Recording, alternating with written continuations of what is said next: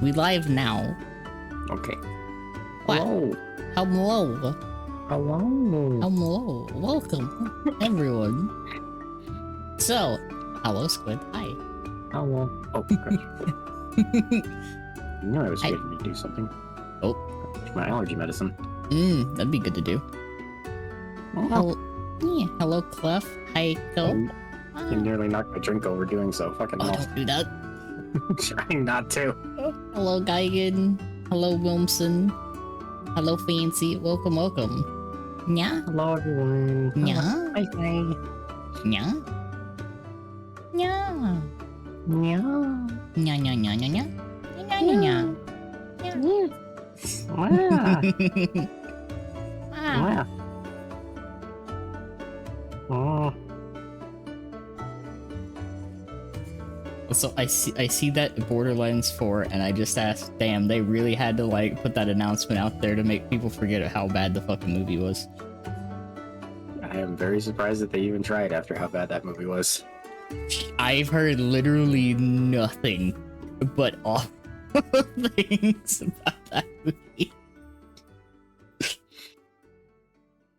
I heard it was one of the worst performing movies of all time, so you know. It's just like, it's literally, I think it's going to legitimately be a case study of how not to adapt something into a movie. He's just saying something when all the crap from the 90s exists. It might genuinely have beaten Shyamalan's Avatar. Oof. I think it might actually have surpassed that as worst adaptation.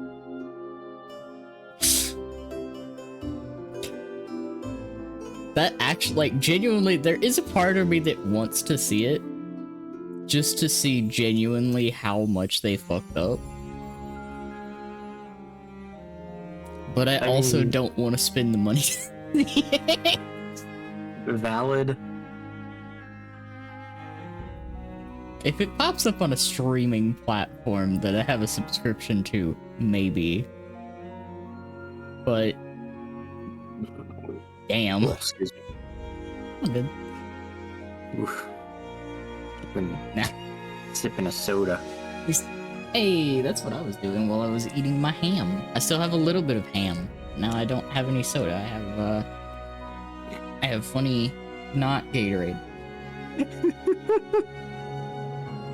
Just, What's up? I don't know why, just the way you went. Oh, that's what I was doing while I was eating my ham. Yeah, I was I eating still my have ham. I just don't have the soda anymore. Yeah. It's just so fucking cute, Danny. What the fuck? I'm just saying. I'm just speaking. I know you are, but just the way you structured those two sentences. Look, it's the thing that I've always been told. It's the key to comedy. It's delivery, not DiGiorno. Fucking beat me to the punch, cat.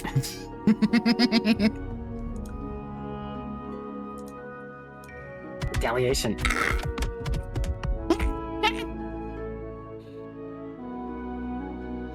I got launched. Hingy.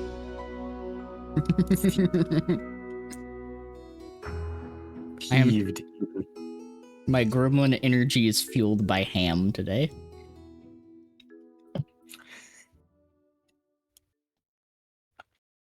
Yes, I'm actually eating lunch today. That I'm currently finishing right now. Because it's tasty ham.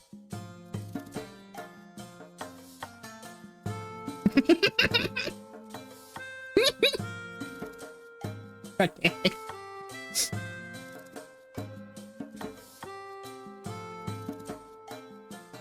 Problem? I think it's been a while since I've had a quote.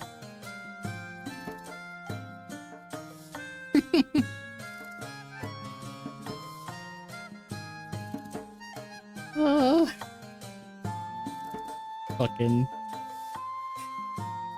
You know, there could have been worse quotes. Could have been worse quotes. I am fueled by ham.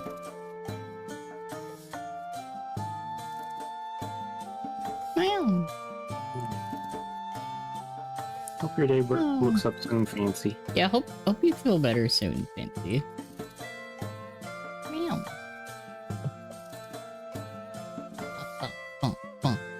Okay. Now I must hydrate. Perfect timing, Bucket! Oh, hi, Bucket. Hi, Bucket. That could not have been timed any better.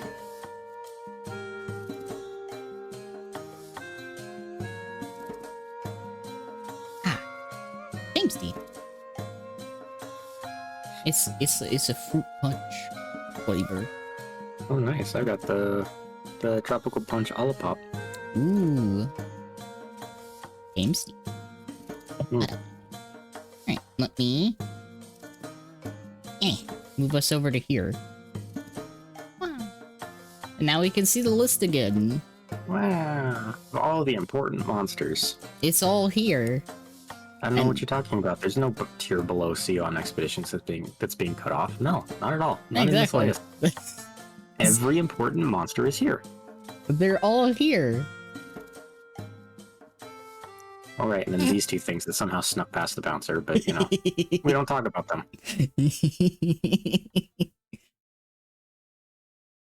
Meow. I'm in a mood today too. What the fuck? We you know what? We in a mood, and that's fine. Mm-hmm. That's good. Meow. Last time we got through 90 of the 212. Ooh, pop my shoulder. Oh. So, ready to get started? Yeah. Alright, so last time we ended off with the Volvidon. Let's go. And now we start with, from Monster Hunter Rise, the Tetranodon. The funny, like, It's a Kappa. furry. Yeah, it's a kappa. It's literally just a Kappa. It is just a kappa. Although, I can't. I can like never unsee the fact that it just makes me think of a fucking fuzzier green platypus. Valid. Especially with how it moves around. Mm-hmm. Meow. Honestly, I kind of love this thing. Like, nowhere near enough to put it in gems, but it's just such a fun design. It really is. It was fun. It was fun to fight it too, honestly. Mm-hmm. I probably should have played. Actually, you know what? Thinking about it, maybe I should What? play a little bit more Rise. I mean, you can if you want, but Wilds is relatively around the corner. It's close, sort of.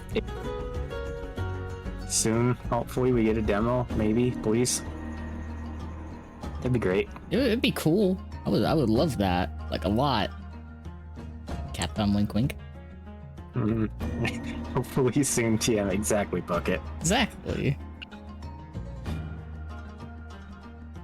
I don't know, reminding me that they fucking delayed Vampire the Masquerade Bloodlines 2 again. Hmm. Again? Like the third time. No better delay than cancel, right? That's true. Though stares at Skull and Bones.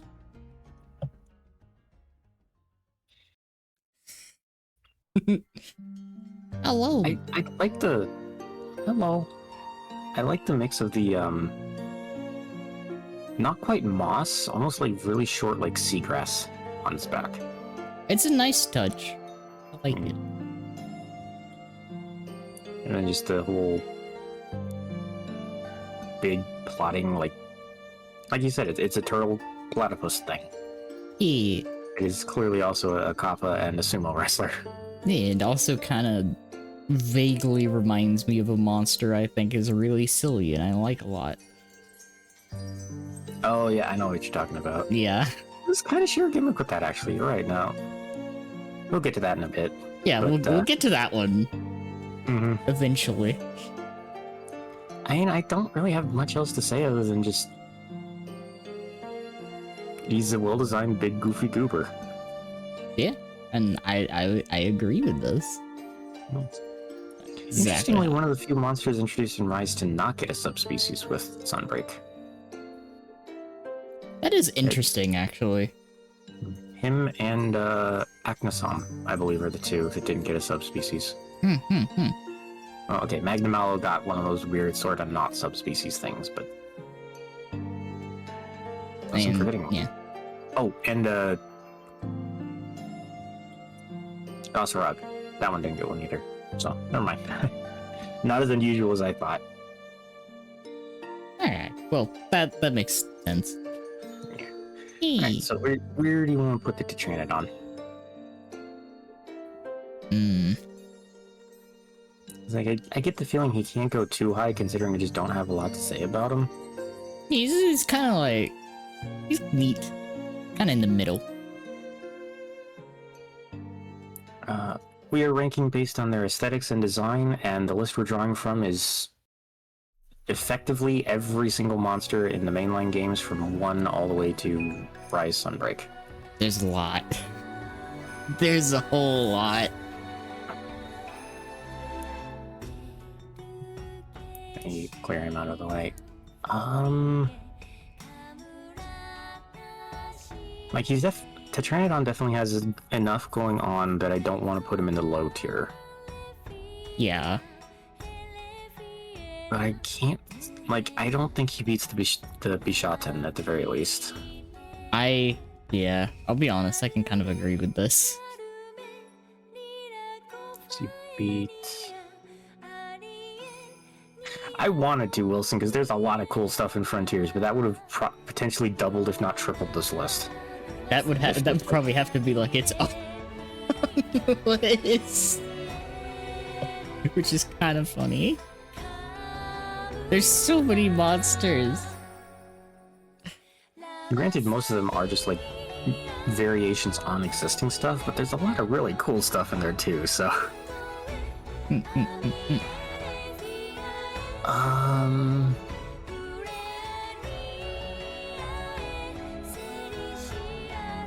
Where are you thinking?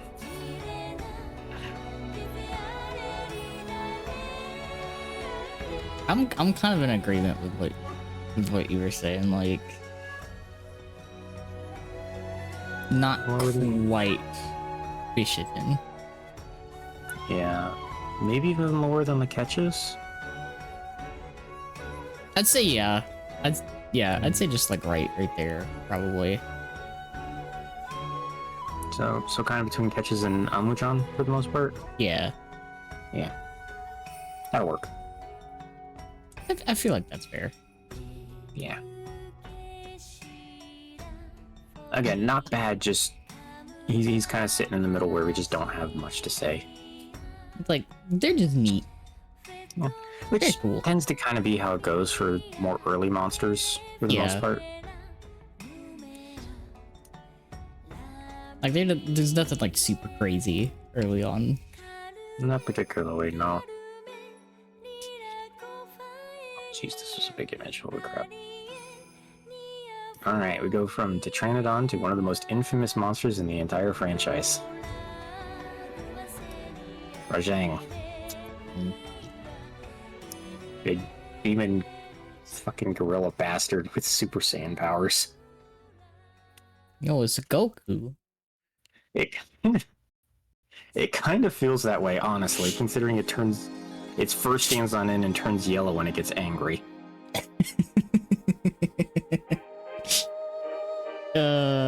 Monkey. It's also really hard. Kinda. God damn it, Wilson, now I'm just imagining this thing talking with Goku's voice.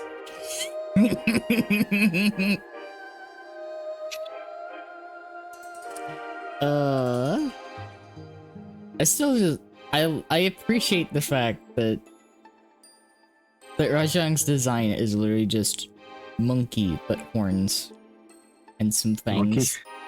Monkey but horns, fangs, a bad attitude, and can go Super power Saiyan to light up a city. Yeah. Considering it's an electric monster of all things. eats Kieran horns,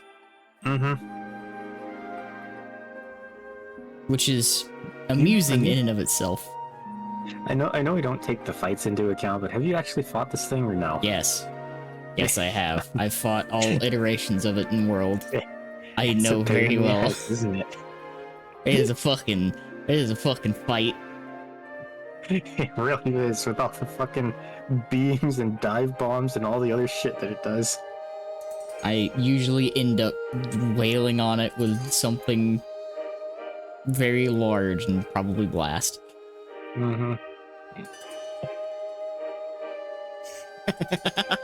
Someone's probably done it.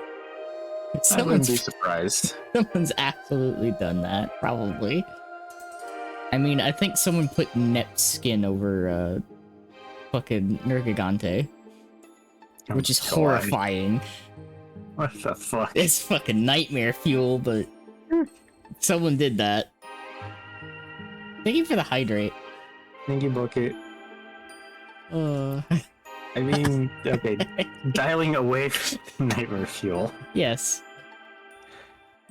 Honestly, not a terrible design. No. All things considered. The little beady red eyes do a lot for the intimidation factor. Oh yeah, no. There's a whole lot for that. It's just like... Rajang is like a monster that is design-wise incredibly simplistic, but at the same time, again, it's kind of like some of the other monsters that have popped up before. Very simple, but you remember it because it makes you remember it. Kind of like the Diablos in a way. Yeah. Like, nothing too crazy, but you're gonna remember it. You will always remember this angry fucking monkey. It's an angry fucking demon monkey. Yes. Much like another thing that will pop up in a little while. At some point. Yep.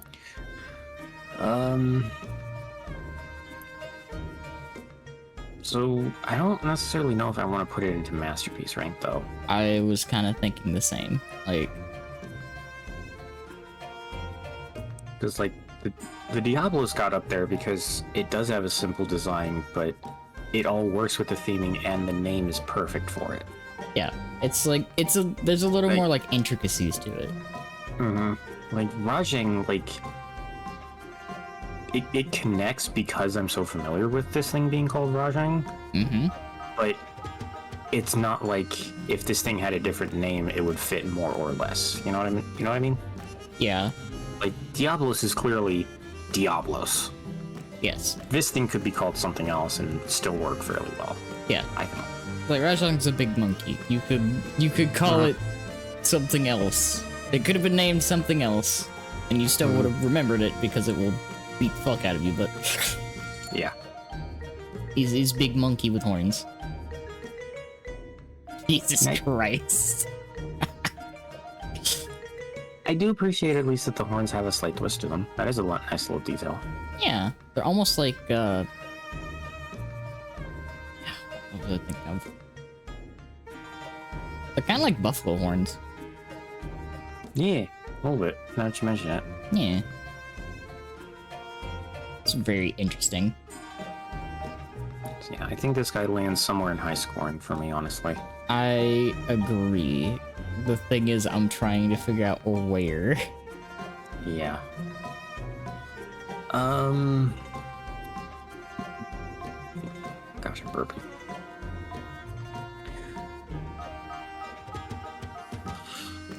Where...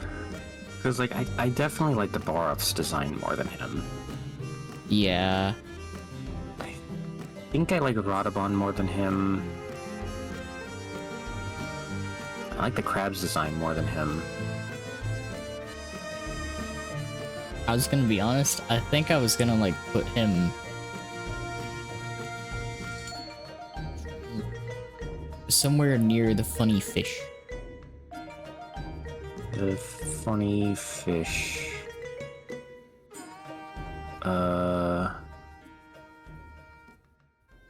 You're gonna have to remind me which one is that, Danny.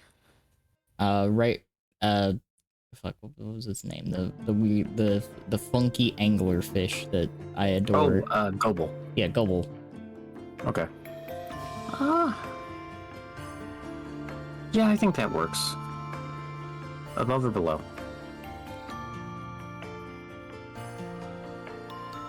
I kind of, you know what? Because I think this would be both like fitting and amusing. Mm-hmm. We put like Rajan between Gobble and Nimblesnarf. Yeah, I can Like take right that. in the middle. That actually works for me, yeah. Because I do like his design a little bit more than Nibble. Like, Nibble got up there because he's funny. Nibble is goofy.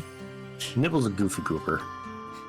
Rajan gets there because, again, it's a good, effective, simple design, but when it comes to effective, simple design, I think Gobble does it a little bit better. Yeah. Yeah. Yeah. Yeah. Yeah. Yeah. Yeah. Yeah. Yeah. Yeah.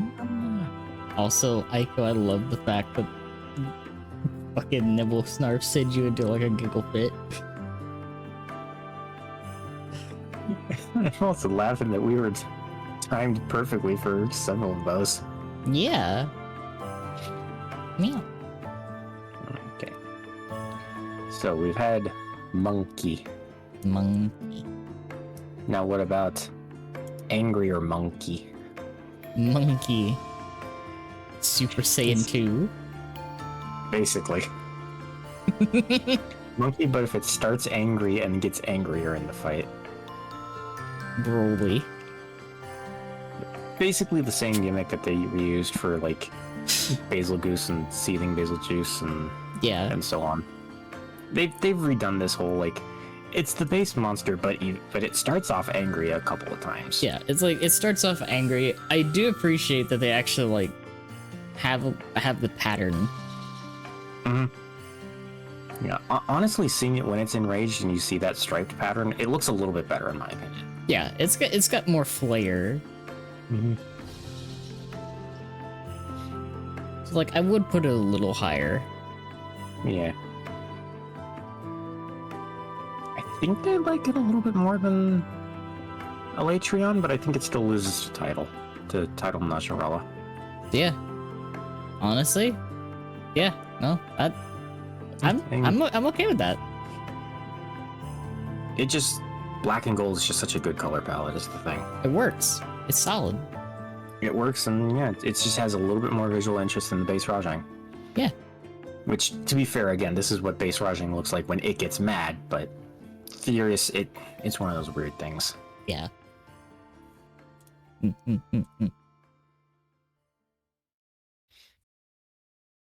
Speaking of weird things, actually, oh gosh. Let's go! Fucking thing. From Monster Hunter 2, and I don't know if it has appeared in a single other mainline game, I don't believe it has. Yamasukami. Yeah! A weird fucking floating octopus thing. It's like a moss octopus thing. I don't even know where to begin with this thing. It's really bizarre. It's Mossopus? so weird. It's so weird. It really like is. You know what it kind of is like? It's kind of like a Metroid. Yeah, actually. It's got the same kind of look to it as a Metroid. Except it's mossy and not It's see-through. mossy, and I can't tell if that like gray thing underneath it is like a rock it's laying on, or if that's part of its body, or Something. there's a lot going on with this thing. It's a funky monster. That definitely points for originality. Yeah, I guess. I feel like you wouldn't see anything like this outside of like your nightmare. Probably not. Something No. like that. Is the greatest part. Okay, I wouldn't know, Wilson. Oh, right. Speaking of, It's so funky. Thank you, Squid. there we go.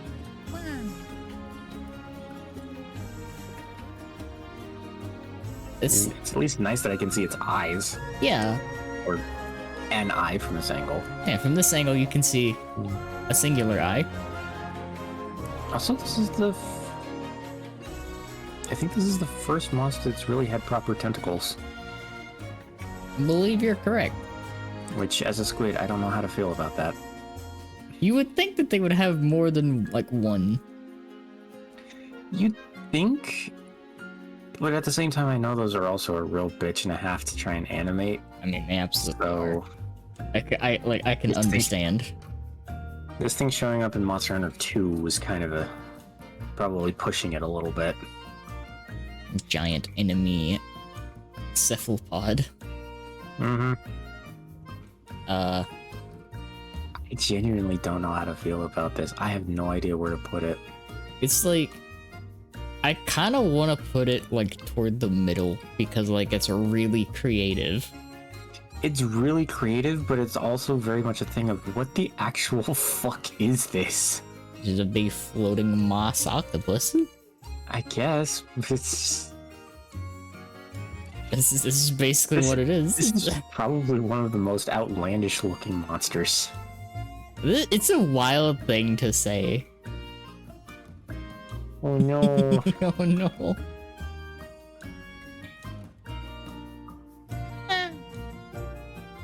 The giant mouth that sucks things in. I'm hating more and more how much this thing is sounding like me. You're not covered in moss. I mean, I'm not, no, but it's also an octopus and it also eats things. You don't float either, though. Yeah, you know.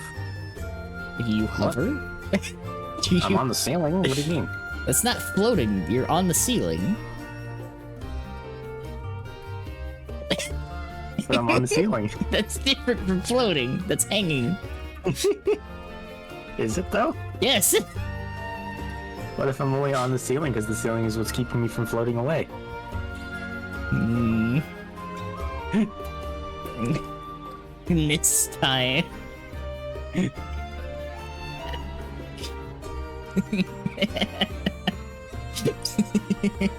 I...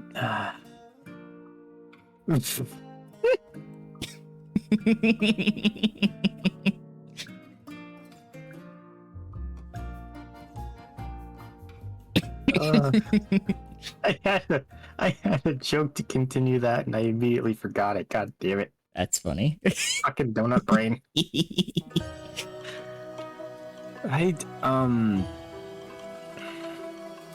I'd probably put this thing kinda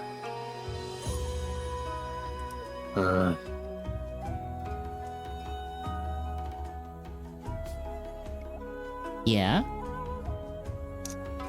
I think I'd probably put it near the Shen lungs. Yeah. Yeah. Which hurts, because, like... Well, okay, no. Because, like, on a personal level, like, the Bishitens, the Ketcha Watches, I like their design so much more than this. I think Like, this thing isn't... Like, it's not that Yamasukami is badly designed. It's just, for my personal tastes, it's so... It doesn't feel exactly like it fits within Monster Hunter design, if that makes sense. I mean, that's fair, because it's again, it's kind of one of those things where it's like, it's so, like, odd for Monster Hunter, even. Actually, do you want to just throw this thing in expeditions along with the Cephadrome? Yeah, that's fair. I think that's Because, fine. like, it's... Like, again, the thing is, it's not a bad design. I just don't think it's a good Monster Hunter design. It does look like it's so different. It's too alien looking is the thing. Like, even, like, at least with, like, something else that looks vaguely weird, just like a Matsu, for example. It's clear that it's, like, still draconic. It has, like, sea dragon and seahorse elements in it. This thing, I can barely read any kind of earth creature in it. It's very, you know, it very much does kind of look like an alien. Mm-hmm. Which is saying something when the literal alien monsters that are going to be appearing later on the list look more like a Monster Hunter creature than this thing. That's so funny. That's genuinely funny. I will put it above the Cephadrome, though. Yeah, that Cephadrome just at looks least. stupid. Yes. The Cephadrome just looks kind of stupid. It's a little goofy. Okay, continuing on from that weird thing.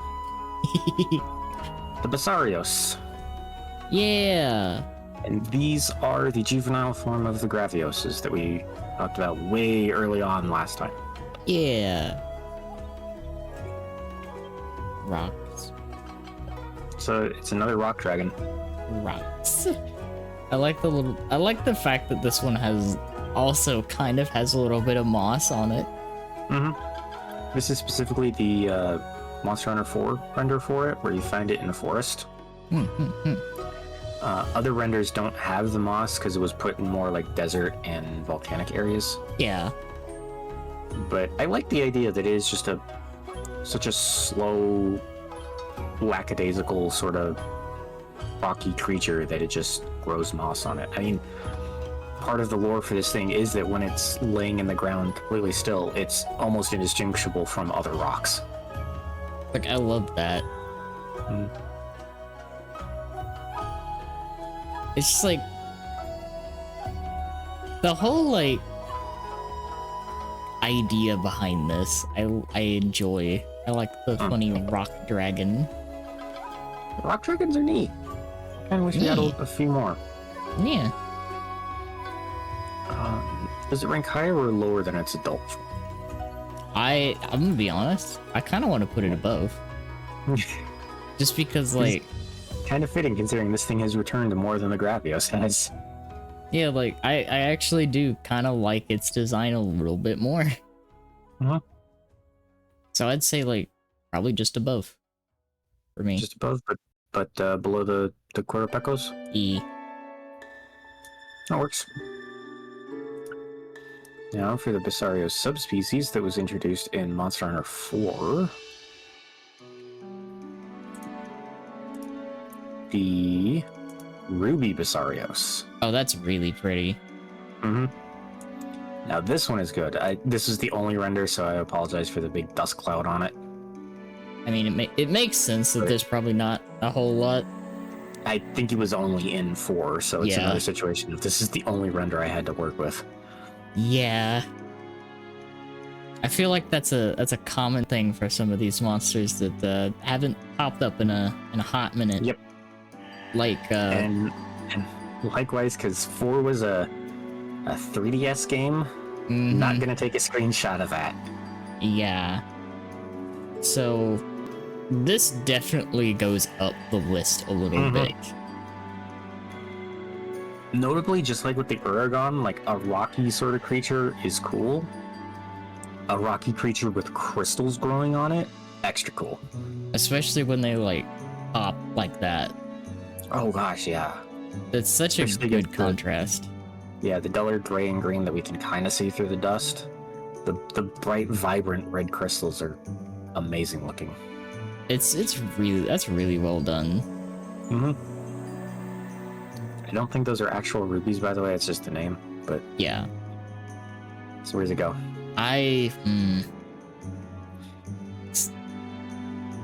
This might be me. I want to put it like just below Funky Spider Crab. Oh, the Shingaron? Yeah. So right above the Celtices? Yeah. Yep, that works. That works for me. It's like just that contrast does so much. It's good. So nice. It's very pretty. I'm a sucker for good contrast.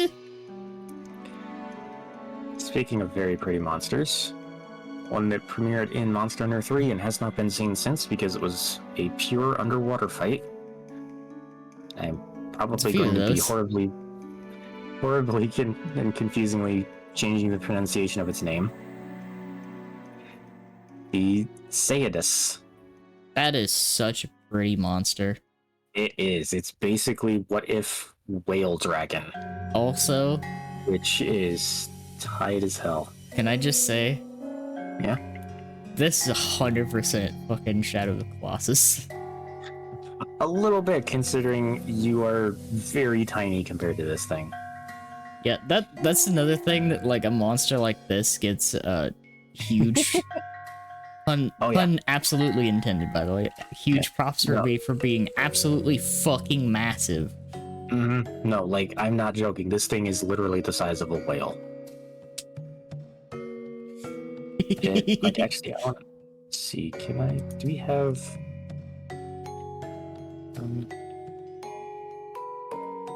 it might have been one of those monsters that just doesn't have size attached to it. We love massive things in this household, yes. Okay, no, according to the wiki, it does have a size attached to it. So let me just do a quick conversion.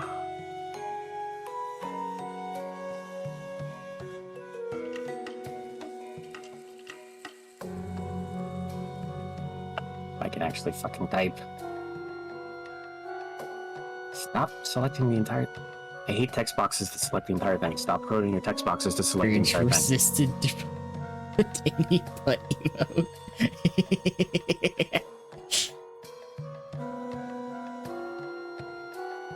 I won't. Okay, yeah, this thing is about 190 feet long. Pretty it is good a size. whale. It is huge. I love that. The ending story cutscene 2-3, you see it kind of breach out of the water next to the seaside village that you hunt from, and it is like bigger than the village. That's Makes sense.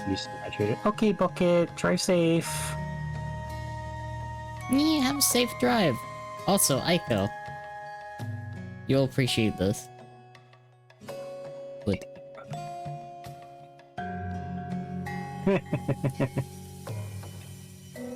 speaking of feet, there's a foot. I love the I don't even know what sort of color to call this thing. It's like a weird, or like good weird, like ethereal silver almost. Yeah, it's like its back is like that silver tone, but like its stomach is like this green and like almost like lime. Almost like a lime gold in a way. Yeah. The big bushy beard and the two giant horns. Yeah, I was just about to say that. I love those, like, they look so soft. Oh, the beard is almost perfectly soft. You know that. Yeah. You can bet that. Even the horns look soft. Actually, if you want the story of Monster Hunter 3, like story spoilers for 3. Yeah. The big overarching thing threatening Moga Village are these earthquakes that keep happening. And while they initially assume it's not actual earthquakes, it's just tremors being caused by a Lagaicrus that has moved into the area, it turns out it's actually this thing underwater. Because that one horn on one side has grown so large that it's starting to cover up its eye. Ah. And so it's trying to, like, kind of scrape and like not sharpen, but just like wear the horn back down on like the seafloor and the coastal cliffs of the island that Moga Village is built on. Ah. So, and actually, as a nice story bit, when you finish the actual story hunt for it, not the repeat hunts. Yeah. I believe once you break the horn, it actually leaves because it's no longer in pain. Ah. Which is also just one, kind of fantastic storytelling, but two, also the fact that it kind of implies that this thing naturally wants to stay in the deep, deep sea, which just adds to the awesome sea monster aesthetic. Yeah. That, like, the only reason it even came up onto the coast is to try and find something to relieve the horn pain. But otherwise, it's just happy just being down in the depths. I love that. Love the. I personally think this is a masterpiece. I honestly want to put it up there too because like this is one of the monsters that even like I've seen it a couple times before. And it just it's such a cool monster. I get why it hasn't been back because Yeah. you know it's an underwater only fight. Like I get that. It's so cool. It's so cool. Like just give us a scripted fight where we're on a boat hunting it or something. I don't know, but it's so awesome.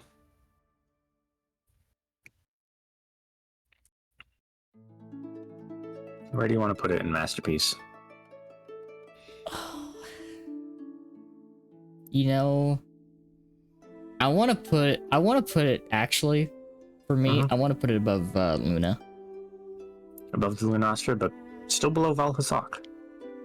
I think so. It's very pretty. I think that's where I want to put it. Okay.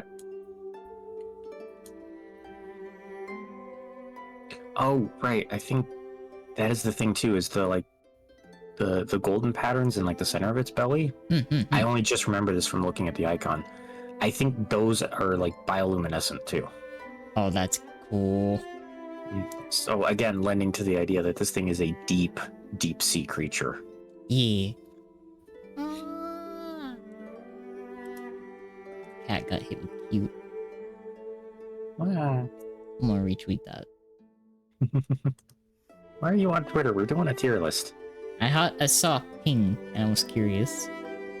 Okay, fair. It's really cute. No, I believe you. So, what about Sadis? But more gold. Gold. The gold beard Sadis. I'll be honest, I did not know there was another version. there was a second version. It's one of those bonus fights at the end of G rank in Monster Hunter 3 Ultimate, I believe. Ah. You know, like completely optional, but yeah. This one doesn't look as soft. No. Unfortunately, again, only render is it curled up, but it does have the beard of a Sadis, and it is vibrant gold. Yeah, it's unfortunate that the render covers it. It is very vibrant. It's like the same level of gold as Wolf. Also, completely blind. Huh. Because unlike the original Sadis, which only had one horn that grew so big it covered an eye, this one had both horns grow so big it covered its eyes. Ah. And it is very pissed as a result. Yeah, it makes sense. It makes sense that it would be. Now, admittedly, we didn't get to see too much of regular Sadis's back, but I do like the gold spots all down its back on Gold Beard. And the darker colors kind of, like, they work, but honestly, I like the regulars coloration better. I was literally gonna say that. I was like, I don't think I like it as much as the regular one. Like, definitely turning up the gold was a good idea. It's just, I think with this sort of big whale creature, having it be just like that weird ethereal spirity color just worked so much better. Just made it look so much more mysterious and not alien after we just discussed the fucking Yamasukami, but you know what I mean. Yeah, I know what you mean.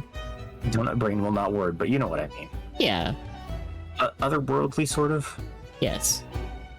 I mean, it's literally called Sea Deus, Sea God. Yeah.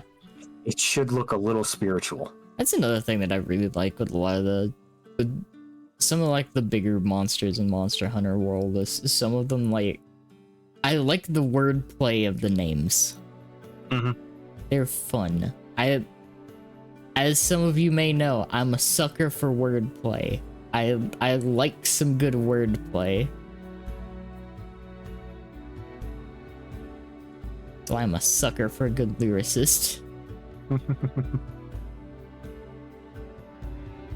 I definitely wouldn't put this as high as regular, but I'm trying to like figure out. Nah.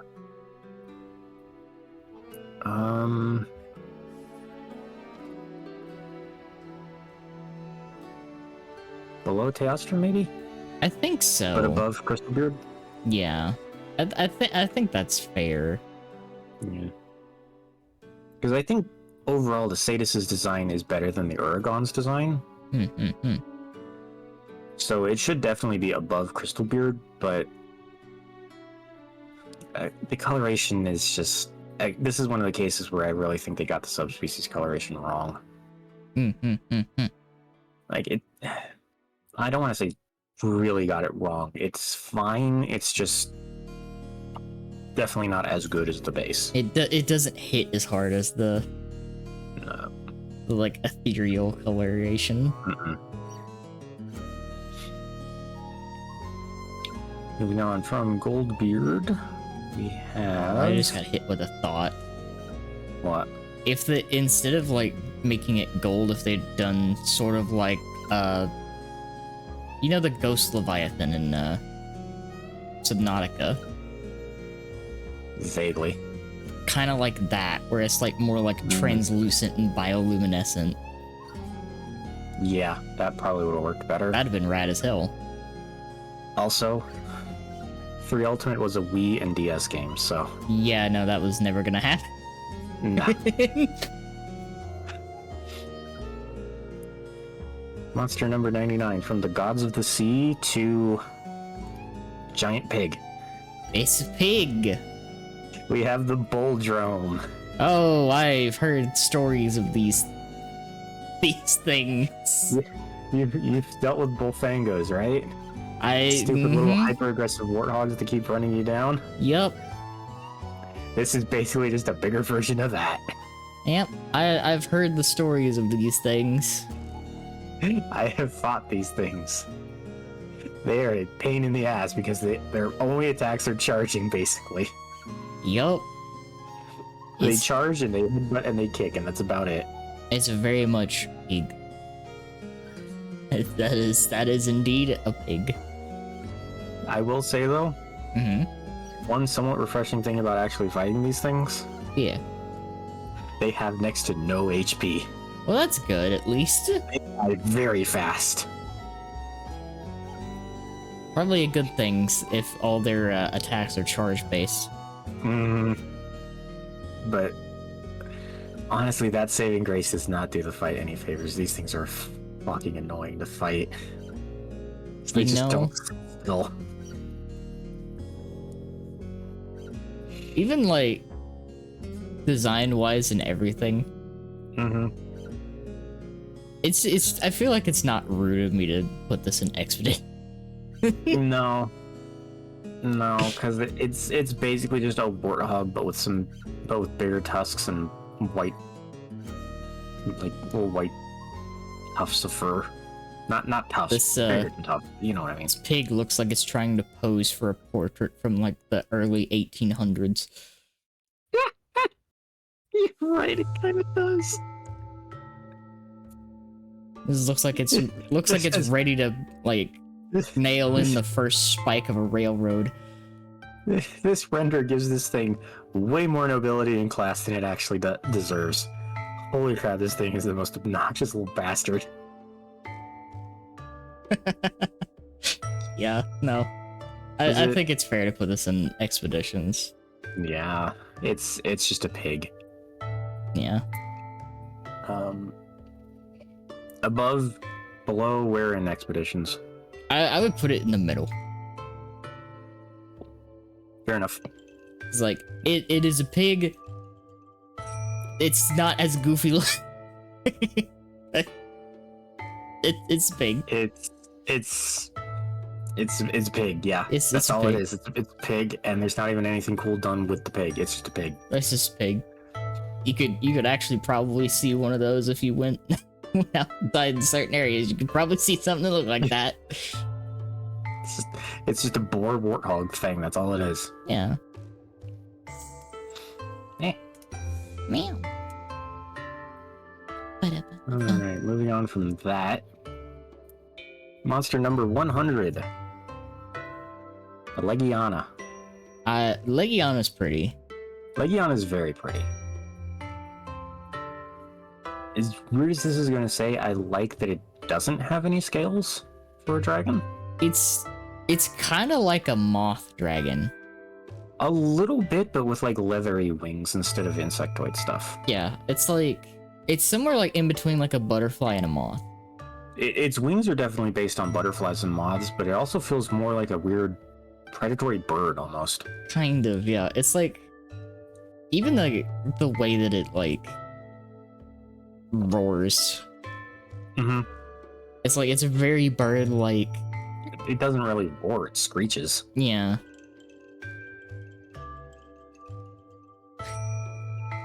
Very pretty monster. I like that we can't see it in the render, but the underside of its wings are that yellow color, and the upper side is the same blue-white as the tail. Yeah.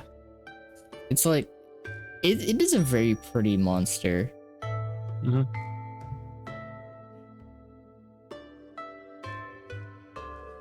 Also, I do appreciate that it's one of the few monsters with a beak. It really is. And it's like I want to put this in high. Like I definitely want to put this in high. I think it deserves being in high. Do I need to clear it out of the way so you can see a little bit, or? I'm just trying to think of like how far up into high, because yeah. I mean, because like I don't necessarily want to put it too far up into high. No, like the way I've started to do this in my head is I try to like judge its design against another one's.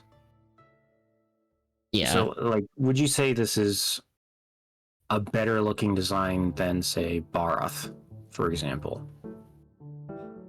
I or just a better design, I guess. I think I would actually. I think that's kind of around where I would put it.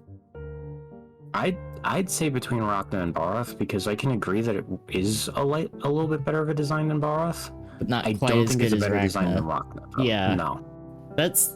I like how in sync a lot of placements have been. A little bit, yeah. 'Cause I'm like, it's because like Legiana has some insect elements, but Rachna itself is an insect. yeah. Well, spider, but It's like at the end of the day, Legiana is still very draconic. yeah. It's not as draconic as other flying wyverns, but it is still very much supposed to be a dragon. Just using different things as influence. Yeah. So I think I would put it like right there. Like right in between the two. Yeah. Then there was a variant called Shrieking Legiano from Iceborne. I didn't include it because it was another case of the renders just looked too similar. Yeah. It had like a little bit of frost on it, and that was about it. Yeah. That was the only difference. It was just Legiana, but someone left it in the freezer a little bit too long. A little bit. Alright. Monster 101 from Generations, I believe. Yes. The Great Macau. This is a funky little dinosaur. So, to understand this thing, I want you to imagine some of the other sort of raptor creatures, like Great Chagi, Great Izuchi, all that. Yeah. And this thing very much looks like that. It primarily attacks with kicks. Yeah. But rather than... But the way it kicks is it will, like, lean back and balance on its tail to kick at you and potentially lunge itself at you by springing off of its tail. Which is actually kind of neat. I really appreciated this guy's gimmick. It made him feel really different compared to a lot of the early game raptors. A little harder than most of them, which is probably why it hasn't come back. Yeah. But, I mean, I can't fault them for doing something completely different with the whole early game raptor thing. Also, like, looking at it, it gives me, like, very, like, Central South American kind of vibes with its, like, design. Is it kind of like the feathered crest that it has? Yeah, like the feathered Golden crest feather crest? and its like coloration is like, Oh yeah, I see what you mean. it's giving me almost kind of like, some like Aztec art kind of Yeah. vibes. Yeah, I see that. Just like, it's really neat. It's almost got like a tropical bird coloration now that I really look at it. Yeah. Which is like, And again, like I appreciate the novelty of it not being just big raptor but with element. Instead, it's got that whole bouncing, kicking, jumping gimmick thing that it does. and I will also say I love how well any designs of feathered raptors have aged. Feathered dinos. Feathered dinos have aged particularly well in recent years. Paleontology aside, it's just a good look, honestly. It really is. Like, it fit, like, every part of this works. It fits. It works together. This actually, like, considering the fact that this has not reappeared, this is actually, like, a really well put together monster design. Oh yeah, visually, definitely. Again, like, actually fighting it was a little hard, especially in the early game, just because it was so mobile with the jumping. Yeah, like, I feel like with the new movement systems and stuff, it would probably fit in a little bit better. It'd still probably be a tough fight. Or if they just maybe tone down the frequency with how much it jumps around. About that. Because, I mean, like, honestly, just the notion of it bouncing back on its tail to, like, effectively kangaroo kick at you. Yeah. That alone is really cool. Like, they could have honestly left the jumping kind of behind and it would have been still really good. Just because it's not... it's not something like the Gygodrome or the Velocidrome or whatever, where it's just a big raptor that just has, bites, kicks, and jumps. Exactly. It's still the same moveset, but it's presented in a very different, fresh way. Yeah. Also, side note, I like the really big ridge over its eye. It's really good. Hi, Blaze. Hope you're doing good. Yay! Welcome in. Settle in, get comfy. Yeah. We're ranking Monster Hunter monsters.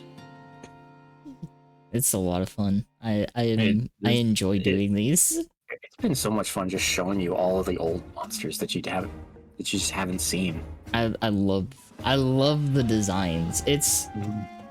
And I cannot wait to get to a few of them that I cherish very dearly, even though I haven't gotten to fight them. Yeah, we're about to get to some of the ones that are the most super dear to my heart. I'm excited. Oh, also, I just remembered.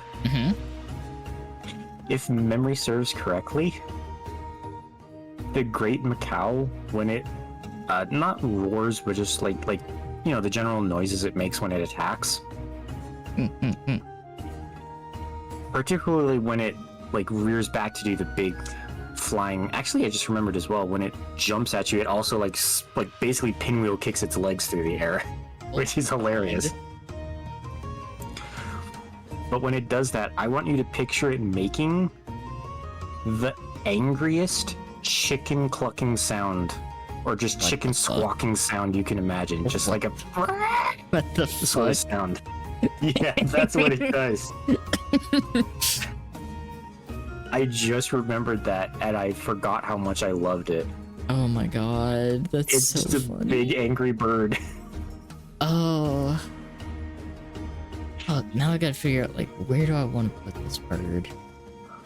Like, the last thing I want to say about the Macau, if Monster Hunter should ever make a 2D fighting game, I want this guy on the roster because he's too perfect for it. Yeah, no, like, that would be just literally too perfect. Just me remembering that he fucking just pinwheel flail kicks his legs through the air whenever he does a big jump is hilarious. Oh, that's so funny.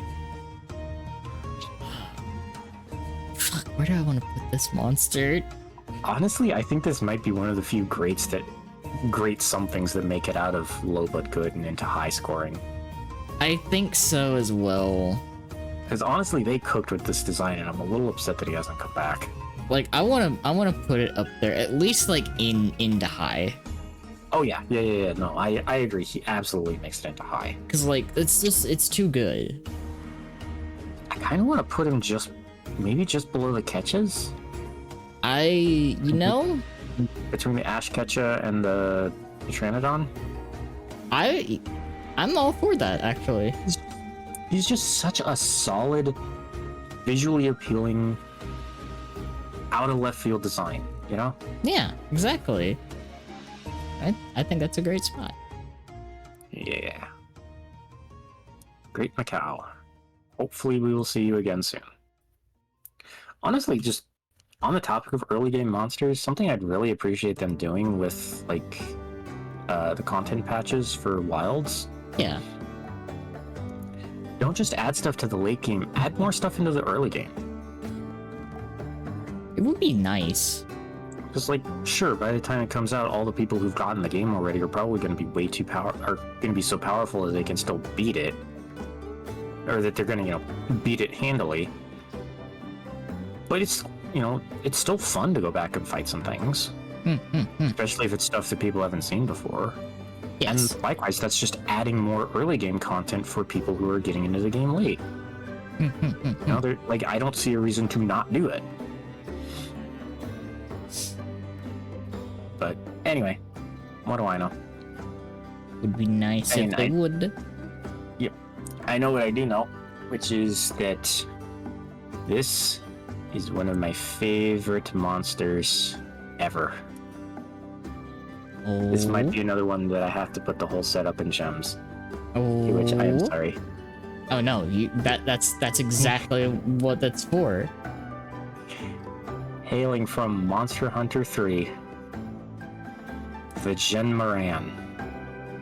He's big. A monster so big.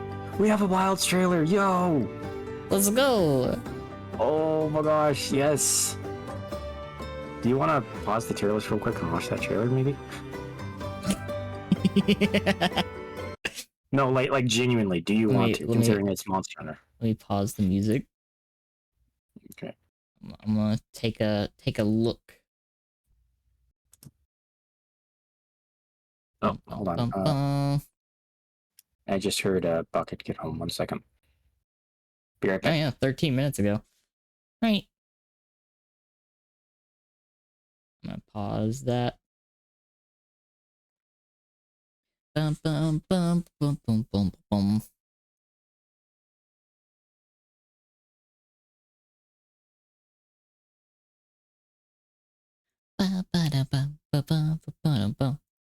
I'm gonna unpause the music here for a second. Meow. Hello. Hello. Here, let me. Bum bum bum bum. Hold on, I gotta. There we go. Yeah. Okay, I'm gonna have to mute you to myself in Discord so I don't hear you doubled.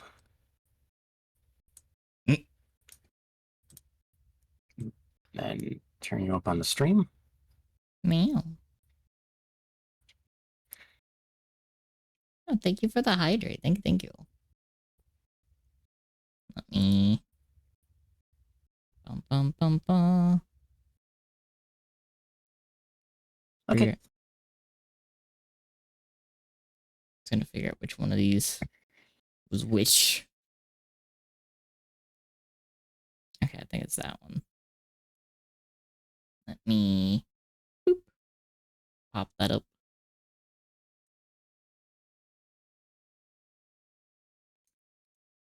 Okay, so I have that over there. So now. Oh, I just realized actually this is gonna be weird. Oh. How? If I'm watching it on the stream, I'm going to be reacting to things slightly delayed. Yeah, I did think of this. I thought about this.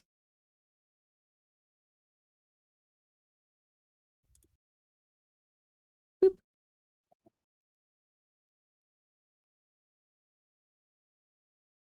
Thank you, cat.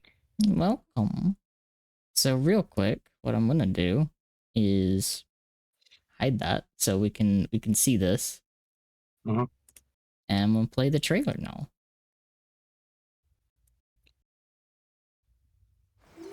Hold on, hold on. Oh. Sorry, I just noticed that the stream crashed on Bucket's phone. Oh. I don't think it crashed for everyone. It's just. It's I mean, I don't. Twitch mobile.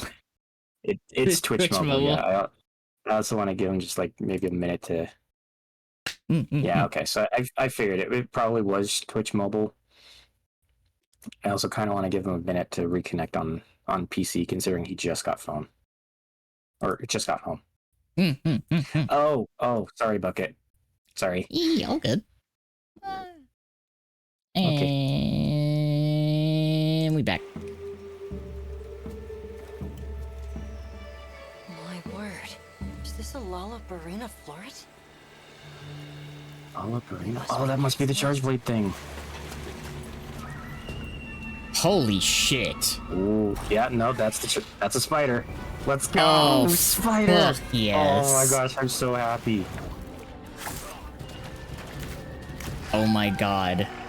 I just realized what that is. Huh? It's a ballerina fencer. Oh my gosh, it is. Yes. Give her a hand. All right, let's go. Now's our chance. We go I don't care about the Doshoguma. Go back to the spider. Oh gosh, I just noticed that was a forest. That was a forest. Also, that was a sick ass hammer. Oh yeah.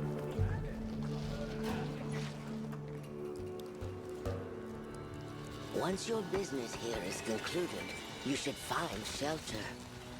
The sands come alive this time of year, like a wild beast bristling with lightning. From the look of it, that must be this region's apex predator. Holy fuck. Oh, damn, that's a face. Begin the hunt. Understood. Oh my gosh, you're amazing. That's a sick monster. Oh, damn. Oh. Yo.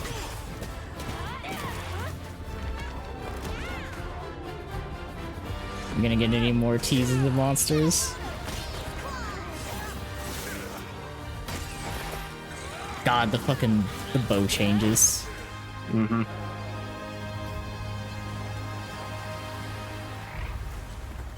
Hey, Tipsy. Oi, Gypsy, hello. Hope you're doing well.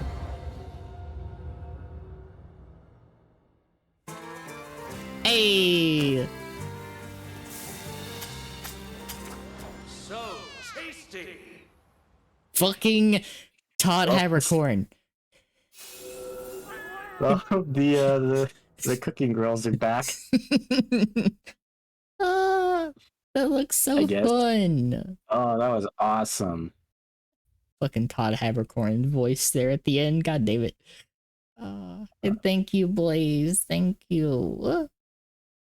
Okay, so looking at what Wilson posted, the forest is going to be called the Scarlet Forest. It makes sense. Lullabarina is the new monster, and the big thunder thing is called Ray Dow. I love that. That is cool. Yeah, I did. I really did, Bucket. We got a new spider. I'm so happy. Also, like, Yes. I love the fact that it's literally like a ballerina fencer. I am here for that. I love that it moves so completely differently to the other spiders. Also, that arena that it was in was so fucking, that was rad. Mm-hmm. I'm just happy to be here. Void, thank you for the follow. Welcome to the Void. Welcome in. Oh, I am so happy about that. And I am so happy about that. Please let that mean that the other bugs are coming back too. that was a lot of what I needed to Oh. see. Gosh. That looked good. Also, thank you so much for the kind message, Blaze. Time for me to put the music back on before I forget. Oh yeah. Yeah. But I'm glad we have another one of those because that's one of the trailers I was interested to see because potentially there might be another trailer I'm interested to see tomorrow. Risk of Rain's DLC. Nice. Oh gosh. I am so over the moon about that spider. Holy crap. I love it. I'm going to make its armor and weapon. I don't care. Hopefully demo soon. Hopefully demo Trademark. soon. Oh gosh, now please just show us the Legiacrus. Show us the Legiacrus for Wilds and I will be happy. I can't wait to see what all they show because like fucking give us two new monsters in that trailer. Ooh. Ooh. Excited. And yes, Bucket is right. For basically since they've really been showing stuff. Oh yeah, no. They definitely showed it off. It's 100% the armor for the Charge Blade trailer. And probably the blade for Switch Axe. What I'm saying is, I'm making that armor when I get my hands on the game. I don't care what other monsters are in the forest. I'm making the spider's armor because I love that thing. It's so cool. But yeah, like Bucket said, I've been really kind of tired of the Windswept Plains just because of how kind of brown and wastelandy it's looked at certain points. Forest. So seeing the forest has made me so happy. I can't wait. Oh gosh. I can't wait to see what all they bring back. Anyway, okay. Whew, enough about that. Are we back on the tier list? Peace. Alright. So we have the Gen Moran, which is one of my favorite elders for a while now. No longer my favorite because something else took its place. But this guy is so big you hunt him on the back of the sand skiffs. It's like I love the fact that even like the horns are like coming out of technically like the back. How big they are. I just checked the wiki. This thing is about twice as long as the Sadis was, and the Sadis was already gigantic. This guy's about 366 feet. These guys are huge. I love them. Like, it's very much a scripted fight, at least during the first half, unfortunately. But the scale is fantastic. I love that. Like, I always, like, that's one of the things that I've appreciated. I appreciate the absolutely fucking massive monster fights. Like, genuinely, there are parts of the fight during the first phase where it will come up and ram the boat and stay there, and what you can do is you can actually run up its tusks to attack weak spots on its back. Like, that's cool. It's so cool. Thank you for the posture. I think you could technically do the same in the second phase. Like, if you knocked it over, you could run up its legs and start hitting it in the back, too. But, no, I love this thing. And one of the other best parts, too, is this thing doesn't roar. It bellows. I love that.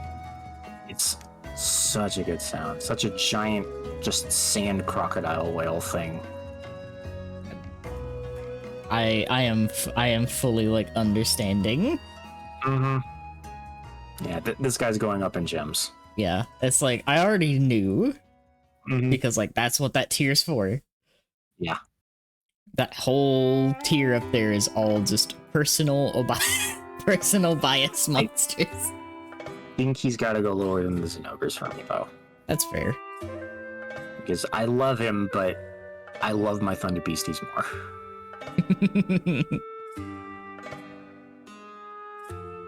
But no, what are your thoughts on this guy, Danny? I think I mentioned it in our first part. Like, I absolutely love when they're absolutely massive monsters.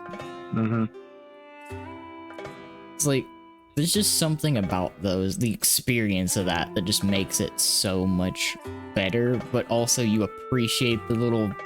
Because when they make monsters this big, they have to pay more attention to the small details. Mm-hmm. So they go a little bit harder. Yeah.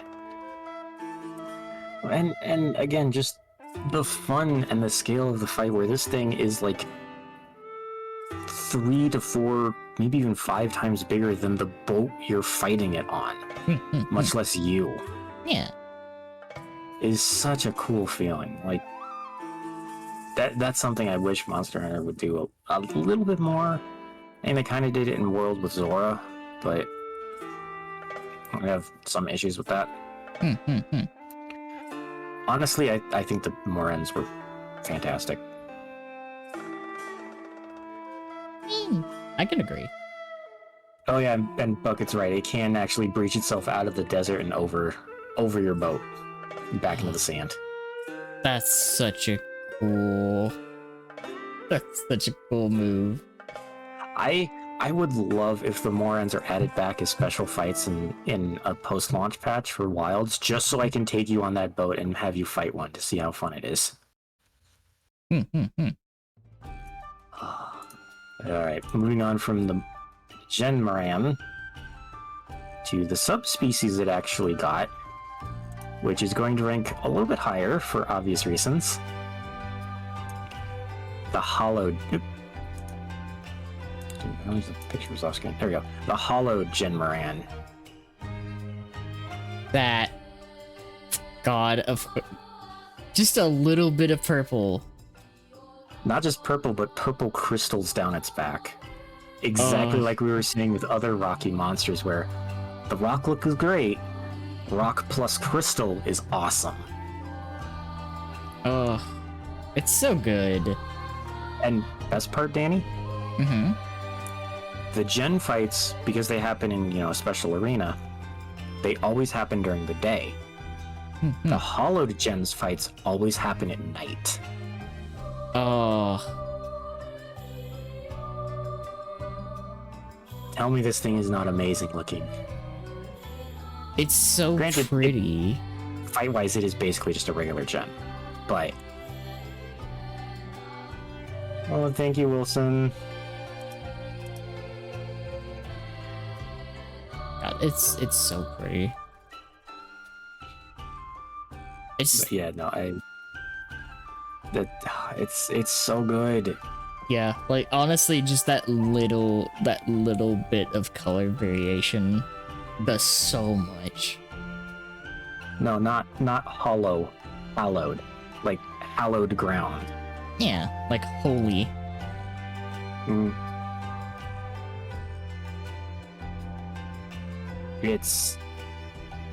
I love this thing. I miss the Morans so much. They haven't been seen since 4, and it hurts. I get why.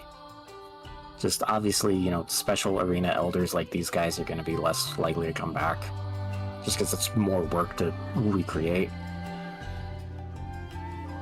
But I miss these things so much. Understandable.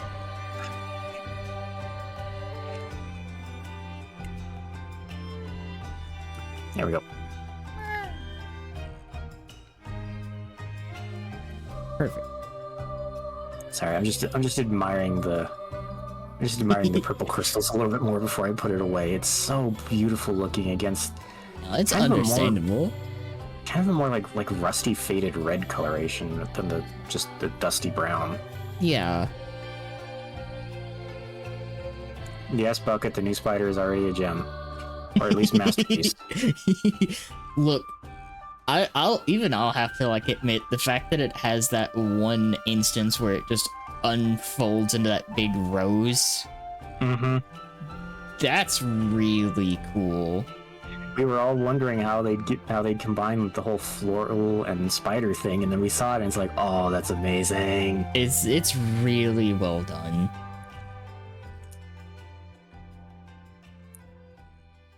Now, the gens were only in 3. However, like I said, in 4 we did get another Moran. Unfortunately, this is the only render because he never showed up again. But this is the gen's brother, Darren Moran.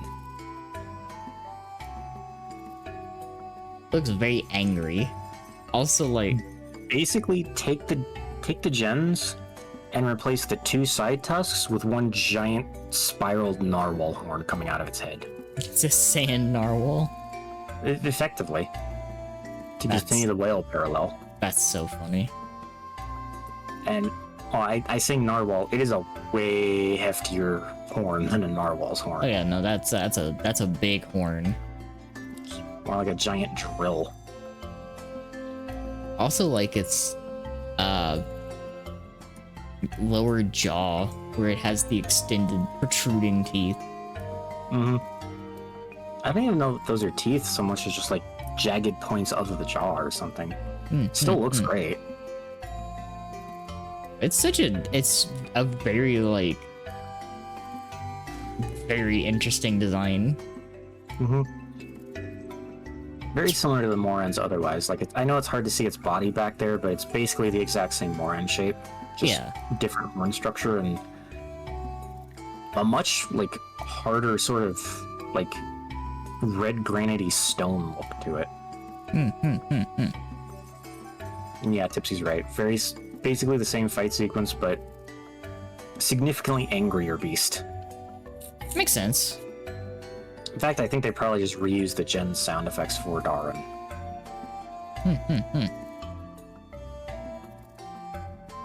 Yeah, I'm assuming that you're a fan of all 3 of these guys? Oh yeah, no, like I vibe with this. I like that. I am also kind of a sucker for very large monsters in the series. Just because Buck is right. Technically, this Moran is the first monster you fight in 4. It's a heavily scripted tutorial walkthrough of all the controls. Oh shit. That's right. Yeah. I think I attempted to do something with 4 and it did not work out. So I got to see that like 7 times.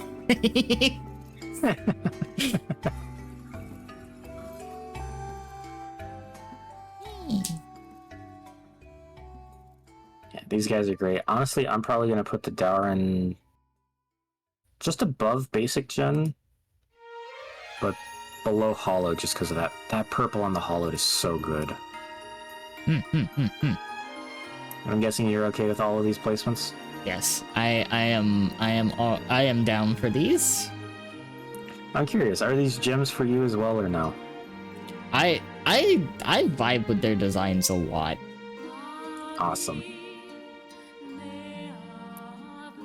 Moving on to something that I think is a very hard argument that it's not at least a masterpiece, if not higher. The absolute king of the brute wyvern type, Brachydios.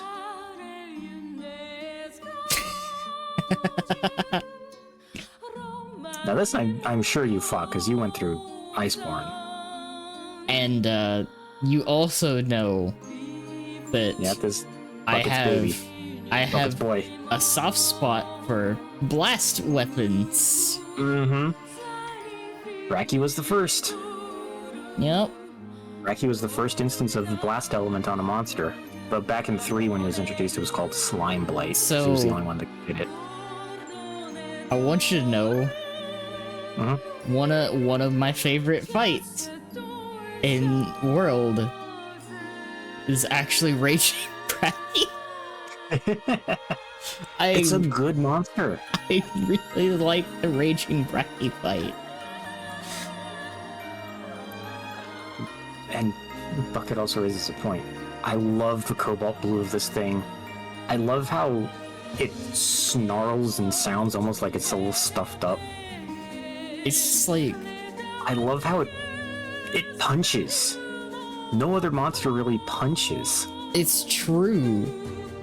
Like, it's not even just like the punches on top of that. It's like, you've got the cobalt blue that trails off into this like neon, almost fluorescent greenish yellow.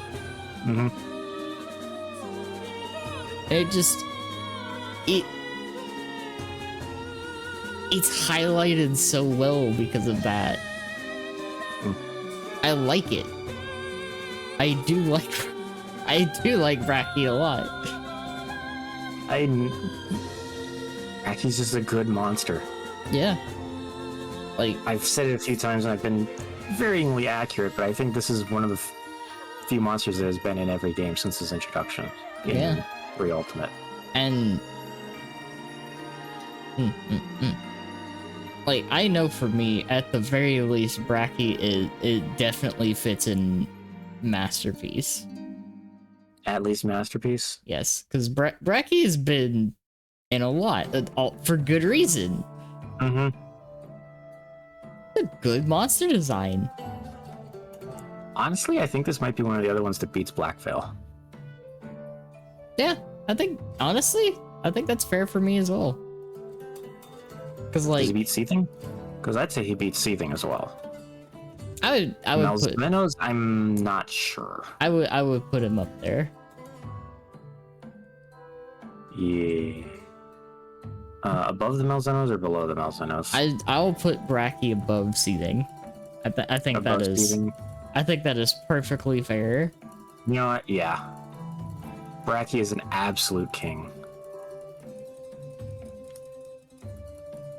And just such a good cool, group wizard. such a cool monster.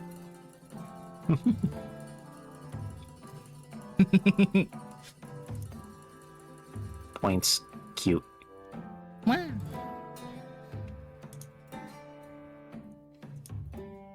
Speaking of Bracky. Raging Bracky. It is. I like Raging Bracky. I like the more fluorescent highlights. I like that there's red and orange woven in, and the green is kind of given way to a more like nuclear yellow, sort of. Yep, it's like this Bracky is seething. Mm-hmm. It's raging. Yeah, It's another one, it's another rage state variant. It's, you know, this one, like, I feel like it's is literally more following the pattern. It's following the pattern of, you know, raging, furious raging, basil juice, seething basil juice, Brachydios, raging Brachydios. It's just the monster but angrier. Yeah.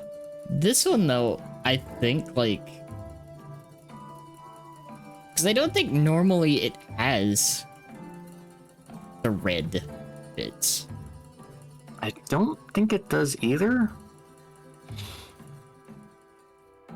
And actually, one mark I do need to give against raging.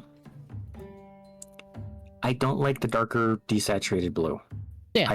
I like base Bracky's cobalt blue much more. Yeah. I think that is fair. I do give it, like, extra credit for having that little bit, just the little tinges of red, because it's like, oh yeah, no, it's literally so pissed off that it has changed part of its coloration. A little bit. But I would put it below base Bracky.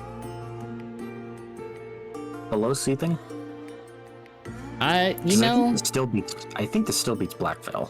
it still beats Blackveil, but I think I can also, like, agree to put it below Seething. But Yeah. it is one of my favorite fights from World. I do like Raging Bracky. So I think the thing with me is the color change from Bracky to Raging Bracky is not as... it has some good, it has some bad. The color change from basil to seething basil is just a straight upgrade. Yeah. The glow between the scales, the brighter, like blue-white glow of its explosive little scale things that it can drop, it just looks straight up better. This one I'm mixed on, which is why I wanted to put it below seething.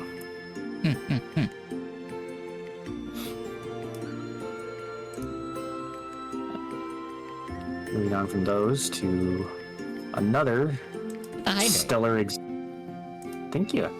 Another stellar example of the Brute Wyverns. Anjanath. Dinosaur. The angry T-Rex with a flamethrower for a mouth. The actual T-Rex, but with funny like rooster comb. A little bit. And that weird nose thing that pops out when it gets angry. Yeah. I love Anja, honestly. Anjanath is a fun take on a T-Rex. He's a fun take on a T-Rex, and Bucket and I were actually talking about this in the car the other day.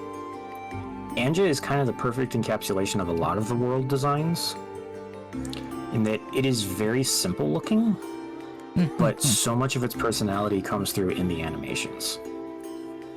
Like, at a look, this guy just kind of looks like a T-Rex.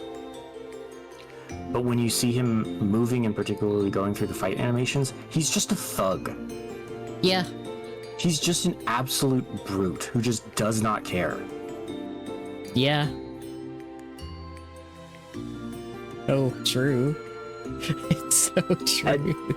That kind of makes me love him even more, because just... I've heard the argument before that Monster Hunter monsters are less like enemies and more like characters in their own right. And I love just the thuggish, I don't care attitude of Anjanath.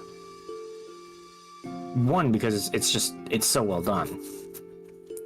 But two, just the hilarity of him strutting around like he owns the place, only for there to absolutely be bigger fish in the sea with him that will kick his ass. like the Rathalos, who's the first turf war I saw that he had with the Anjanath, he picked it up and threw it off of a tree. Which was hilarious. Love that.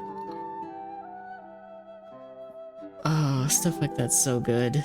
It's so fantastic. I hope there's tons of, like, just emergent turf wars and wilds. That'd be fantastic. It would be so good.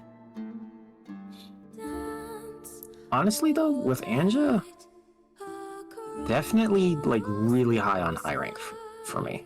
On high scoring for me. I don't know if he hits a masterpiece, though. Yeah, I would agree there.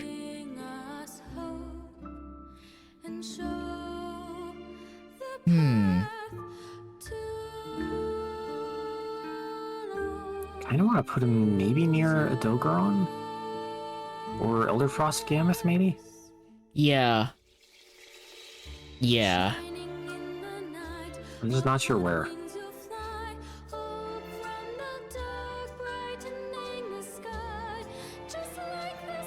I'm thinking like it's very close. Like I'm sitting here like trying to think because it's like very close with the Elder Frost. Yeah.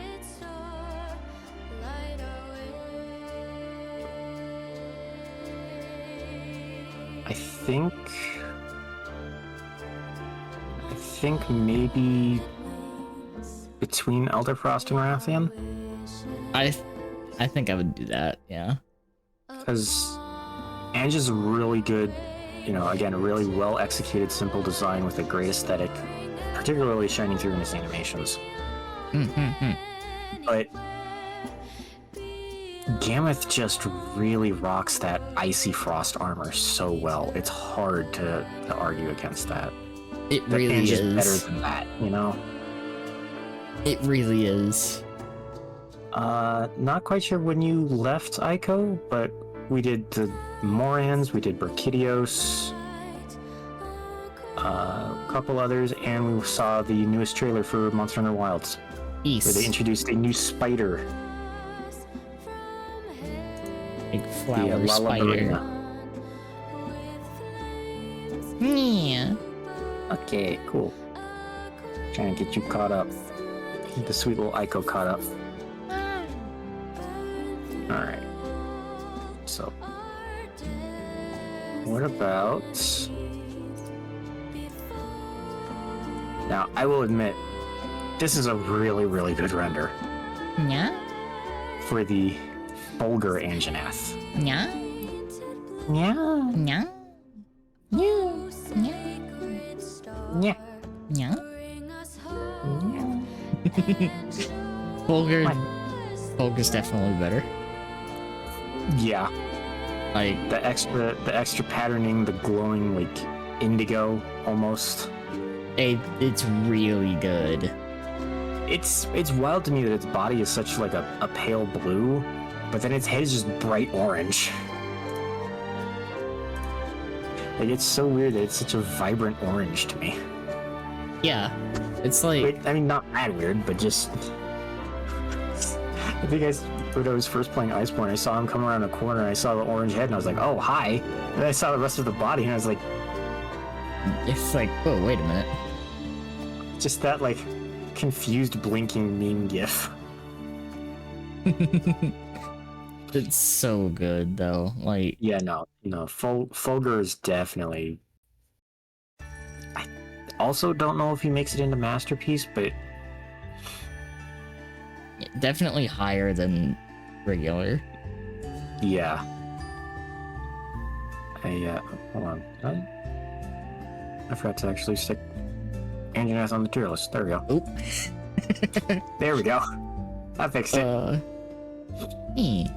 Like, I would put Fulgur like a few places higher. I think that would be fair. I put him maybe either between Odo and Gold or Oroshin. So like either just above or just below the Gold Raffin. I'm not sure. I'll be honest. I would put it above. I'll take it. Cause like there's a lot more going on here. Mm-hmm. Yeah, like as great as Gold is, and just as great as the Rathians are in general, like we were saying last time, they are held back a little bit just by how simple of a wyvern they are. And you have Fulgur here that has literally, you have a pattern underneath the tail, you have a pattern on the little wing flap things, on the sails. you have that the fantastic glow. indigo glow. Yeah. I love when lightning is a strange color. It's so good. Because so often it's portrayed as yellow or blue. So seeing it this like really pale indigo color is nice. There's one monster later that does different colored lightning fantastic, and I'm so excited for when we get to it. I've been ready for like all of these. Now for one of the absolute, probably the, at least mainline games, the biggest monster ever created. The Dalamadur. Yup. The snake so big it coils around a mountain. Like everything that I have seen on this monster is so rad. It's a hard but a fantastic fight. It honestly, Yeah, a little bit, Wilson, a little bit. like honestly, I think this is another monster that deserves to be up in Masterpiece. Oh, absolutely. Cause like A giant snake with all these like hooked claws down its body that it presumably uses to dig through the earth. Like, it's so cool.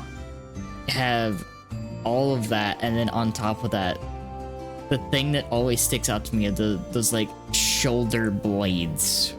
Mm-hmm. Like everything about Dalamadur's design is so cool. also the one like cool scene that I have seen of it coiling around that rock right there and then just snapping it. Yeah. Like, that's fucking cool. And yeah. Like those two said, yeah. An entire ecosystem is made of just the remains of a couple of these. It's so cool. Also, when I say the biggest, I mean the biggest. Yep, and like There's an official bit of Monster Hunter, not necessarily art, but just material, that shows the scale of this thing next to a blue whale. And according to them, the blue whale is shorter than the spike on its tail. The biggest creature on Earth ever, arguably, is tiny compared to this thing. And it genuinely, it doesn't exactly feel that just because it's 3DS, there's only so much they can do. Yes. But you still feel incredibly small next to this thing you're fighting it. You're like the size of one of its fangs. If that. Which is like, it's great. It's great that they have that like sense of scale. I love that. Where are we putting the giant snake? I want to put it like fairly high up there.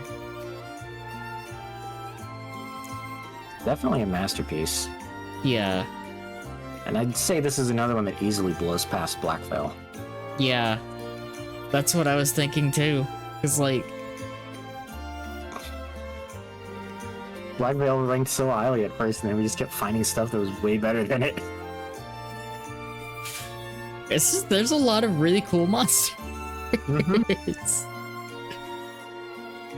And this one is a really big, really cool one. Does he beat Bracky? Design-wise, does it beat Bracky? I kind of want to say so. Does it beat the Malzenos? Either one. I think it goes in between. I'll take that. It's like it's cooler than the paladin-esque look. Yeah, it's cooler than the Noble Knight Dragon. Like fucking vampire dragon Right. that was kind of fucking. Base Malzeno might just be King of Masterpiece by the end of this, because I don't know if there's anything that's gonna beat him. Literally It like won't just immediately get upgraded into gems. literally like Dracula personified as a dragon. Kind of That's just so hard to beat. kind of really good. Next we have the Dolomider's subspecies, Dragonula. the Shah Dolomider. Fuck. Yeah. The white and the red and why is it so cool? As it is. Why is it like literally also up there in like the same exact spot? Does it beat regular Dolomider? I think it does. I think it does. Like, as much as the blue and the dull blue and black works, this is just a good color scheme. It's like it's a good coloration change. I don't think it beats Malzeno though. Still, yeah. I think he still no. loses out to Malzeno. God, there's some real good designs. Yeah. I love that it's not just red, it's like a rusty scarlet red too. Yeah. It's real good. Oh, okay. Real quick, before we get to the next one, I'm going to check something and see if it's here. Do what you gotta do, Kat. That will return shortly. Yep. How y'all doing, chat? You having fun?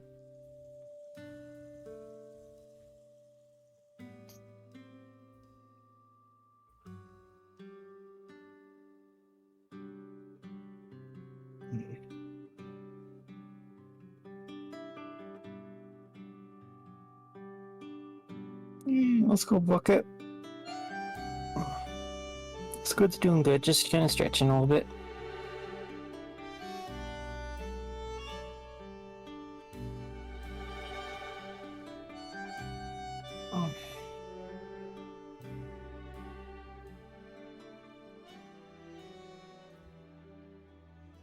Oh, there we go.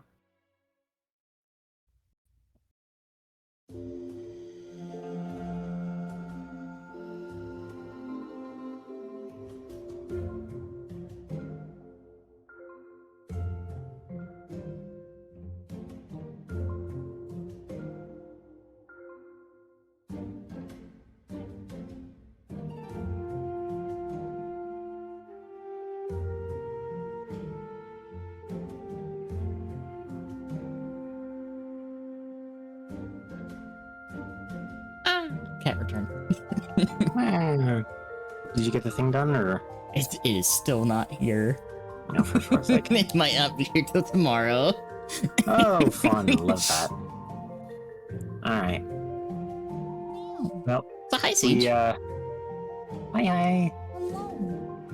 We had banger after banger after banger of monster designs, but we had to hit a fucking valley eventually. Oh dear. Behold. I think we found some more that are going into Expedition Tier.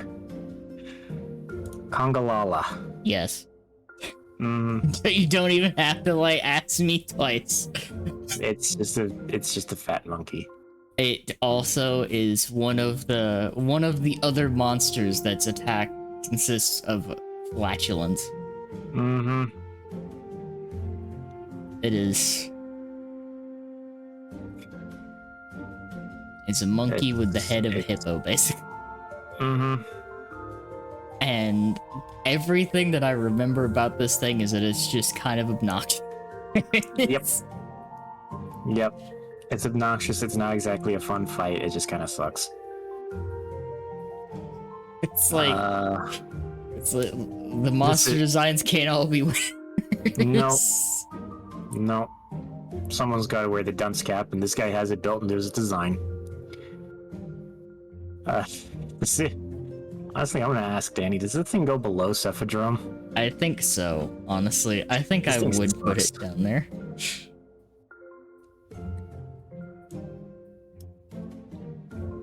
Go look at Ray Dow's render. Oh, okay.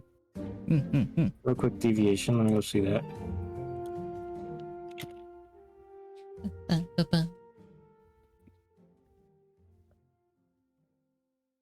Go to the official site real quick. Just look at it. I'm not gonna pull it up on the screen. I'm gonna leave that for Cat. Meow. Meow. Meow.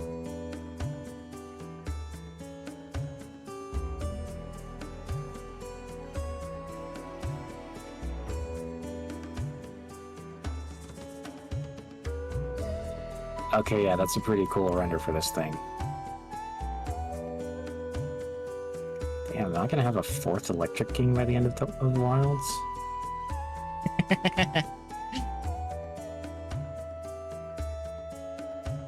I might. I'm gonna have to see how good of a fight this thing is, but I might have a fourth Electric King now. Right. Anyway. Enough getting distracted. On to the next terrible fucking monster, because the Kongalala got a subspecies. It's the Emerald Kongalala. It's just the same thing but green. You're good, Bucket. Don't worry about it. Yep, it sure is. Do you like the green or the pink better? I think they're about the same, I'm gonna be honest. And I'm gonna stick this guy above the pink one just because I think the green looks a tiny bit better. A little Otherwise, bit. they both suck. They've All been- right. They're both kind of the same. Pushing those stupid fat baboons aside. Monster introduced in Monster Hunter. I think the portable version of the second game. Definitely a second gen monster, which is surprising because honestly, for a while, I thought this guy was a Gen 1. Tigrex. Oh. Fucking. And no, I don't care that when they pronounce it with the actual voice acting, they say Tigrex. That sounds stupid. It's Tigrex. Tiger Rex. Tigrex.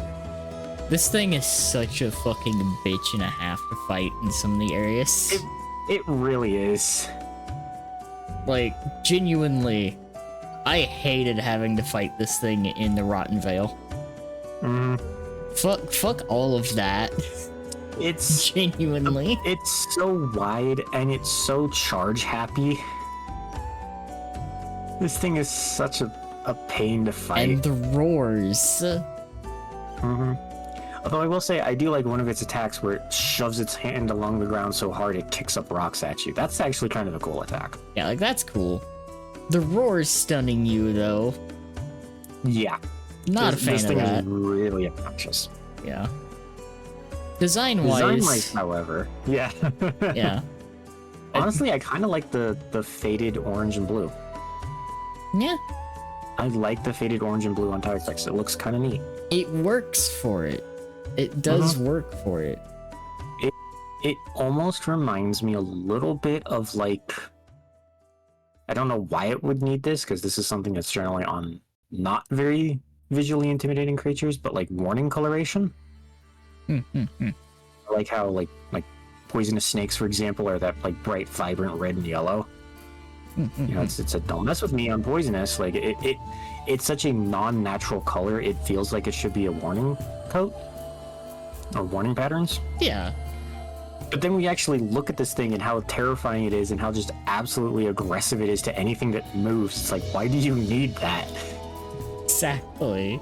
It's like, it's kind of like the most like unnecessary warning pattern that anything could possibly have.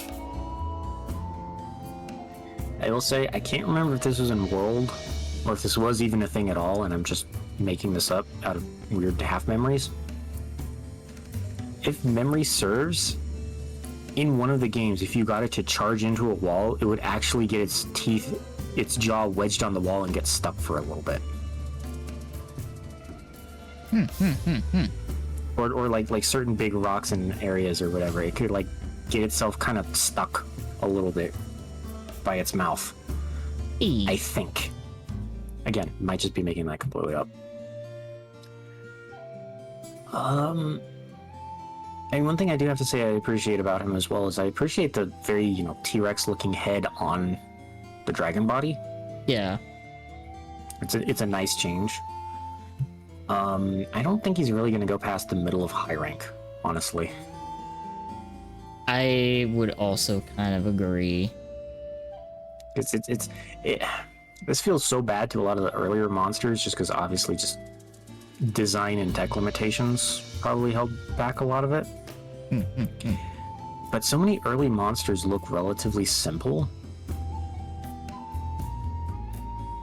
Yeah. Which, it's the I came first sort of problem of when you first design a fire-breathing dragon, you can just make a fire-breathing dragon. But when you have 4 fire-breathing dragons, how do you differentiate the 5th? Yeah. It's like the ones that they started out with, you can kind of tell after a little bit. You can they were getting their like hands on what designs work and what designs like don't work. They're figuring it out. Yeah. This is one of those examples of they were figuring it out. And it still works. Good. Yeah. It's still a great design. It's just compared to, it's definitely no Fulgur Anjanath. It's no Jade Baroth. Yeah, it's a great design, though it led them to like going so much harder. So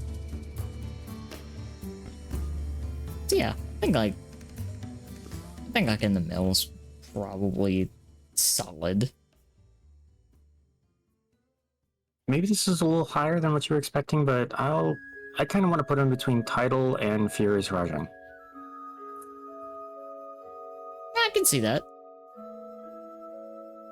Because, I mean, I do have to give props. For a simple design, it does a lot of unique things, like the T-Rex head on the dragon body, the different colors, all that. Yeah. It's also kind of like, you get a little surprised when you like find out that this came from like 2. Mm-hmm. Like the PSP version of 2 specifically. Yeah. Alright, but we've had regular Tigrex, now how about Brute Tigrex? I'm gonna be honest. I Yeah? actually don't think like the darker colors look better on it. Here's the weird thing, okay? Yeah. It's... Yeah, aka the Scream Dragon. The dragon that can scream so loud it hurts you. Yeah. Literally. I think this black and orange color scheme is a really good color scheme. But like you said, not on Tigrex. Yeah. Like And I can't quite put my finger on why. it just, something about it just feels off. I mean, Tipsy's right. It does look good. It's just, I can't rank it higher than the orange and blue. Definitely not significantly lower. I think it goes right below regular Tigrex. Just, Go like right next to each other. yeah, maybe it's something about the shade of the orange, or I don't know, but like, yeah, I think Bucket's got it. It doesn't, the webbing of its wings didn't really change color, and it kind of clashes a little more. Like, I think what would have made it like look better is if the black and the orange were flipped. Yes. Like, yes, if it was orange with black. Yeah. Yeah, No, that like- would have been so much better. You're right. Yeah, like if it was mostly orange and then it just had the little like black bits, I think it would be, it would have went so much harder. Yeah, absolutely. All right. Now we have had 2 Tigrexes, but what about third Tigrex? And God, it's a triple pack. The Molten Tigrex. See, this is kind of what I was talking about a little bit. This works a little bit better. Yeah, it's like when This you works a little bit have, better than Brute. yeah, when you have the black there as like an accent rather than the main color on it, I think it works better on that like monster type. Specifically, like the red fading into the black Yes. works. A little bit of color with the big blue kind of spikes at the end of its wing. I don't think we ever did Bucket. I don't think we ever did. Like, Molten's pretty cool. Also, interestingly, moves slower than the regular Tigrexes. Thank you for the hydrate. It's just significantly bigger and wider, so it's harder to dodge. Yeah. Like, I just have to say it, because, like, I literally did just go on a little mini, like, rant about that. Mhm. Because, like, the red is, like, the primary color, I think it works better. Oh no, you might be right, Bucket. It doesn't jump to full speed, it slowly picks up speed as it charges. Or steadily picks up speed as it charges. I mean, I still don't know if it beats Tidal, though, is the thing. Yeah. If it Like, beats the Tidal Snake. I don't think it does either. Hmm. But I do think that this is better. Yeah. Because, like, they did do it. They used they used the color as the primary base and had the black as the accent. And, like, yes, that's what you need to do to make it, like, pop. Now, we have had 3 Tigrexes, yes, but what about the Grimclaw Tigrex? See, they did it again. This works. You have a primary color, and then you have the other one as a nice little highlight, but also they have these like sick ass fucking lightning pattern wings. This was another one of the special, like, deviant, hyper hard versions from Generations. It looks like it's a pain in the ass to fight. I don't know if we ever got to fight it. It looks like it would just be. It looks like it'd be borderline unpleasant. Oh, Bucket's right. That's what this thing does. It causes a lot of tremors and shaking, so you constantly are getting staggered. So yes, I was correct in my assumption that this one's borderline unpleasant. Honestly, that was kind of the problem with a lot of the deviants, is they were just kind of unfun to fight. Ha. Great designs definitely need reworks if they're ever going to show up again, in my opinion. Like, honestly, I think with this coloration, I like it better than the other one. I do too. I like the more sapphire blue look to the blue, particularly on like the ends of its arms and the wings. I like the blue wings. Yeah. I think the addition of more blue elevates it above the base Tigrex design. Yeah. I like this. I appreciate it, and I'm glad that this does actually look like an improvement over the other previous designs. Does it beat Molten? I think it does, actually. I could have gone either way, but yeah, I'll take it. Yeah. Because, like, I think it does just a little bit more. Especially because it, like, completely changes, like, it adds a pattern to the wing. Yeah. Instead of just, like, recoloring the wing. Now. Great Jaggy. This goofy thing. Another raptor. Another, but chunkier. Yep, another goofy raptor, which... I love Capcom's reason for why they haven't brought this guy back in a couple of games.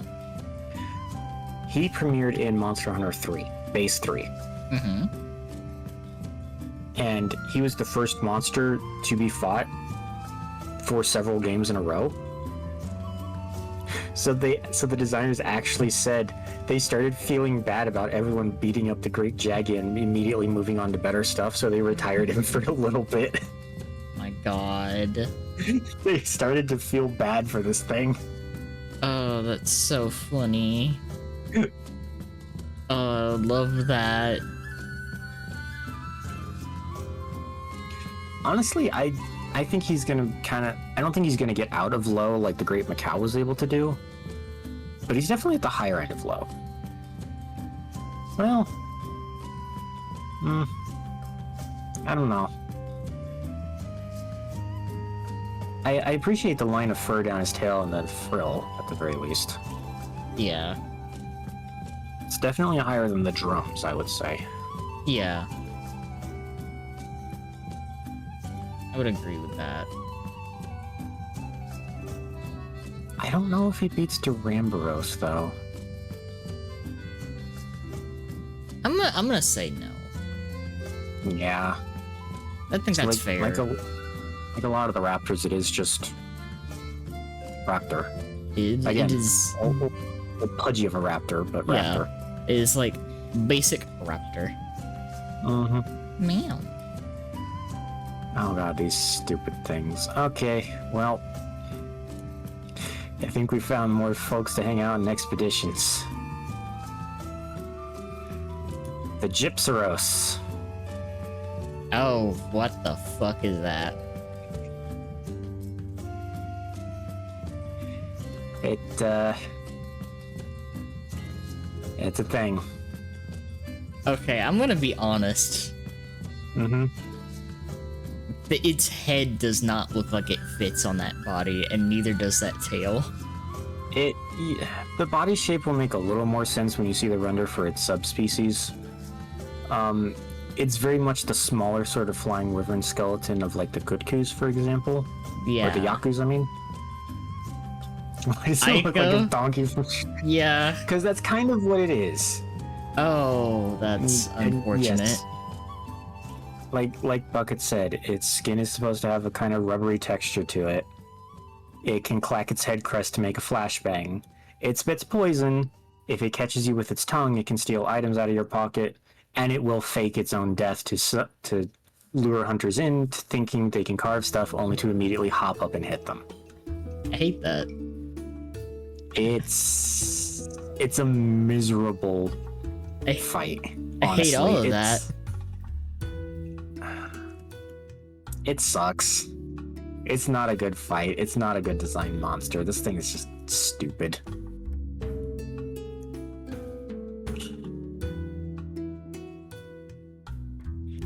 Yeah. No, I don't think it's as bad as the monkeys, at least, because there's a lot of like there's some good ideas in there. Like, I'm not opposed to monsters being able to make flashbangs. I'm not opposed necessarily to a monster that plays possum. It's just so much of this guy's kit is just being obnoxious and awful. Yeah.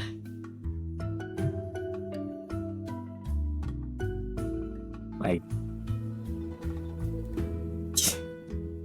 I'm thinking between the monkeys and the Cephadrome, honestly. I think so, actually. I kind of think so too, because, like, even just looking at it, the fact that it's rubbery, it's something that, like, rubs me quite the wrong way.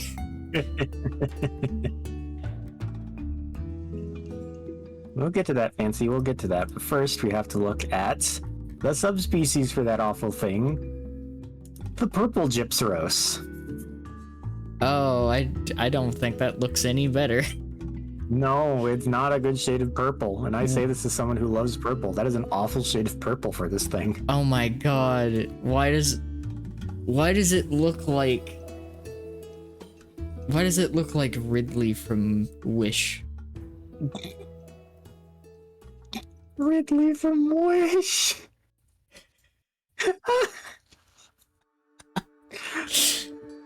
Honestly, I always want to put this thing below the monkeys just because nothing about its color palette is working. I don't think anything in this goes to get discount Ridley. Exactly, right?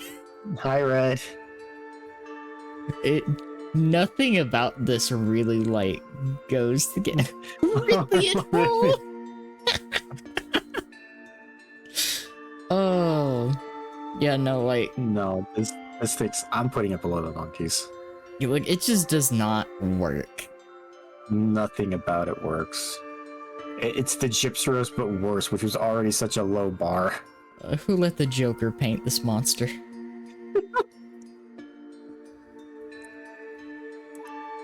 Holy shit. Alright, moving on from that ugly-ass thing to... something that might not place particularly high, actually. Keep clicking the wrong thing. The Fatalis. Definitely dragon.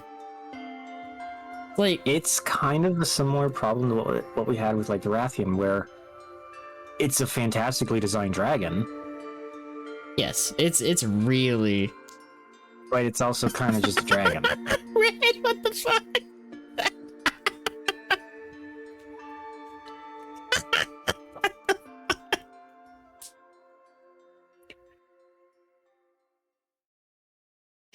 I mean, true, in lore, this thing is basically just like a civilization ender. It is true. And I'm dead.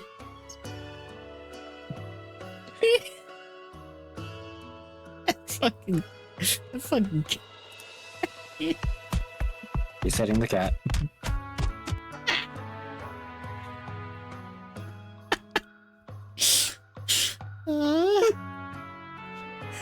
Fucking that guy, I don't know why, that fucking killed me.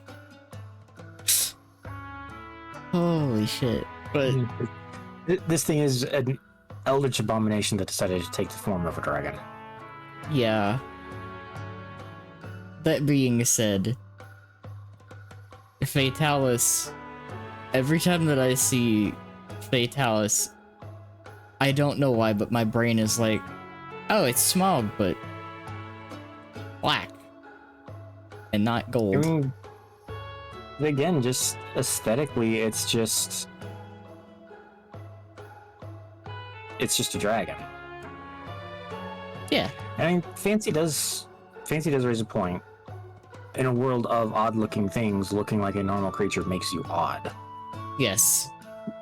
But I'm also thinking compared to other Elder Dragons. Like, We have literal Dracula, but dragon. yeah, like I don't know if I could put Fatalis above Malzeno, because I think even just as a normal looking dragon, Malzeno looks like a better dragon. It's like, of dragon designs though, that's a really solid dragon. Oh, absolutely. Fatalis is a perfect definition of a dragon. And again, I'm not trying to like exclude all of its lore. Its lore is fantastic. It's a terrifying creature. But from a purely visual standpoint, it's almost too much the definition of a dragon. It's like, it's doing its job very well at trying to blend in like a dragon. Mm-hmm.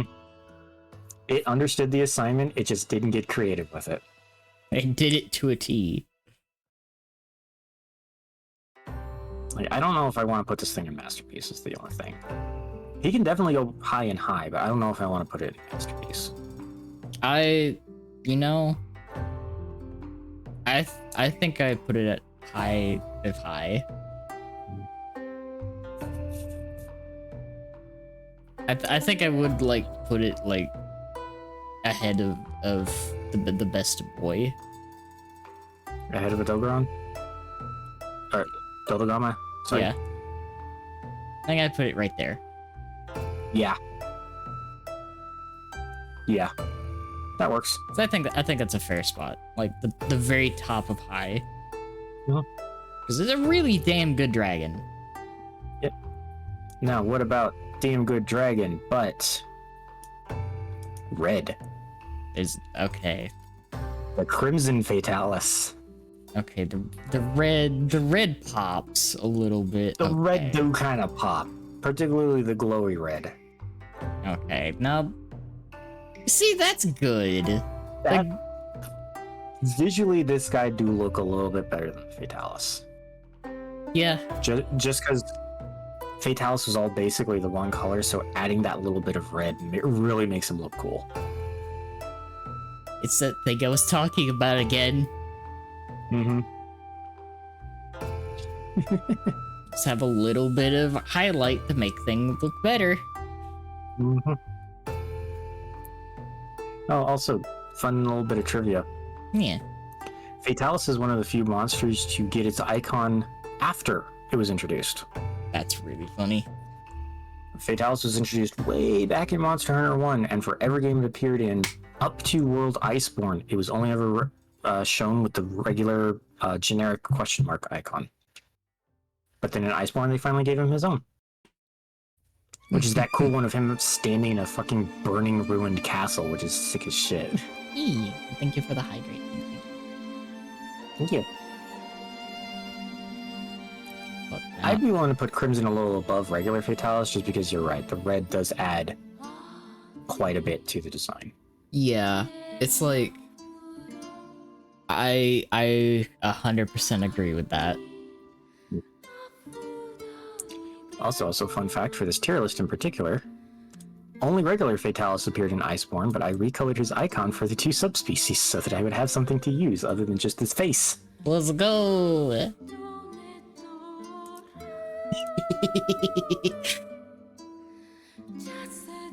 That did be true. Cat has more ass than anyone. So we have seen dragon but red. What do you think of dragon but white? Jesus Christ, that is grossly incandescent. This is sadly the only render for the white Fatalis. This is like normally glow like that?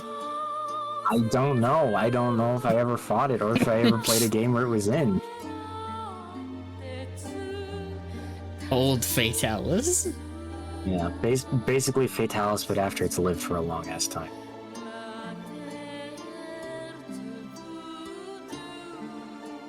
I don't know if coloring it white works for a Dragon of Destruction like this or not. It's like if it glows like that. If it glows that brightly, yeah, then that just adds to the ominousness of it. Though I can see like the white on its tail there. Mm-hmm. The light blots it out, but this Fatalis is literally so old it has a beard. That's actually kind of cool.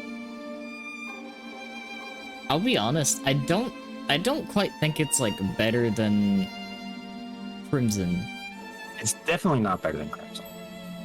but I just don't know if it's better than Base. yeah, I don't know actually. I might put it like below Base. I can too, yeah. It's... I think just a, It yeah. might just be the render kind of screwing it a little bit, but... Also, like, I think the black coloration on it, just by default, just fits the dragon itself better. Yeah. Alright. Sai, thank you for the resub! Thank you! Thank you, hope you've been doing well. Good to see you. 2 levels of head break, and the second one looks like it blinds it. At least on one side. Huh. Entire Fatalis line is the natural life. Jesus, boomer. What the fuck? We've had dragon but red, dragon but white. So now, what do you think of Benui? Benui. Rabbit bear, I'm gonna be- Lagambi. Fucking Lagambi is so funny. I love the Lagambi. Whoever came up with the idea of a rabbit bear that slides around like a penguin was a genius and deserves a raise. It's so funny, and I genuinely like that. I love how hard it tries to be threatening, but it always just looks cute. It's so goofy. It's such The a fact that it goofy throws- monster. Like, I know these are actual attacks that do damage and all that stuff, but a big angry bear rabbit that throws snowballs sounds like something you'd hear in like a little children's folktale or something, you know? It kind of does. We will be looking at that soon, Red. We will be looking at that soon. I mean, bottom of high, top of low? Yeah, I think so. It's like,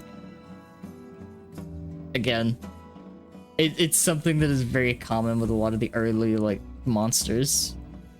Mm-hmm. It's just like, it's neat, but it's also like not too crazy. Does it beat the Great Azuchi? I want to say yes. How come?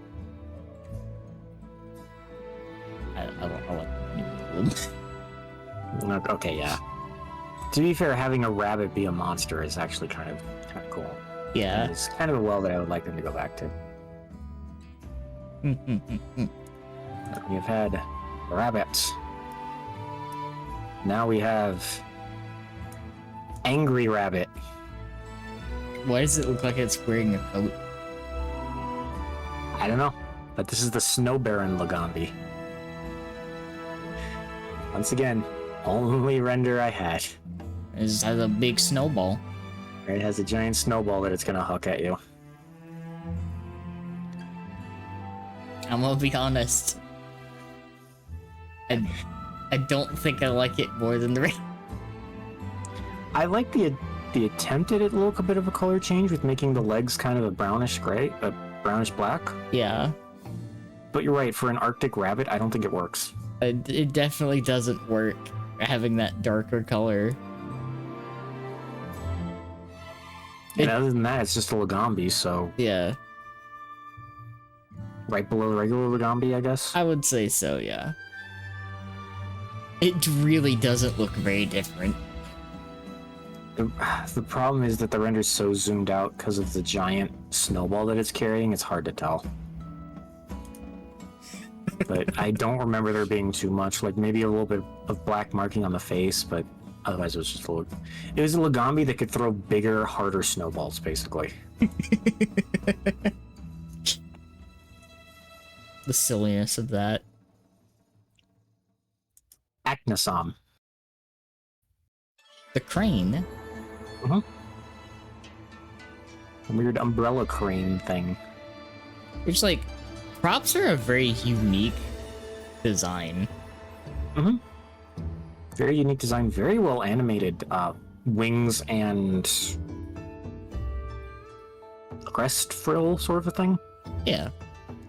Like, it's very fluid in its movements when you watch its animations. Also, I appreciate that they did something very different with this fire monster when it comes to its fire attacks. Most monsters that spit fireballs, the fireballs, actually just travel and seemingly ignore gravity. Yeah. Acnosom's fireballs bounce along the ground. I actually kind of like that. It's a fun little detail. It makes it feel a little different from all the other fire monsters. I'd be willing to put this thing into high scoring, honestly. I think it does deserve to be up there. I think it does. It's like it kind of like breaks that whole like cycle of earlier monsters. Where it's Actually, like you're still kind of right, Bucket. Kasa Obake, I think, is either the name for the term or a related yokai that's basically just a possessed object.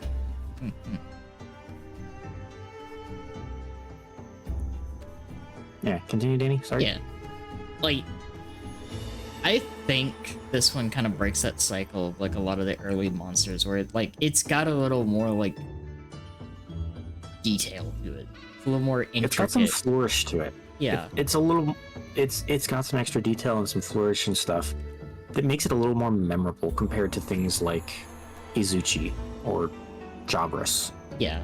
It's like I appreciate the flavor.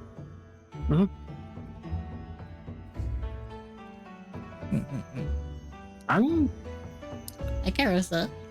Yo. I kind of want to put this thing at least around Gobel. I kind of agree. Thank you. Like, I don't know if it really beats the extra ingenuity of the Alatreon. Yeah. I could hear arguments for it, but at the very least, I want to put him just above Gobel. I think that's a very fair spot, actually. Particularly because this is a kind of rare example, I think, of Monster Hunter making a very specifically bird creature that works incredibly well. It's not as goofy as the Kutkus. It's not as ugly as Gypsaros. Well, I don't even really want to call Gypsaros a bird. Yeah, but it's just very well done. And it definitely beats the Quiropecos on design. Jaws, thanks for the resub. Welcome. You're having a good day. Okay. I am debating whether I want to put these into gems. Yeah. After seeing the new spider, I hope these are in wilds too. The Celtis Queen. There it is. There's my big bug tank.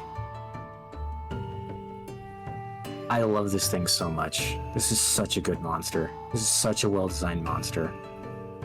It's so cool. And I love as well that, like, in 4, Celtis is one of the first monsters you fight. The male Celtis. So he's like a 1-star monster. She doesn't show up until like 4 stars. She is that much stronger and dangerous. It's so fucking cool. And I love as well that she fights with the Celtis. Like, during the fight, if there's no Celtis, she will summon one. And will attack independently. And she can also just grab it and basically plug it onto her back like a weapon. Yeah. It's such a... Oh gosh, I love this thing so much. This is such a fantastic monster, and it has been an absolute shame that it has not shown up in any game since. I need hope, this thing in HD. I hope we got some more bugs coming. I am so hoping and praying. And design-wise, like, You cannot tell me that's not a good shade of green. That is such a It's beautiful good. shade of emerald green. And it works. The like orange, the trailing off into like the yellow and the orange. It works very well. They did such a good job with like the plating for the kite and the prongs and the clawed on the tail, which is actually articulate. She can grab with the tail. Just overall, so good. Thank you for the hydrate. Thank you. Thank you.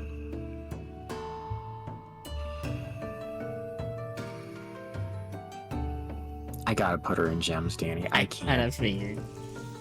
I can't. Please tell me you understand. Look, again, I'll say it again. That's what that tier's for. Mm-hmm. It's... I feel a little bad leaving the Urgon out of there, but at the same time, just... Everything I've put in gems, I feel like, has been so extra unique on top of everything else. And gosh, I am so echoing the sentiment of everyone in chat. Please, Capcom, bring the Celtis Queen back for Wilds. God, it'd be so cool. I'd be Yeah. excited for that. Unfortunately, this is the only render of her subspecies, so we will have to deal with the Desert Celtis being in it as well. But, unsurprisingly, the Desert Celtis Queen. Yeah. A little more like claw-like. Yeah, the claw on her tail is significantly longer than the more rounded claw on the regular Celtis Queen's tail. Yeah, and you And can honestly- see. Yeah. Go on. I was about to say you can see you're holding the Celtis in this one. Mm-hmm. Honestly, I think the Topaz Yellow works just as well as the Emerald Green. Yeah. I mean, it makes sense for the desert environment. It works. I think, I'm trying to remember what exactly each one does. I think regular Celtis Queen, if she starts getting low on health, she will just kill and start eating the regular Celtis to try and heal. Mm-hmm. You know, very bug thing. Yeah. I think Desert will do that too. Or alternatively, she will just cannonball launch the Desert Celtis at you and kill it in the process. Like, in a very insectoid way, the Celtis Queens do not care about the males at all. Yeah. They are tools to be used, and that is it. Which is brutal, but very accurate to real-life nature. Pretty much, yeah. But it also, like, particularly with Desert Celtis, it really just hilariously... Yeah. It cracks me up so much that one of Desert Queen's attacks is to just huck the other Celtis at you. Just throw it. I love that. I also appreciate a slight little thing. The Desert Celtis is a little spikier Yeah. on her plates than the regular Celtis. It's a nice little extra detail. Like, overall, very well done. Mhm. I appreciate all of these, like, small details that add up. I think I will put Desert just below regular, though, just because I think I like the Emerald Green a little tiny bit more than the yellow. But, gosh, these are such good fights. Please bring the Celtises back, Capcom. We are begging you.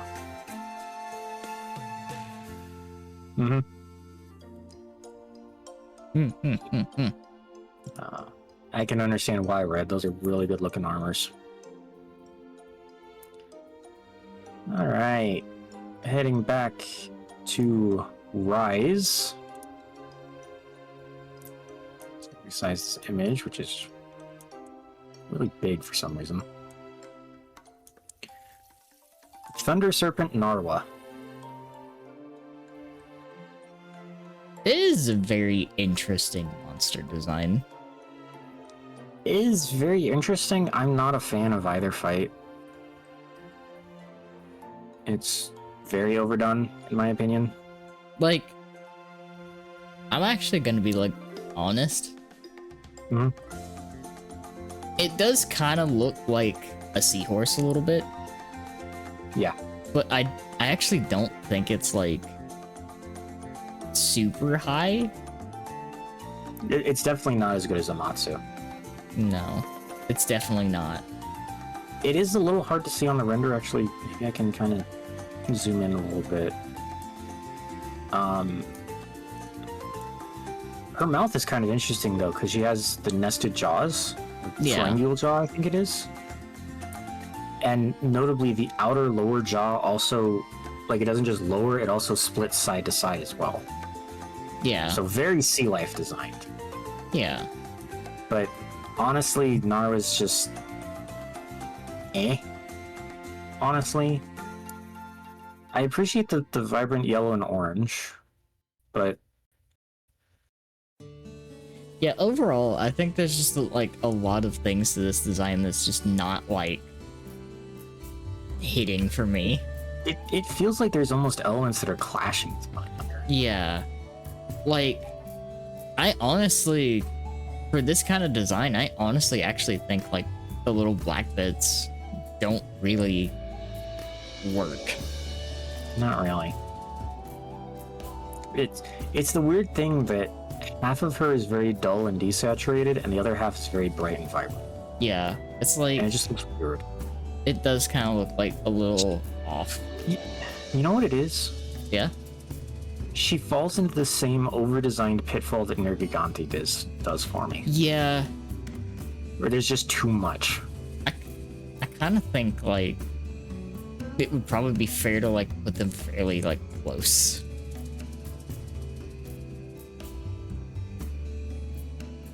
Honestly, I think I kind of want to stick her below Shengaoren. I am totally okay with that, actually.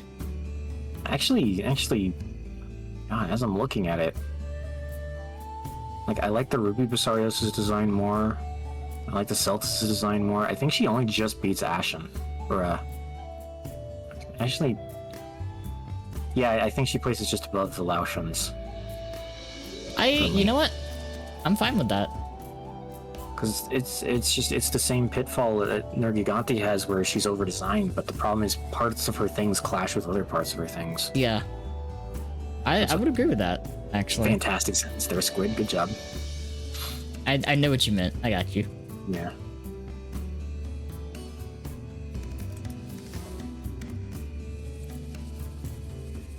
Yeah. Yeah.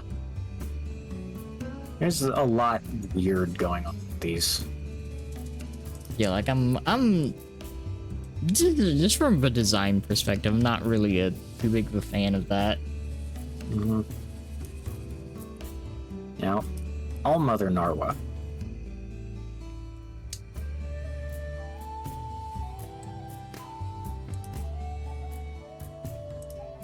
I think I kind of like have the same like issues here, sort of like. I like the addition of the purple, but otherwise it's the exact same thing with Narwa, where Yeah. she's just over-designed. There's still like a lot of like clashing. There's still too much stuff on this that clashes. Better, Mm-hmm. but not like a whole lot better. Yeah, I'm gonna put her just above regular Narwa just for the addition of the purple, because I think it does look good. They did blend the purple well with the yellow, but there's just too much. There's too much going on with these things. Yeah, like that's trying a little too hard.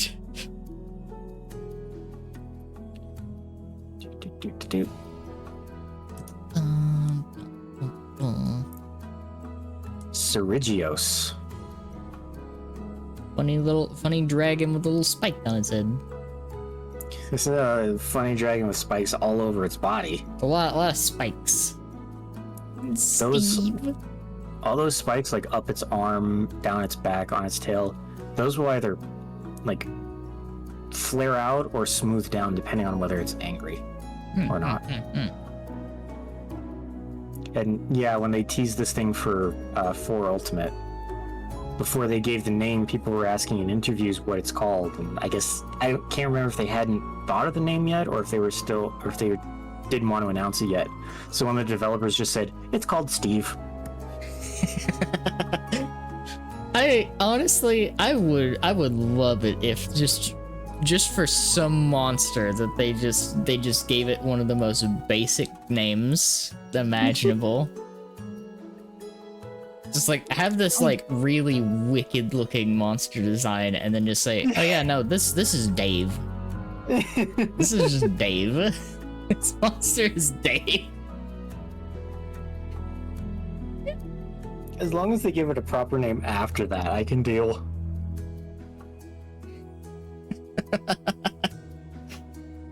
I love those kind of responses from developers. It's so funny to me. First bleed month, Yeah. like, you know, that makes sense. Sturgis was the one who introduced bleed, and I think its weapons also had a special property where if you dodge rolled a few times, you would get a little bit of sharpness back. That's cool. They were just self-sharpening weapons, because this, like, every scale on this thing is sharper than a blade, basically. Oh, I respected that. And honestly, I like the gold. I like the gold with the touches of orange. Yeah. It's like, this is a spiky dragon that's not overly complicated. I don't think you fought this. No. So, in my head, it's helping that I can also see it when all of its scales are relaxed and smoothed back down, and see actually how fluidly smoothed it looks. I wonder actually if I can maybe grab a quick other render to load in for that.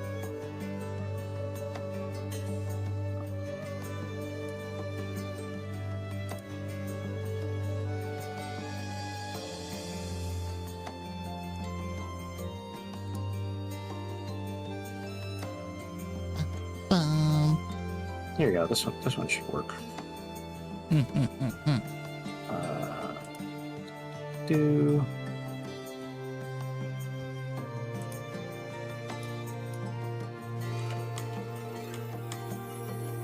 stick that there, and real quick. That's what it looks like when it's calm.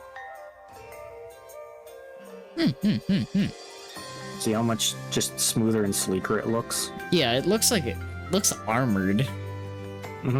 In that. And yeah, and then when it gets angry is when it flares back up into the into this look where everything just bristles out.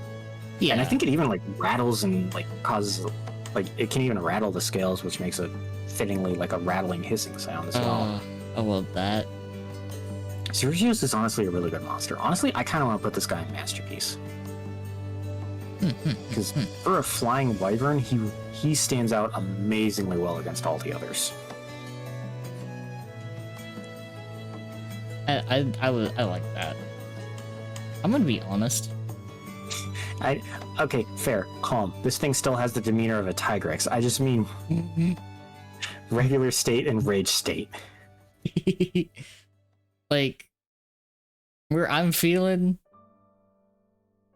I want to put it like just above Nerg, because I think its design is what Nerg is, but less just above Nerg? Overcomplicated.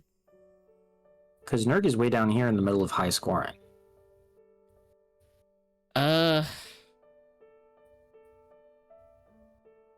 I mean, I can put him down in high scoring if you want. He's so different from all the other flying wyverns. I think he's a masterpiece.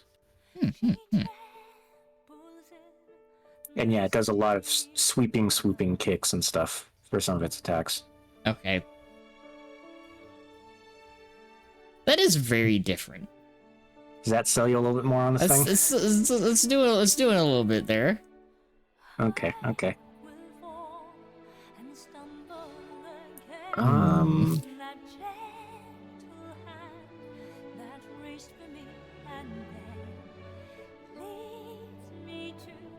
Just below Dreadwing, maybe? so. I That gotta work? be fair. Yeah. Right about there? Yeah. Right here? Okay. Surges is just a good, pretty good monster. Hasn't shown up super frequently, I don't think. I think it was in general. Actually, no. I think the game that it sat out since its release was World, hilariously enough.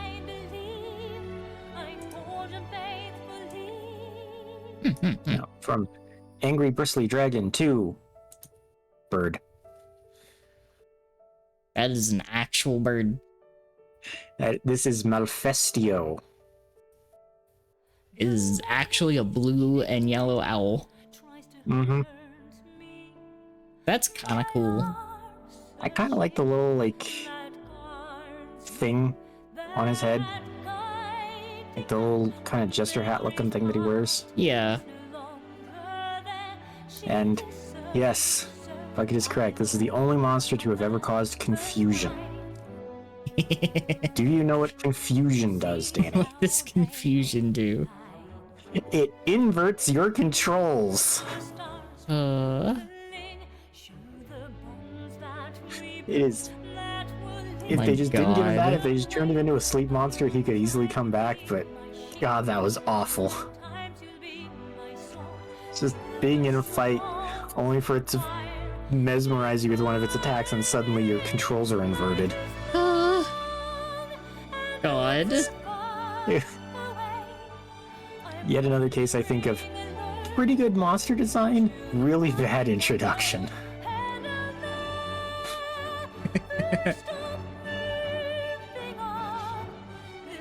I'm willing to put this guy in low, because realistically he is just a big owl.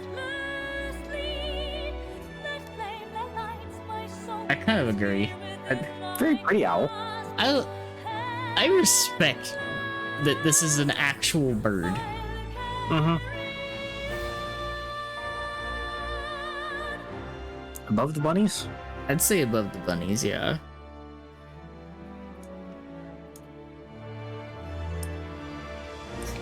And apparently in Generations Ultimate, he got a deviant. Oh, Jesus, this is a giant picture. What the fuck?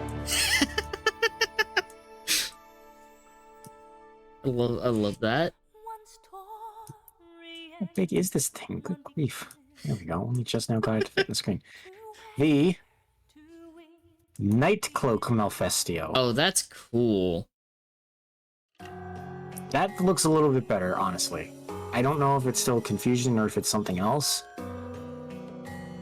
I wish I could see more, because Generations Ultimate is like the one game I skipped since I started playing. Oh my god, I just realized. Yeah? The Phantom of the Opera. Well, kinda. Oh, that's why it's... They already included a bunch of the sparkles. There we go, now I can see it a little bit better. Yeah, it's got like galaxy sparkles. Mm-hmm. That's so cool, though.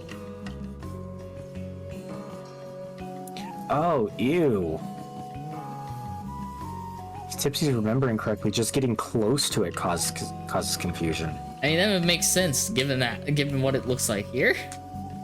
I mean, yeah, but just trying to get close to this thing and suddenly your controls are inverted sounds awful. Why would they do that? Yeah, no, that would. Nobody that's likes the hellish. confusion, Capcom. Why did you make it worse?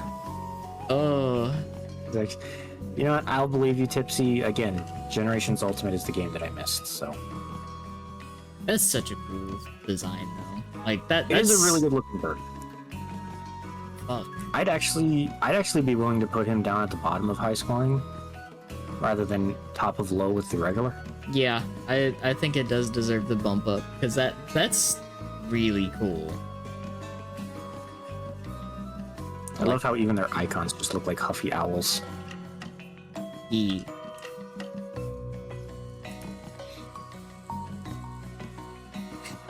It Alright, seems to be kind of what the pattern was for this. no. We have hit our third member of the Generations Fated Four. Ooh. So we had Mizutsune, Yes. we had Gameth. Now we have probably the most famous of the four, despite actually ranking lower in the popularity poll than Mizu. Glavenus, Yeah, funny sword T-Rex. the sword T-Rex.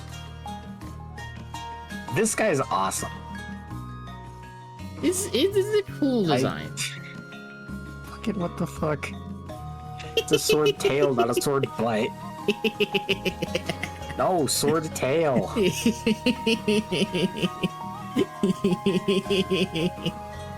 I love the red with the blue on the sky. It's cool. It's that special, like, burned metal blue. You know what I mean? Yeah, it absolutely is. And the thing that I love, And like is- Wilson said too, I love that he sharpens his tail with his mouth. I love the fact that this is like one of the only like monsters that will actually fucking sword fight you. Any monster that feels like it's playing with a mechanic belonging to the hunters has a special place in my heart. Yeah, like it's such a cool monster. He's fantastic. And I'm gonna be honest, Yeah. I do kind of want to put it up very high. Put him up in Masterpiece? I kind of want to put him up in Masterpiece just because. You can. I It's- wasn't sure if he was a gem for you or not, is the thing. No, not quite. Okay, because of those four, Glavenus is probably the only one you fought, right? Yes.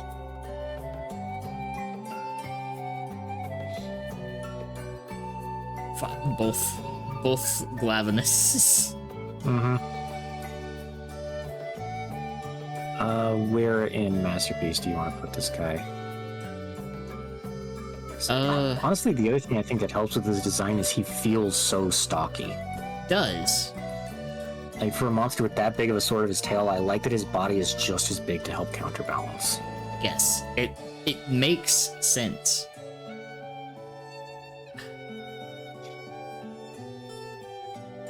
It's like I'm thinking about I kind of would say right around where lovely angrier Odo is. Okay, so kind of at the bottom, Yeah. more or less. Lower than Serigios? I think so. I can take that. He's not super low. Like, I don't think he's worse than Serigios. It's just Serigios does so much unique shit. Yes. Basically that. Now, before we get to the other Glavenus, there is actually a type you haven't fought. Ooh. Because premiering alongside Glavenus in base generations is his deviant, the Hellblade Glavenus. Now that's cool. The black and the red really work. It works with Glavenus. It really does. I don't know specifically what changes between regular and Hellblade. I assume maybe just his tail stays harder or hotter. I don't remember. Hmm.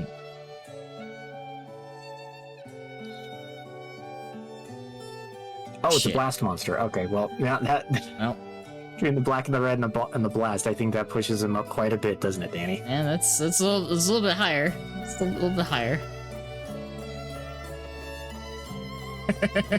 It's twice as big and hits like a brick. The end. Oh yeah, you're right. I remember that now. I remember. Yeah, he's much more skillful with comboing his tail swings together, his tail spins together and shit.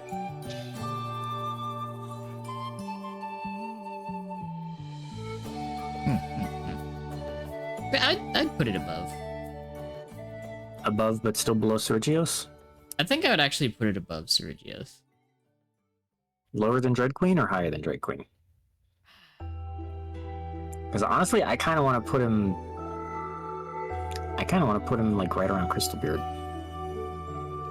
You know, actually, Or, I like- think I think I want to go above Crystal Beard, but below Goldbeard. I think I could actually agree with that. Because I mean, it's just It's cool. nothing against regular Glavenus, but that color scheme just works so fantastically well on it. Yeah, it's really cool.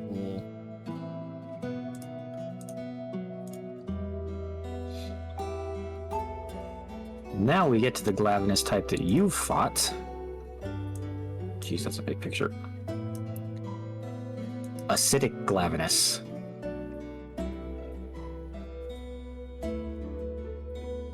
This I like as a subspecies. I like that it's a very different, very, very different from the base.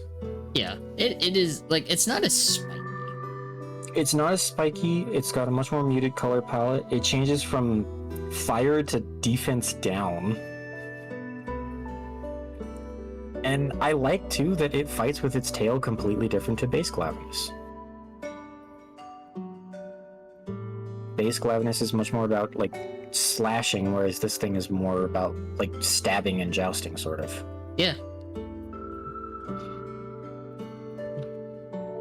I really appreciate Acidic Glavenus. I also, like, appreciate. Now, the thing is... Yes. The muted tones make sense for where it lives. I don't think it's better than the base Glavenus's color, though. I can absolutely agree. It's very washed out, and it Yeah. works, but I don't like it as much as the red and blue of base Glavenus. Yep. And that I can agree. So I'll put him right below, or maybe actually even below Ebony. Yeah. I think I'd go below Ebony. Yeah.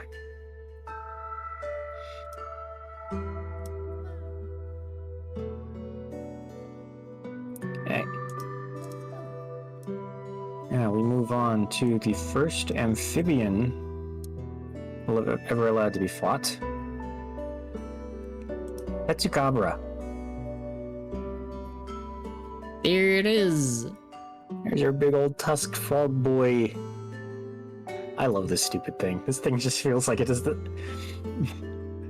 There's points during the fight where it almost feels like its brain stops working for a moment and it forgets what it was doing. There are legit points where, like, after certain animations, it'll just, like, stop and kind of, like, curiously tilt its head, like, what was it doing again? So All right. funny. Love that. This guy is just barely smarter than the rocks that he digs up and throws at you. And I love that he's a frog. I love that he's a frog. Please.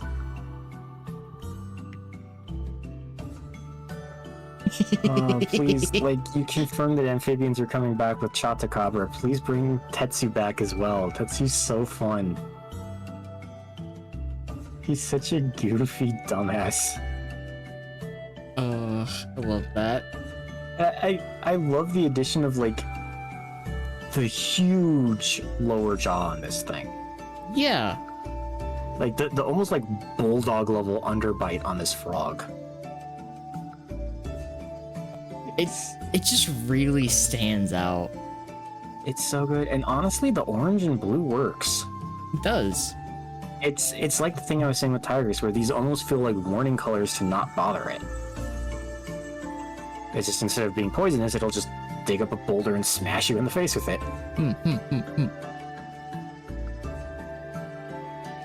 They did do that. Yeah. The fact that they didn't even add it back in ice in a Sunbreak is just awful and cruel. You had amphibians with Tetranodon. And granted, Tetranodon probably uses a very different animation rig than Tetsu, but I love this thing. I'm thinking somewhere in high scoring, maybe? I'm kind of leaning toward that as well. Maybe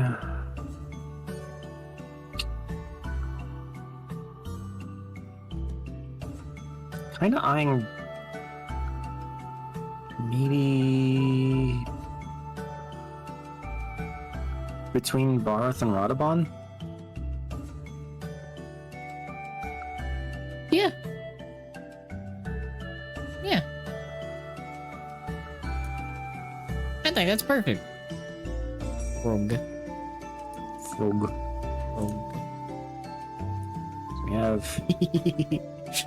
We have Frog. But what about Angry Frog? Oh my god. The Fuck. Berserk Tetsukabra. Was it like glow? What is this like face glowing orange and nothing else? I want to say the rocks it digs up are explosive. Okay, that makes a little more sense. I think.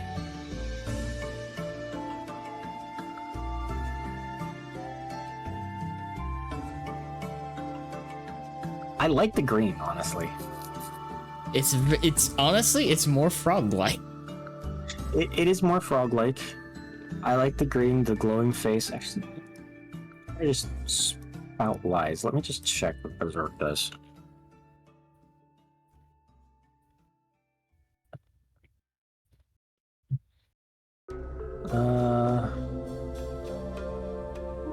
Yep, that's what they do. They dig up explosive rocks, and when they like chomp down and crush the rock in their mouth, it causes an explosion in front of them. Which is why its face glows like that, because that's just the armor on its face heating up from the explosion. Ah, okay. I like this. There's a part of me that actually kind of likes the green a little bit more than the... Yeah, it's a good, vibrant green. Yeah. Honestly, I kind of want to jump him up a few places just for that. You know? Yeah, no. Like, between Rachna and Legiana? Yeah. Yeah. I can't disagree with that. It's just like a good spot. Tetsu's model already is fantastic, and this color palette on him combined with the whole explosive thing, it just works. Fancy's right, this is kind of an orcish frog. It really is. Yeah. Extra insulting that Tetsu has not been seen in several games. Because he too got a deviant form in Generation. The Drill Tusk Tetsukabra. It's a little hard to see because of the angle in the render, but the tusk on his right is significantly longer and bigger than the tusk on his left. It does look like a little bit heftier. I'm also noticing like its pattern and color, like its pattern is more like an aggressive look. It's like the bases, but much more saturated. Yeah. Much more vibrant orange and blue. And it actually has a pattern with the blue inlaid into the orange. Yeah, I think regular is just orange that kind of fades into blue. Yeah. That is true, Bucket. The Deviants really didn't change their color palette too much for the most part, considering I guess they were just supposed to be like longer-lived versions of the base species that developed these special abilities or something like that. I can't remember what the exact word was. I didn't particularly pay too much attention.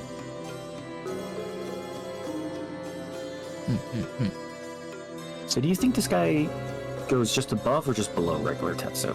I would, honestly, I think I would put this one just above regular. Okay. Just a little more going on. A little more going on. I like the asymmetry in the jaw.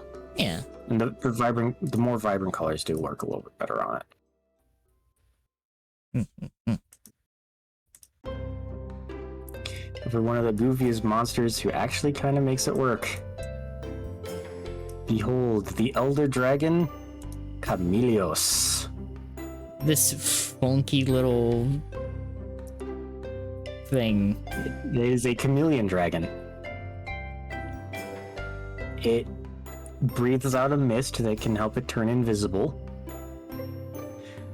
It has a big long tongue. It spits poison. And I hated this thing for the longest time because it was so ungodly difficult to unlock a quest for in 4. And it could steal your items. But then they changed that when they brought it back for Rise, where it didn't steal your items, it stole your Spear Bird buffs. Which honestly is just worked better. Honestly, like, I'd prefer if it didn't steal anything, but it not being able to just yoink potions out of my pocket. Yeah.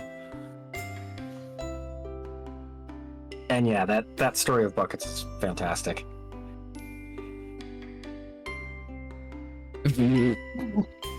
My god. These things are trolls. And in fact, I think part of their lore is that they don't like fighting at all. So they are being as mischievous and annoying as they can be on purpose to make hunters give up and go away. That's just funny. They are trying to be so annoying that you just give up and go, fuck this shit, and just leave. And just leave them alone. I like the very, like, light, delicate purple. Very soft purple with just a little hint of glow on the horns and the thing on the tail. Yeah. It's such a goofy looking monster. Oh, and they do the chameleon thing too, of their eyes being able to look in 2 different directions. Yeah. And having just like the dopey thing to it. And I don't know if you've ever seen video of a chameleon walking. They'll do this weird thing where they like, when they hold out a leg, they kind of like rock back and forth. Yep. Before they actually take a step. Chameleons will do that too sometimes. That's funny. I It love does the little that. sputtery step. Chameleon. Honestly, if this was back in 4, I could have tried to be objective, but I still would have hated this thing. But with the changes in Rise and how much more charming and just easier it is to access him, I kind of want to put him in Masterpiece. He's just a fantastic design, honestly. I'll be honest, I kind of wanted to put it up there just because, like, the idea of making a chameleon a dragon is so funny. It seems like it should not work, but they made it work. And I respect it a lot. So, yeah, no, I think it would be just fine. Does he beat the Teostra and Lunastra or no?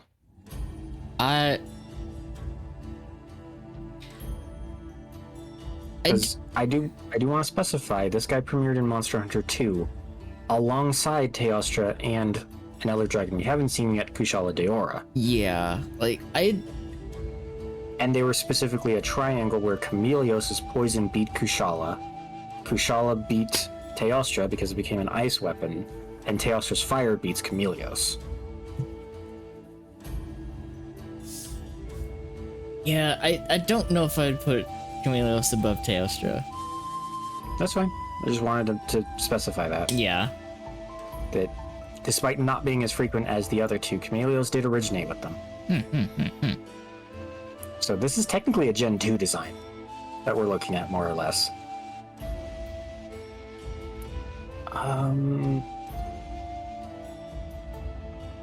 I think design alone, he still beats Hellblade, though. Because making a chameleon dragon work is no small feat.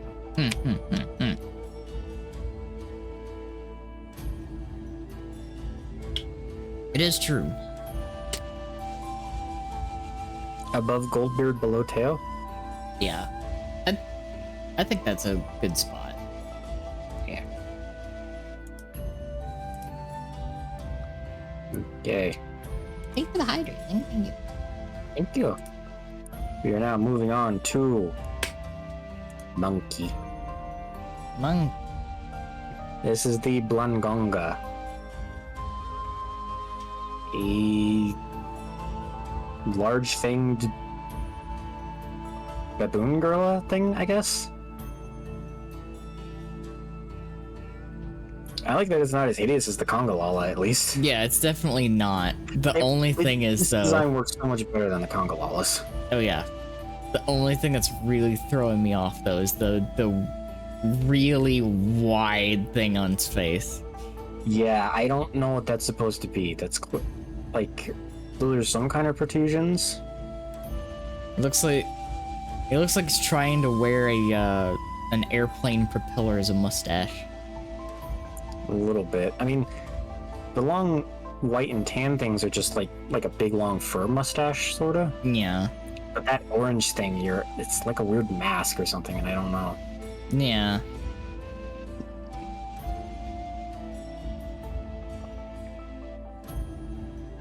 I mean, it's basically the same body shape as Rajang. Yeah. It kind of is. The thing is, though, like... I don't think it executes quite as well, though. Yeah, like, I don't think it's, like, quite as... captivating. Mm-mm.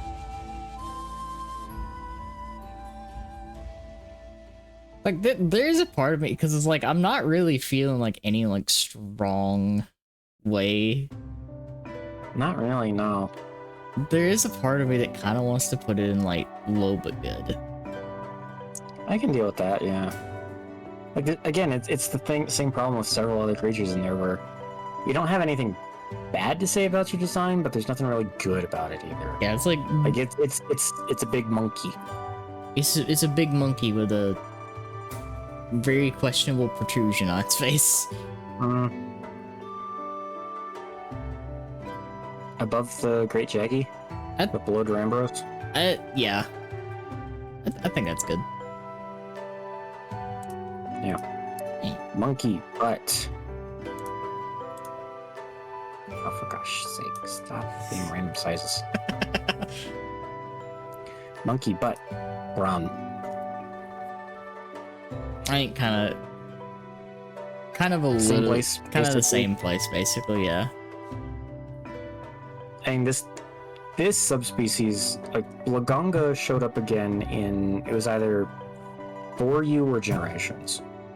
This thing, the Copper Blunganga, I don't think has shown up since for 2 Ultimate, basically. If I'm remembering my keys correctly. I think I can tell by the polygons. Yeah. So I kind of want to... Honestly, I don't think the brown... Like... I like the white more. Yeah. I think what's going on here with the brown is, like... There's too many different fur colors going on Yeah. here. The brown in the body and the chest, like the inner arms being kind of the pale white, while the outer arms are still that dark brown, the other gray on her legs. It's... Yeah, I'm just gonna stick you there. Yeah, I think that's just this thing. It's like it's just got a little too many fur colors. Mm-hmm. That baboon just now made my partner swear. Understandable. Alright, Danny, we've reached yours. Is it We've reached the time? ones- It is time, at long last. Zamtrios. It's going in the gyms. Mm-hmm. Because I love this goofy frog shark so goddamn much. I want Sammy's it back. a great monster. I want it back so bad. It does the ice armor. It's goofy, as we will see with the subspecies. Zammy is fantastic. Yeah, where do you want to stick it in gems? I think I want to put it above Volcana, actually. Not aside the Morans, though? Look, again, I'm a sucker for really big monsters. Okay, valid. But, like, fucking... Yes, I need Zamtrios. So good. It's so good. It's the first time that I saw it. seeing how it moved, seeing like exactly what it looked like, and then seeing it fucking puff out is like, oh, I was like, oh my god. Speaking of puffed out, behold the subspecies, Tiger Stripe Zamtrios. Yeah, there it is, big fucking balloon. If I remember correctly, yeah, the Zammy's fat mode was made by someone on the team messing with the model and making it big and round like this, and people were like, actually, that's kind of funny. Can we work with this? It's so good. Yeah, regular Zamtrios is in the Arctic. Tiger Stripe is it's a sand shark. I love it.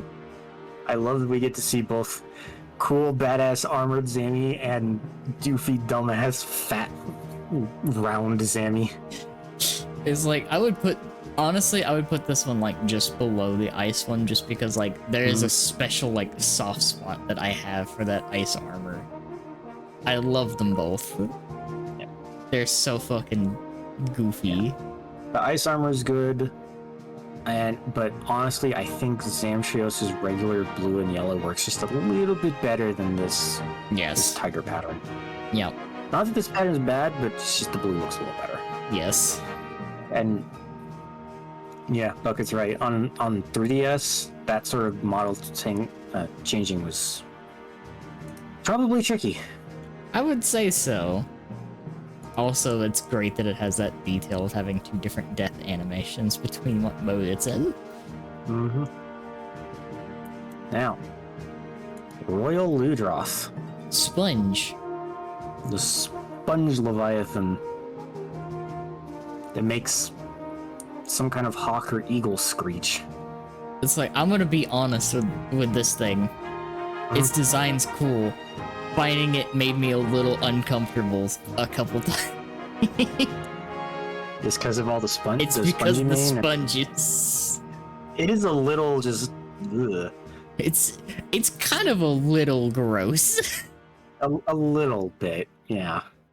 It doesn't help that they really got the detail of the sponge texture right. They did a great good job with the sponge. Right. I'm just imagining the fucking sound of smacking that, though. Baiko Aiko. Baiko, have a good day at work. Appreciate cat. Midway up high rank?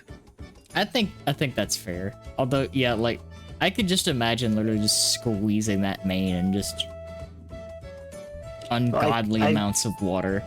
I think it's actually implied that its mane is used as a sponge when people hunt it. Like, which, I mean, it is a sponge. Yeah. It's like, yeah, that makes sense. Above the spider crab, below Gammoth? Yeah. Look at that little mid section right there. Yeah. It's got a little more going on than just big crab. But yeah.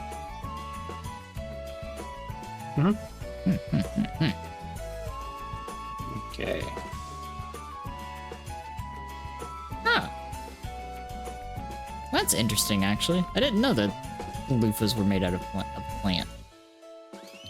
So, the Royal Ludroth also has a subspecies in the Purple Ludroth. What the fuck? Change it from water to poison and you have the Purple Ludroth. Okay, I want to just put this out here because this is really throwing me the fuck off. Yeah. Why does its mane look like its head looks like a hand? I don't know, that's just the thing in the crest on it. Its crest looks like a hand, and it's it really... looks the same on the regular Ludroth, to be fair. That's the other thing that like really throws me off.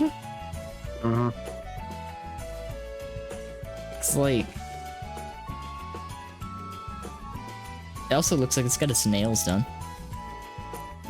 I think purple only ever showed up in Portable 3rd and 3 Ultimate, I want to say. Yeah.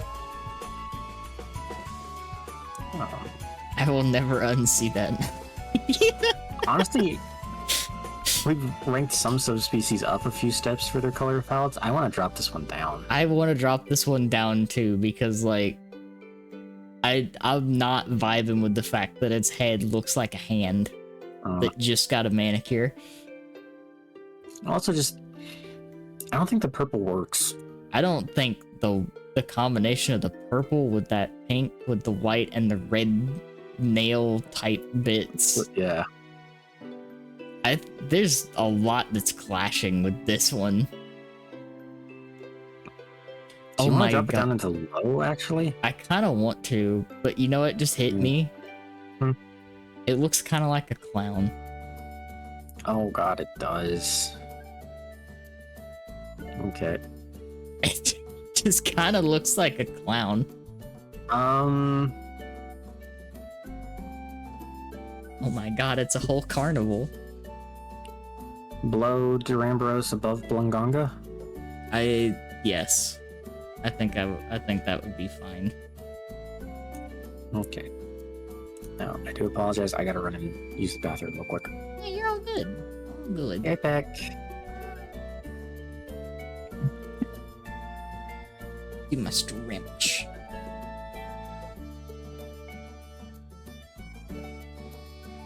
Man. Hope everybody's having a fun day so far. I've been enjoying this so much. It's always fun doing these lists with Squid. And I'm getting to see some monsters. Listening to you too. Happy. Glad to hear that. Expecting more Wilds news. I also kind of wasn't expecting more Wilds news. Then again, Gamescom just started today, so we're probably gonna have some more stuff.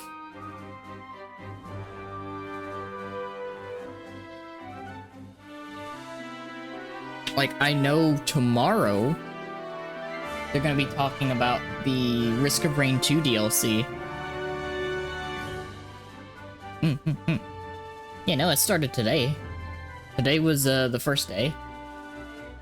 And believe me, I am very fucking excited to hear stuff tomorrow.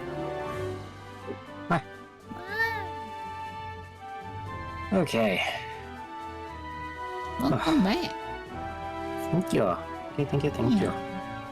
Yeah, Do you think you can go an extra hour or so, Danny? Yeah. Okay. Because we're about halfway through the 140s, so we've gone about 50 monsters. Yeah. Time for another Titanic monster. Only showing up in 3U. The Dire Moralis. That's rad. Zora Magdaros is a walking volcano. Dire Moralis is just walking magma. Yeah, like, that's cool design-wise. This guy has not shown up since because it wasn't pure underwater, but it utilized the underwater thing. Yeah. You basically fought it on a large volcanic beach and in the shallows, and it would move back and forth between the two because it was using the water to help thermoregulate itself.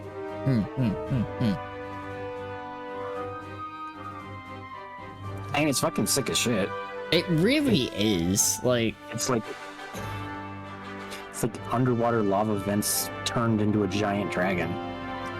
yeah. And yeah, its wings are basically mortars that are constantly erupting magma. Like, Magma projectiles. thank you for the hydrate, thank you. I wanna, like, just purely from what I see of it,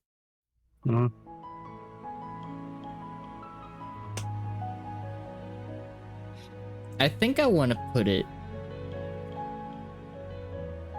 right around Goldrathian. I can take that, yeah. I think it's a good Or spot. landscape turned into monster. It's really well done, I think. Yeah. I think it's really cool. I think it's a good spot for it. Lower than Fulgur? I think lower than Fulgur, yeah. Just because, like, Fulgur's rad. Mm-hmm. I think that's a good spot for it.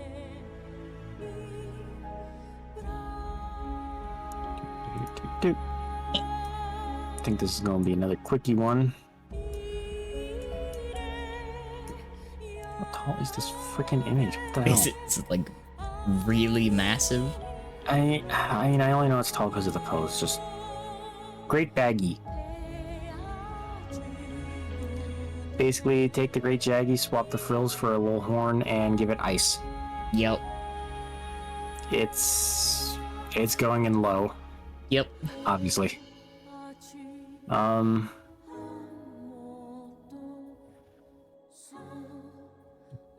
Great Jaggy? I think I would put it below Great Jaggy. I think that's a very fair spot. I appreciate how Jaggy and Baggy and so on, they're stockier than the really thin, wiry drones. Mm-hmm. I do like that about the design much more.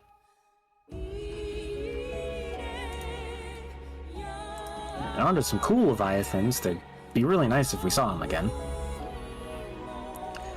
Agnactor. Ooh. This is a Leviathan that would swim through the lava on the volcano map. Mm-hmm. And its whole stick is that it was magma armor done correctly. Whenever it's submerged or used a fire attack, that either its whole body or the part of its body involved in the attack, the armor there would heat up and become soft and easier to cut through.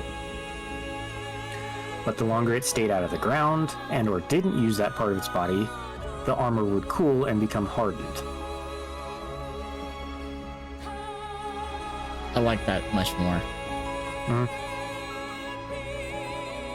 And yes, notably, a lot of the hunters who fought it in the 3rd generation games remember a very distinct clack, clack, clack, clack, clack pattern before it fires a laser beam out of its mouth at you. There's a very distinct pattern of clacks that are in the tell for that is very easy to remember. Love that. But no, Agnactor's great. I love its giant, yeah. I love the giant sail down its back. It's got a big old finned tail. It's a sick monster. It's a really awesome design. Yeah, I would put, honestly, I'm feeling, I want to say this one's like pushing like masterpiece. I could accept him into Masterpiece, honestly, just considering he's like the monster that Capcom got magma armor correct with, and then they fucked it up with every other magma creature.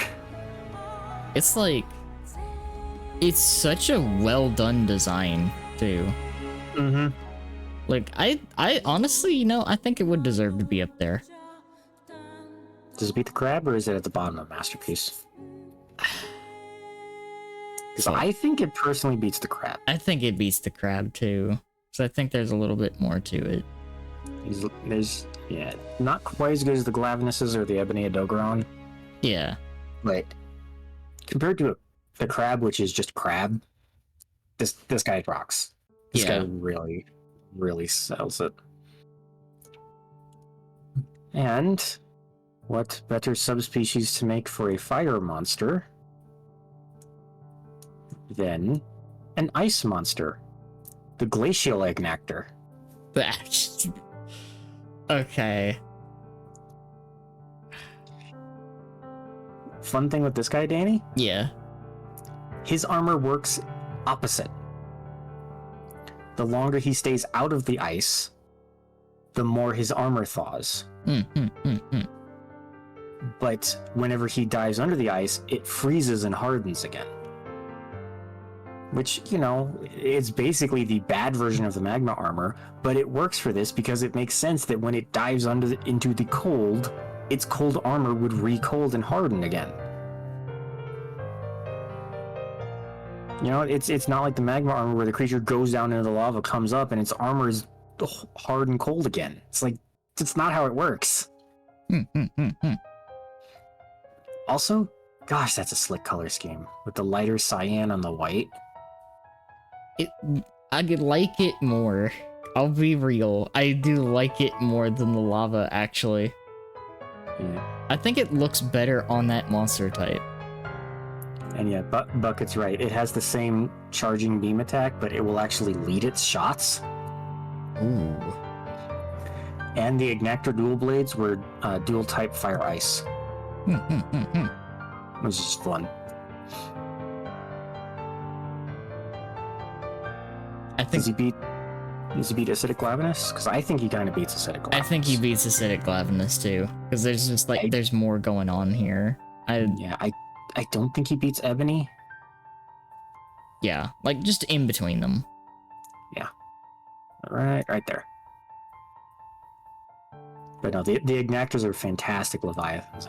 I would love if they came back. Moving on from those two. Oh, did you need to get up? I'm gonna check again. Okay. Since it's like, if it's any later than this, I'm gonna have fun with what that is. You good? 1 sec.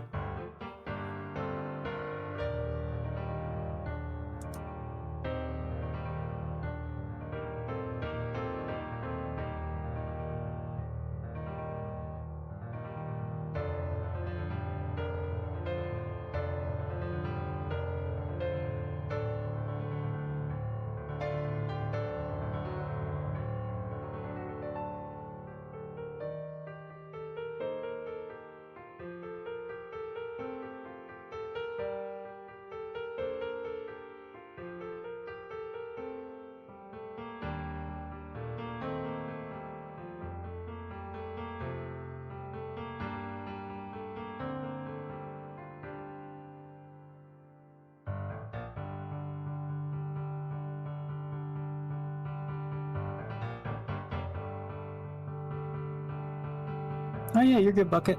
No worries.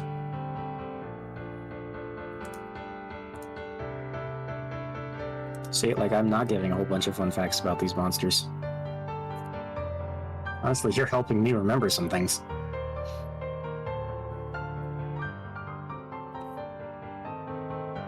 Man. Cat turn. Cat return. So, I may or may not be having to improvise food tonight. Oh, lovely. Alright. At least you still got an extra hour, right? Yeah. I mean, I don't have anything. I don't have my stuff to cook, so, so I got time. Very valid. Yeah. For the true final boss of the Sunbreak DLC, Geismagorm. That is a big mouth. That is a very big mouth. This is a very big monster. And very well designed, I think. Yeah, also, Bit of a weird fight, but I'm already noticing I like the fact that it has like 4 arms.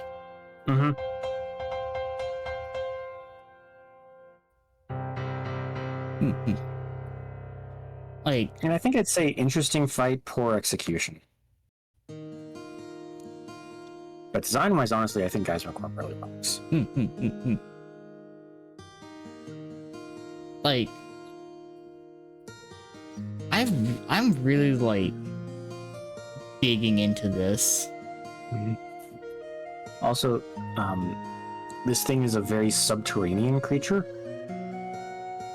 And it's hard to see in the render, but on the actual model in-game, the resting pose for the 2 big arms, you can see that its hands are positioned like mole hands, where the fingers are kind of swept out to the side, so it can very easily push dirt out of the way as it digs.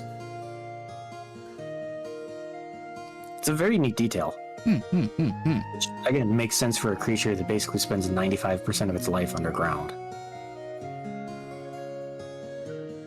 It's very rad looking.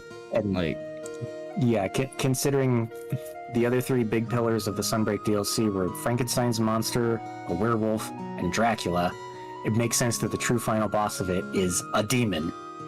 Yeah, it's pretty fitting to make the final boss a demon. Mm-hmm. Just considering the theming. I also want to say I think all the blue turns bright red when it gets enraged. Yeah, or just in second phase of the hunt, the blue turns red. I like that. I like that a lot, actually. Mm-hmm.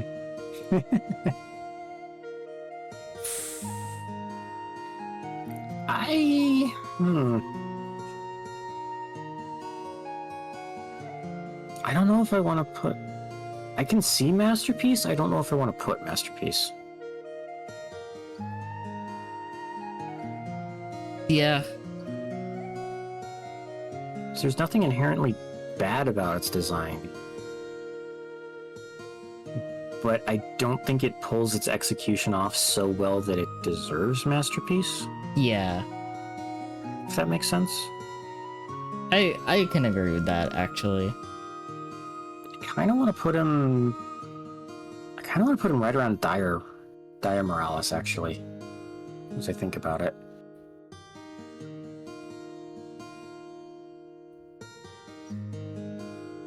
I can agree with that. I think that's a good spot, honestly. Above or below Dire? I'd put it above, just because, like, I like the uniqueness of the extra limbs. Mm-hmm. And the big, like... A really wide opening mouth is pretty good. It's like, that's fitting for a monster. Mm-hmm. Move on to a dragon, an elder dragon that I only ever got to do the initial fight for. Never really didn't get far enough to do the actual fight, which is a shame because I like this thing and I really want to see it come back. Nakarkos. Oh my god. So it's hard to tell what's going on. This thing is not a dragon. This thing is an octopus.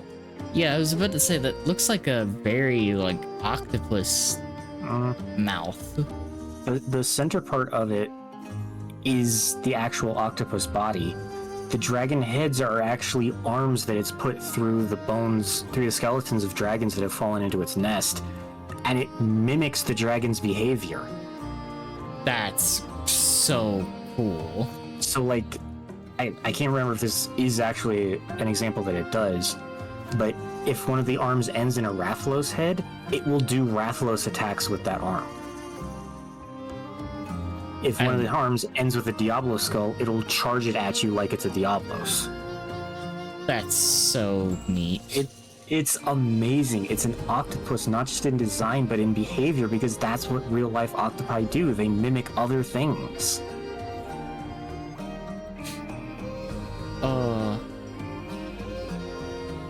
It's so good, and I just couldn't stick to Generations long enough to get to the actual fight. There's a fight partway through where you basically repel it, but you don't actually see the actual octopus. You just only ever fight the head tentacles. And at that point in the story, they don't even know that it's an octopus. It's just some weird skeleton hydra thing that everyone thinks it is. Yeah. And then the actual fight, like once you break enough of the tentacles or whatever, that's when the actual octopus body raises up and you can fight it for real, I think. Thank you for the hydrate. Thank you. But like, yeah, honestly, this is high Masterpiece. This is fantastic. Everything about this design works together. I love this. Like, not only the fact that it knows how to mimic the other monsters, Yeah. but just the fact that it's not a dragon. It's also like one of the few like cephalopods. Like, Yamasukami is a cephalopod design that just does not work. Yeah. this is a cephalopod design that absolutely works. I really like this. Mm-hmm. This guy's fucking awesome. I promise it's not the cephalopod bias in me, but I kind of want to put him above the Dolomiters. I kind of want to as well, just because like it's it's first seen cool. it. It's so unique. cool. It's so cool, and it's such a complex design that executes on everything. Again, not just that they took a cephalopod, but they took cephalopod behavior into account too. It's It's rad. There we go. I still think Dracula Dragon beats it out just slightly, but that is a very, very close fight between the two, honestly. But Macarvos is just such a fantastic monster, and I wish it would come back. Oh, that's neat, Bucket. I didn't know that.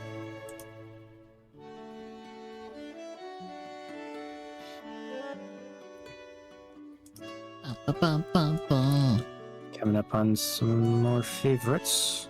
Not yet, but in a while. Zora Magdaros. And yes, this is basically the only render I had. Yep. I mean, there's not very many like full pictures of Zora because it spends 90% of its goddamn time underground or underwater. In its shell. Yep. It's basically Godzilla, but what if also Volcano and Fortress? Yeah. I don't actually think I would put it. Oddly enough, I don't think I would actually put it above Dire Morales. No. Because you actually see Dire Morales.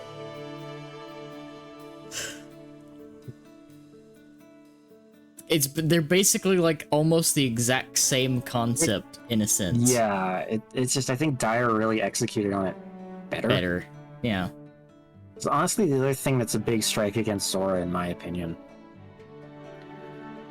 The Morans are running and fighting on the back of a monster done really well, because it's fairly simple, straightforward. There's a couple of weak spots you can run to, there's a couple mining spots, but otherwise that's about it.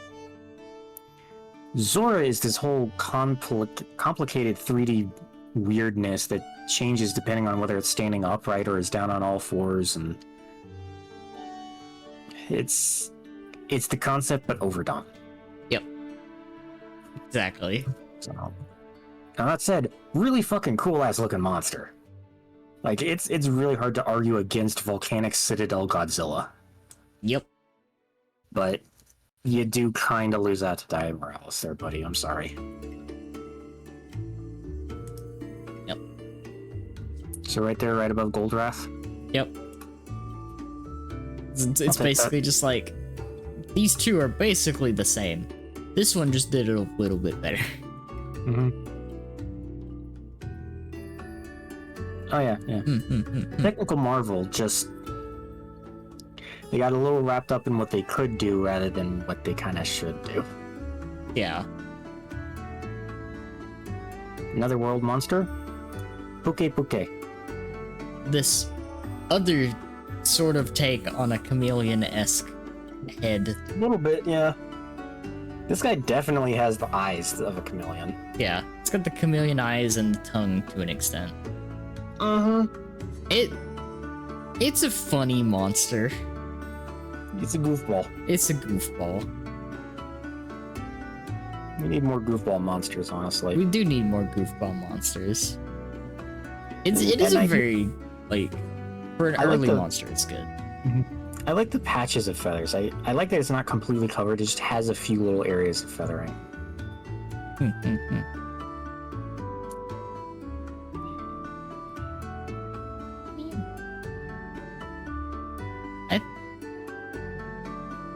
I do like that it's not trying to do like too many colors at once. There's the extra bit of purple with the tongue, but that's hinted at with the tail at least. Yeah, it's like the color variations on it make sense, and they're not like too jarringly different. Yeah.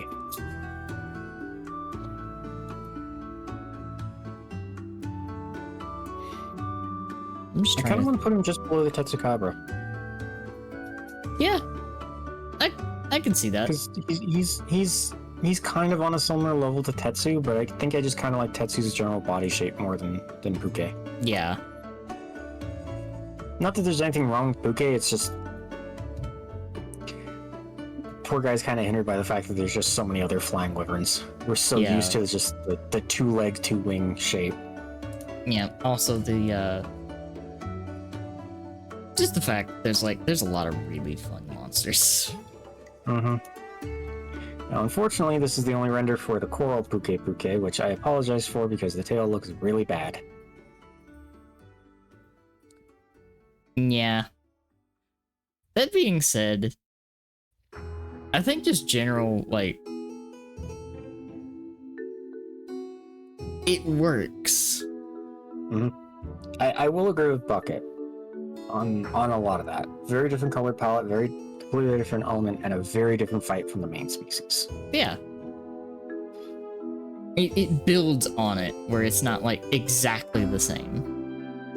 It's significantly different, in fact, just considering how differently they use their tongue and tail attacks, to be honest. Yeah. Coral, aside from being a Puke, doesn't really seem to fight like a Puke. Exactly. And the thing is, I know its color palette works when you see it in the Coral Highlands, but isolated like this, good gosh, is this a gaudy color palette? Oh my gosh. The hyper pale lavender with the maroon, with the gold, it's just, oh. It works when it's in the Coral Highlands alongside all the coral that are those colors, but when you put it in isolation, oh boy, is this Outside of it, colors. yeah, outside of its biome, it's a little funky. Mm-hmm.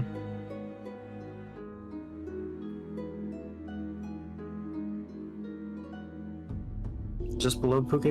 I think I would. Because we're not grading on fight, we're grading on appearance, so. Yeah. But that said, to be fair, Puke's design itself is really good for a flying. It's just there's so many flying wyverns.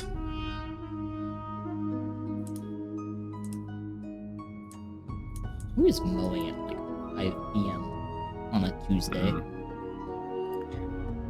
Why is it always Unmow. Tuesday? I don't know. So we have Moose. the angry moose.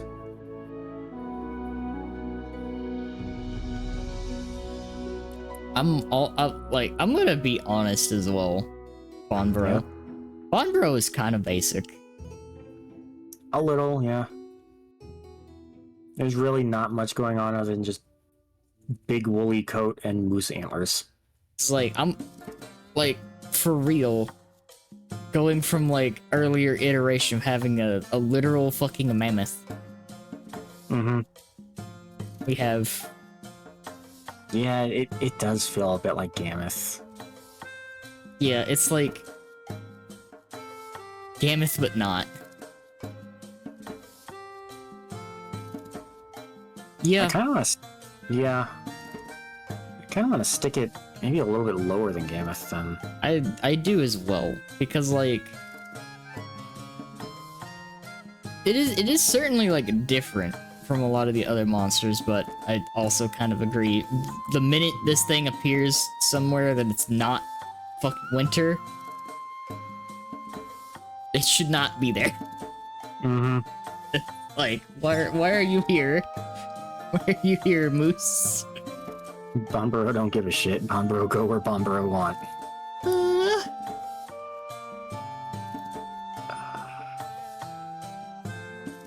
After Ruby Basarios, but above Celtus? I think that'd be fair. Because, like, I can't say that he's got a better design than Ruby Basarios, at the very least, so... Yeah. Because he is just so basic compared to those beautiful red crystals. It literally is just kind of like a white bipedal moose, basically. Mm-hmm. Same temperament, too. Yeah. I think I've talked to Danny about the Banbaro time animation. I think I have seen it. I think it was when we last talked about that. I think so, actually, yeah. Now, probably the most forgettable monster from World. Thank you. Alumu. Yes. Halumu. It's cute, but it really just it doesn't do a whole lot. No. It's really not super memorable. I kind of want to just... Honestly, kind of a similar place, like, just after the Duramboros. Yeah. Because when it comes to its design, it is cute. It is an adorable little bat. Yeah. Oh gosh, I keep forgetting this thing exists. I will say there is a saving grace to this one. Yeah? It's not the regular one though. Okay. Well, we'll be talking about that relatively soon. Yeah, we'll be talking about that one very soon. Like... Yes, I've seen it. Mm-hmm. It gets its ass beat. Too, yeah. Uh-huh. It gets fucking bodied. It fucking thrown around like a fucking shoe toy. It's highly comical. And here's the thing, like if they made a Paolumu plush, I would not be upset or surprised, because it is a very cute creature. It is. It's just... I just keep forgetting about it. It has that problem of where it just, like, it's so, like... It doesn't make an impact on you. It just kind of is... It exists. It's cute, and it exists. Nightshade Paolumu. This one, I like more. I forget this thing exists for the same reason I forget Paolumu exists, but looks-wise... Like, this one has the whole, like, false eye thing. Yeah. And I do like the false eye look. And it has that pattern in the fur, which you can, like, see, and it translates into the wings as well, where you've got that little, like, almost the peacock kind of coloration. And Bottom of high scoring? Oh, sorry, did you have more you wanted to say? I was just gonna say, like, this one definitely, like, goes a little further up, and I would probably put it at the bottom of high. Very, very bottom of high, because it's the Paolumu design, but it has a little bit more, so it is a little easier to remember, but I still kind of forget. Yeah. Like, well, both of them kind of, like, you kind of forget they exist, but, like, Nightshade at the very least sticks out. Mm-hmm. The fights also aren't really that memorable. For one of the most well-known monsters in the whole series. Devil's Joe. The fucking angry-ass pickle. The Pickle of Death. Yeah. Devil Joe. Who actually premiered in Monster Hunter 3 of all things. He's actually... I thought he was like a 1 or a 2, but no, he's an MH3 monster. And I honestly, I think Joe has to go up, and Joe is fucking memorable. Mm-hmm. Very high rank. I don't know if he's really... I don't know if quite masterpiece, because Joe doesn't have a whole lot of features. He doesn't really have a whole lot of... Like, his features are his personality. Hungry and dangerous. Yeah. He's like kind of a he's almost kind of like a sea creature that's been given legs. A little, yeah. Yeah, in the ancient forest and world, sometimes they will go up into the Rathlos nest to sleep. Yeah. And you can actually break the dam in the Rathlos nest and wash them away while they're asleep. That's so funny. And I did that once, and it was the funniest thing, because it rolled onto his back, and it's just flailing and kicking its legs wildly as it gets carried away by all the water. Oh my god. It's so funny. Holy shit. I think that's the other thing too, is Joe itself isn't inherently funny, but it's constantly creating situations where it is funny.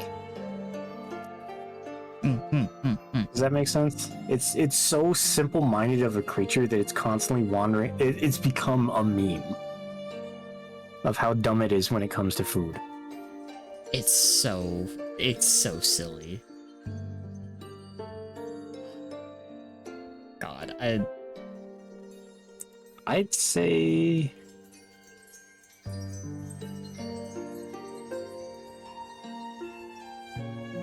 between Kieran and Rathian?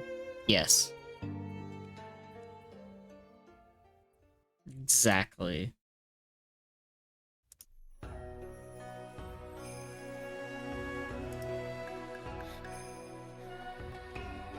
Exactly right, put that.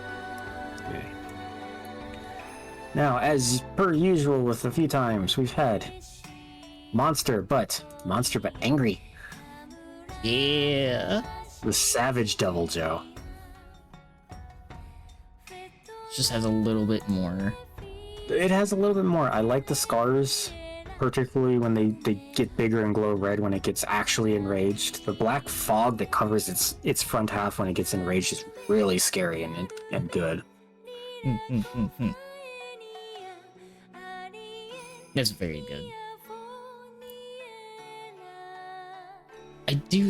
I like the little like cracks in its skin that show the little bits of red too. Yeah, those are all the battle scars it's taken from things it's hunted and eaten in the past. It's such a it's a small little change, but it's good. Monster but so angry it becomes an elder dragon. Yeah, basically. Yeah, pretty much. So like, I do want to put it a little bit higher. Does he beat Elderfrost Gammoth for you? I think just before. So between Elderfrost and Pink, or between like Anjanath and Elderfrost. Yeah, that's what I was thinking. Cause like, it's kind of hard to beat that ice. That ice is just really.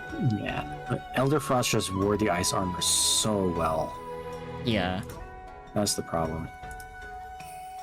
Alright, now downgrade from some of the scariest, hardest monsters in the game to... I gotta stop doing this. Every time I do it, fucking picture's always way too fucking big. To Burr. Burr. They have the Arzuros, which is Burr. It's a honey badger bearer, but it's a Burr. It's also like one of the things about it. It may be like super aggressive, but it's like one of the like doofiest things I think I've ever fought. Well, did you know? I believe if you have honey in your pockets, it is both more likely to try and use the grabs against you, and if it actually grabs you, it will steal honey and then sit down and start eating the honey.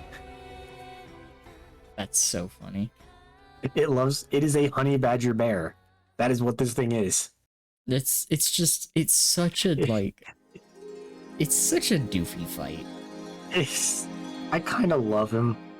I do too. There's nothing going on between his eyes, but it's hard not to love this stupid thing. Also, the weird. Yeah, I do remember that bucket. Arzuros was hard, but you kept with it, and I'm so proud of you for doing so. Yeah.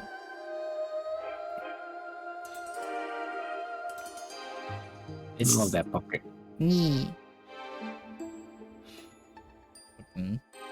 Every time I see this monster with that fucking tongue sticking out, I can't help it. It's so fucking silly.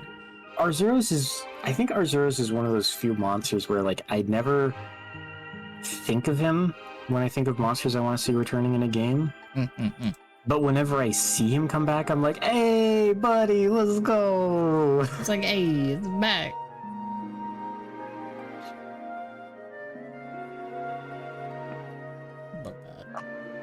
It's overall solid design.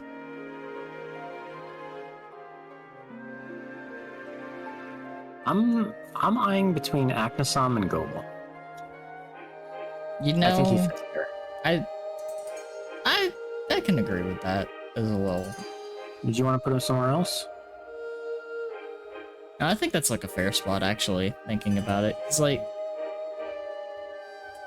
on top of being a bear, and a honey badger bear at that, Yeah. the little spikes plus the nice little like gradient coloration from the green to the yellow. Mm-hmm. It's good. It's solid. I like that the fur that goes over the shoulders, like how it connects into his snout, it almost gives the impression of a really big mustache. Yeah. Like he is an exceptionally well done, simple design. He doesn't need a lot of flourish. He just has a nice amount of detail, and it's fun having, you know, another mammal-based monster. It's just a big stupid bear. Thank you for the hydrate. Now we have Red Helm Arzuros. Yeah, I'm gonna be honest. Yeah? I don't think the red works as well as the yellow. Oh, it's trying a little too hard. This render in and of itself, Yeah, looks like it came out of like World of Warcraft. kind of. Yeah, Kind of a little bit. And yeah, this is the introduction of the deviants because Arzuros is such an early monster. It's... Yeah, I don't think it works quite as well.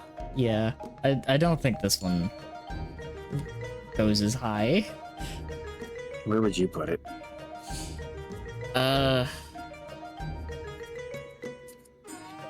I would...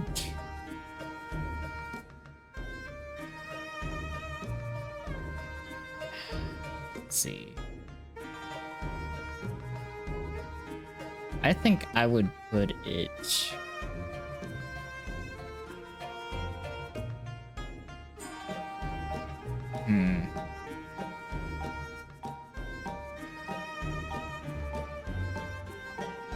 I kind of want to put it down by like maybe the Catch of Watches or something. Yeah. I think it would fit perfectly down around there. You right about here, maybe? That's actually right about where I was putting it. All right. God, we're getting some hard placements for some. Yeah, yeah. We're slowing down a little bit just because it's getting harder and harder to place some of these. It's just like that. Like some of them are just like nestled in there. Now for a monster that I'm not a particularly big fan of, but I am at the point where I want this thing to come back over Keju. The Giginox. Ah, yes. You know, the other disgusting cave leech thing. The one that looks more like a leech than a phallus. Mm-hmm. I appreciate that this thing at least lets the fucking music play. Yeah. And I like the glowing eyes as well, honestly. Yeah. They went way too hard on like having dark caves in Monster Hunter 3. Ah. But giving it the like glowing eye patches really works for a cave creature, honestly.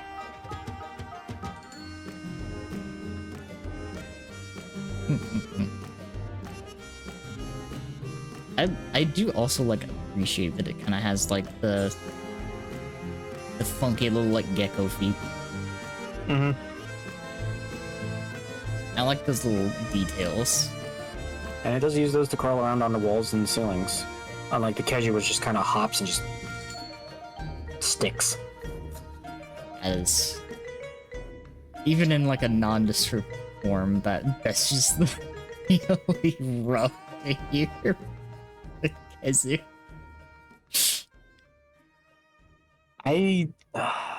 Here's the thing, I don't like it, Giginox design.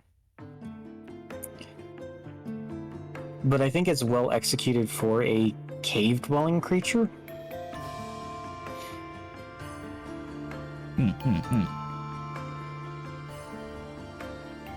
I think I could put it in low, probably. Yeah. I kind of want to put it above all the raptors, but behind the monkeys.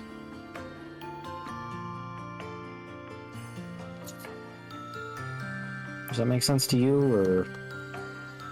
I could see that, because, like... So, like, in my head, everything below the raptors, like from the raptors below, is like just animal. Yeah. Whereas the monkeys at least had a little bit of flourish with like the long mustache, the fur coloration, the big fangs, all that. I feel like Giginox kind of fits nicely between with being very clearly a fictional creature, but still little more than just a big cave creature, if that makes sense. Yeah. Also, God, yeah, I can just imagine the texture of this thing. It's just so leathery, or not even leathery, just that awful stretchiness. Yeah, I feel like it's gonna be like in between, like it's gonna be like that uncomfortable level of soft. Giginox did get a subspecies. This is a terrible render of it, but only one I got. Baleful Giginox. Oh, Jesus Christ. That. Yamasukami is at the top of Expedition, Wilson. Yeah, that, This kind of changes, horrific. Yeah, it changes from poison to electric. It has this dark purple underside. Sadly, we can't see the back, but the back is like bright yellow. Oh, that is not the color I was thinking that would be. It's very like neon coloring almost. Oh God.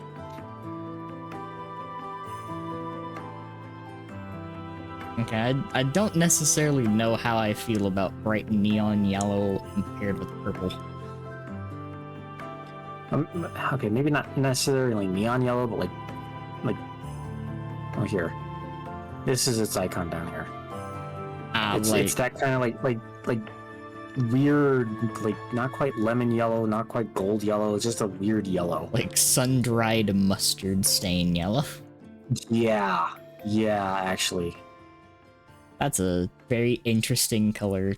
And then the bright cyan eye patch glows as well. It's a weird color palette. I don't know how I feel about that color palette.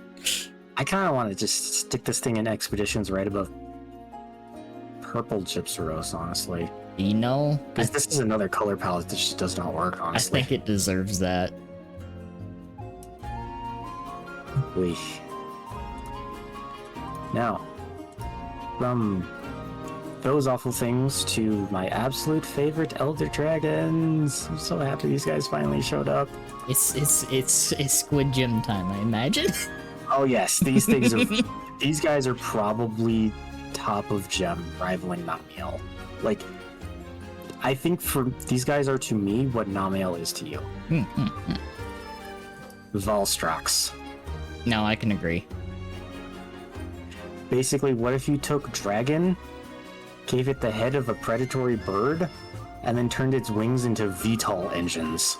Yeah, no, like I can totally like understand, because that is honestly, that is one of the sickest monster designs.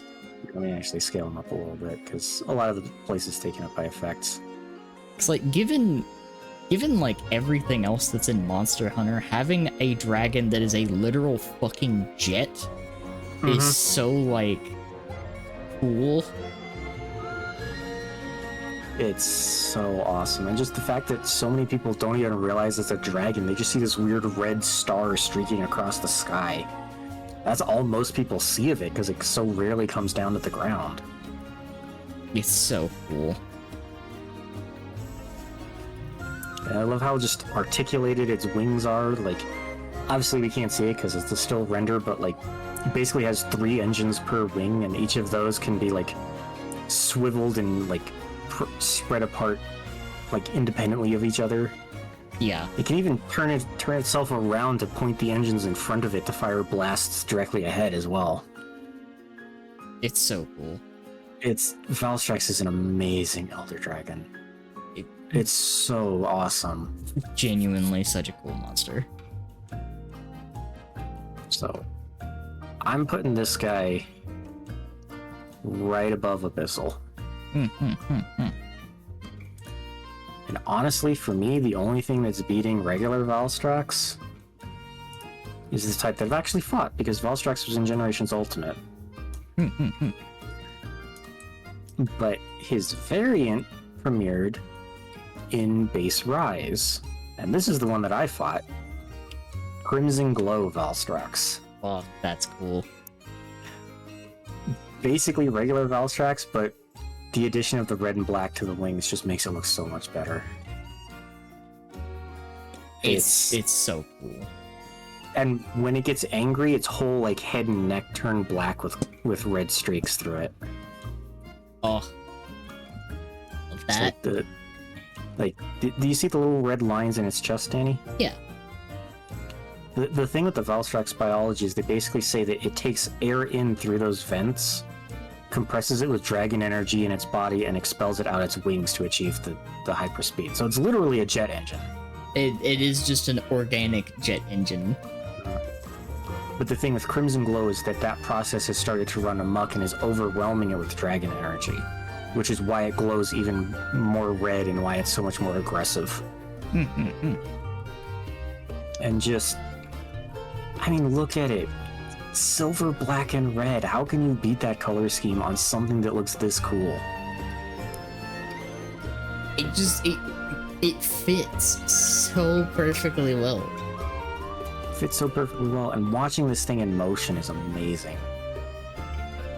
Like, particularly, like, there's sometimes where it'll come screaming in from the sky, and it comes to a snap halt by suddenly flicking its wings around and firing them full blast to counter its motion, and its body swings a little bit from the momentum. Valstrax is so cool. I love Valstrax so much.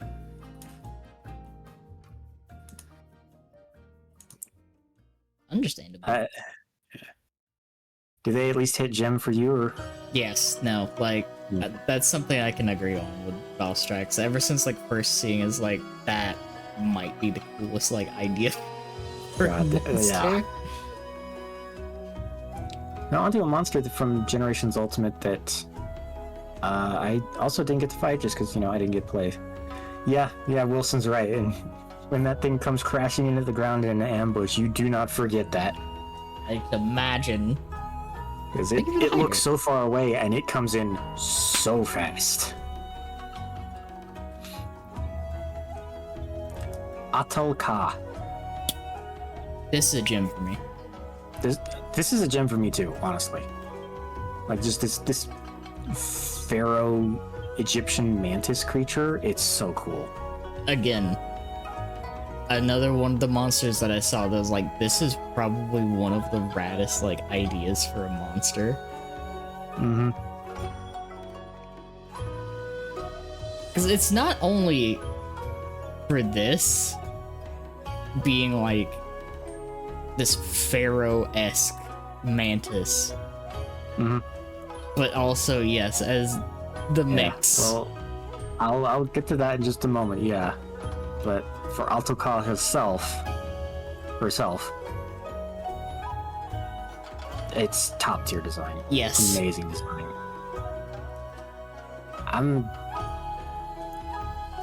You have your absolute top gem with Namiel. I have my absolute top gem with Valstrax. So is it fair to put Altokal below those two?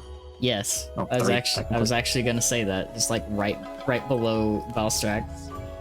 Yeah. And then, as Bucket mentioned, the mechs that Altokal makes, which I'm kind of treating as a separate monster because it's like a weird different form in a way. It's so cool. Atal Nesto. Which is so rad. It weaves together its own robot and puppeteers it with its silk out of like old castle ruins and shit. Yeah. Oh gosh, I am too, Bucket. I am so upset.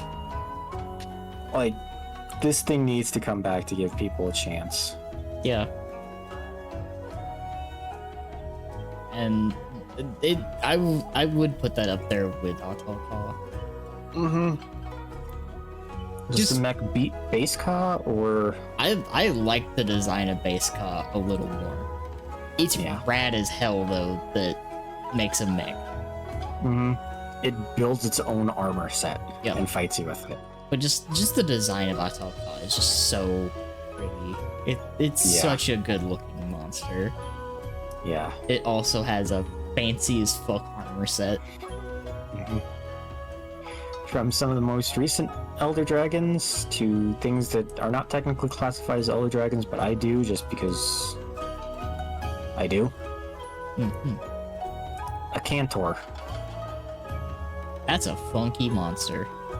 Now this thing is usually down on all fours. I don't know why its render has it up on its hind legs. This guy's basically just a big, like, no-winged obsidian, like, drake thing. Yeah. Which I know it's just translation weirdness. To explain, a Cantor and its counterpart premiered in the second gen games. And valid, yeah. It does use it and its counterpart do use the same rig as the Tigrex. But consequently, they got classified as flying wyverns in English. Because, and Bucket can correct me on this, in Japanese that category is not flying wyvern, it's true dragon. So these things are technically flying wyverns despite having no wings because of translation weirdness. But considering these guys are fought in their own arena, I don't believe you can trap them. I count them as Elder Dragons, personally. Okay. I like the spikes. I do like the spikes. The spikes are cool. I like the spikes, and I always appreciate lower tusks, honestly. Yeah. Lower tusks generally look better than upper tusks, I think. You don't see them like too often on dragon-esque creatures.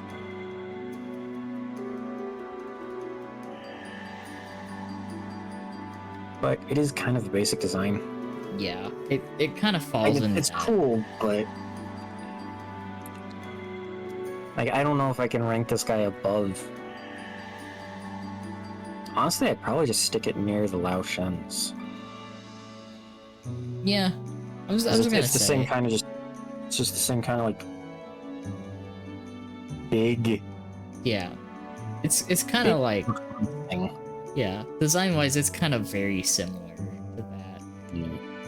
I think I like it more than the Lao Shens, though. Right about there? Yeah. Would that work? Yeah. Get out of the way. Just above them, but below the Narwas? Yeah. Right there, I think, is like very solid. Yeah. Now for his counterpart. The Cantor lives in the volcano, so of course the fire has to have an ice. Eukomlos. Okay. This one's hard to see. His head is way in the back there. And unlike a Cantor, which has these big tusks to help it break through rock, because it lives in the Arctic, Eukomlos has like a big, long, like shovel jaw that it uses to help it dig through the ice.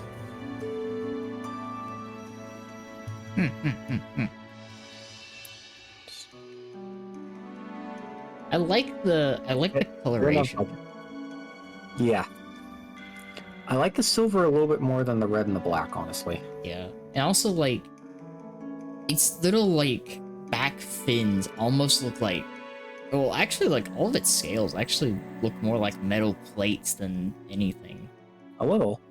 And it's also, I think one of these things attacks is it literally burrowing into the ice of the arena you fight it in, and fucking shark finning towards you and knocking you out of the way if it hits.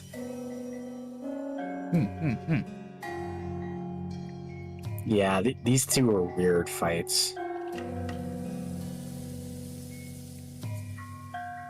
Do you like this guy more? I mean, I put them right next to each other because they're not directly related, but lore-wise, they're always very much seen as like polar opposites of each other. Yeah, like design-wise, I like this one a little better. I think I think it works a little bit more.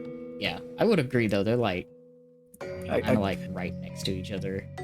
yeah, a Cantor feels like what a volcano dragon would generically look like. Yeah, Euconlos is not what I would expect for a polar Arctic dragon. yeah.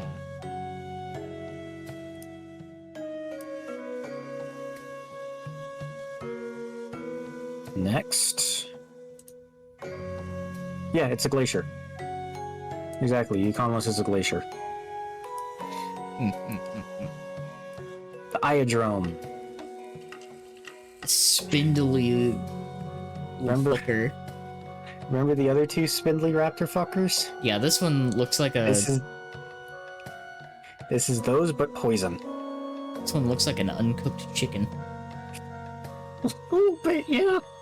It just literally just kind of looks like an uncooked chicken. Can't unsee that. This thing's definitely going with its brethren in the other drones. Absolutely, it is.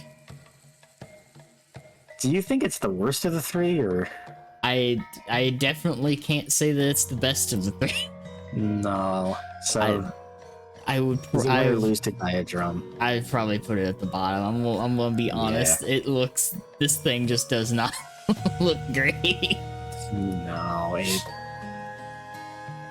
All right. Arachnophobia warning. This is the other spider monster. Spooters. The first of them all. Nersilla. Yeah. So, you remember Gypsaros? Yeah.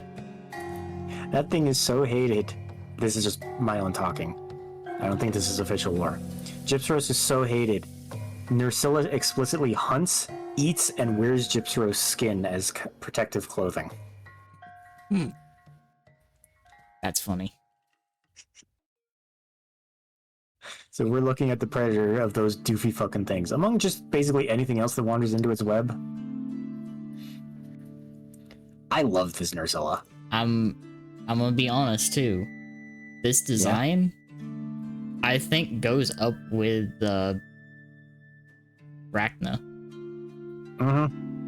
Base Rachna, or I think actually I think this might be like to me. I think this might be a little bit better than base Rachna.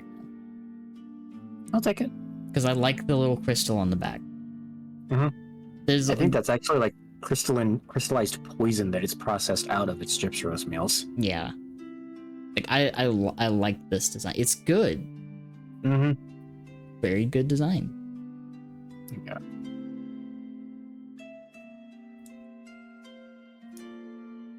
And she's the OG of all the spiders. Hi, Anna. Hello. Hi, Anna. Hi. Meow. You're having a good day.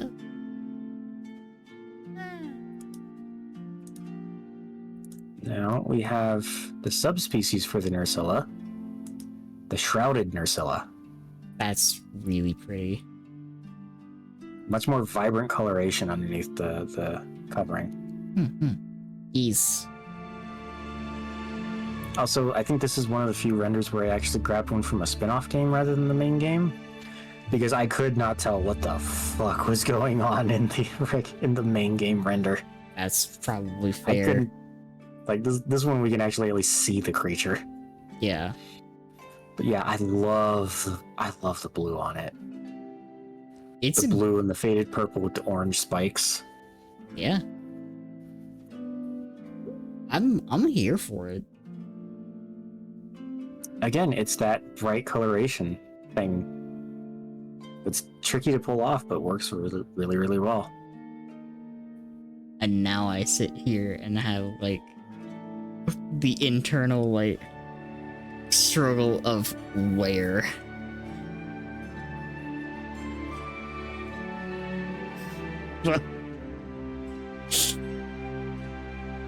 Yeah, you see what I mean, the bucket, where it's like, what the fuck even is this? There's so much dust effect on it, it's hard to tell. Such a bad render, honestly.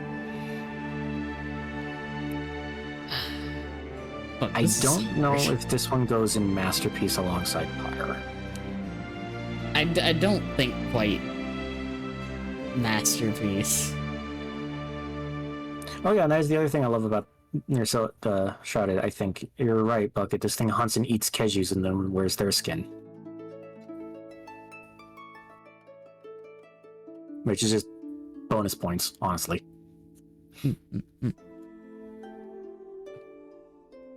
don't know if I would say... I mean, although, to be fair, Danny, Yeah.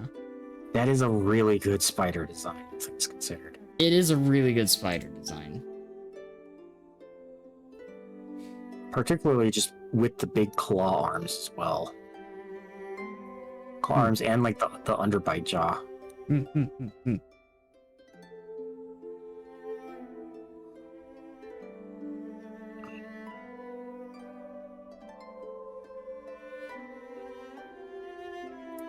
looking at the tier list and seeing what this beats for me.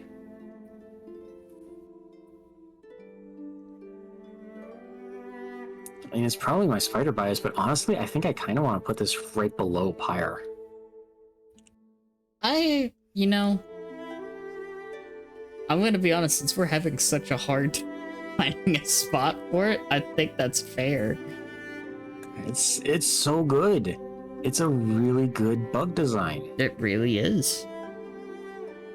It's a really good design.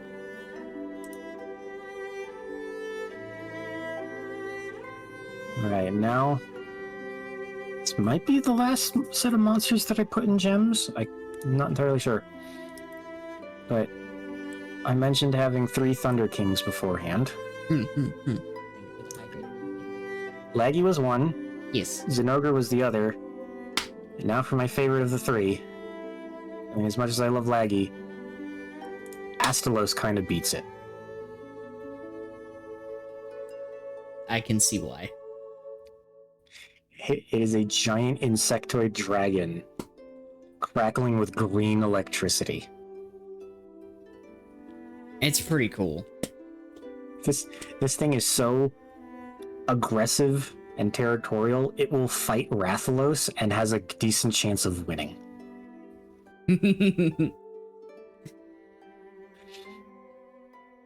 I love the exoskeleton look. I love the winged membrane look to it. And like we were talking about earlier, I love differently colored electricity, and its electricity is emerald green, for crying out loud. Yeah. How often do you see green lightning? And yeah, it aggressively attacks with its wings as well as everything else. And the tail end? You see the tail? Yeah. Those are... It's an articulated pincer tail, like the Saltus Queens. And it will use those to try and slice you. Really good. Astalos is just... Astalos is amazing. I love Laggy and I love Zinogre, but like just all the extra uniqueness of Astalos puts him above those other 2 Thunder Kings.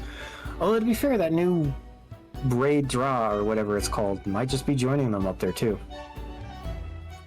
Oh, I can't wait to see more. Braid Dow, thank you. And much like the other of the Fated 4, because this guy's the last of the 4 we hit, he premiered alongside Glavenus, Mizutsune, and Gameth. And much like all the others that didn't get a deviant in base generations, Glavenus did. Astalos did. Bolt Reaver Astalos. Oh my god. You like cyan and black? Because this guy's got that in spades. It looks so good. It really does. I think regular Astalos wins just because I love the uniqueness of the green electricity more. But Bolt Reaver really looks awesome. Like Bolt Reaver almost feels like it's working with plasma more than electricity in a way. Really does. It's just like the blue and the black just work so well together. Mhm. They really do. It's the same thing that elevated the Abyssal Lagiacrus's palette so much.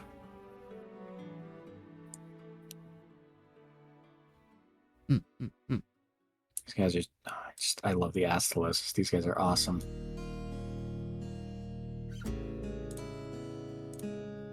Very good. Oh, also, by the way, their theme basically has what sounds like a siren playing at one point.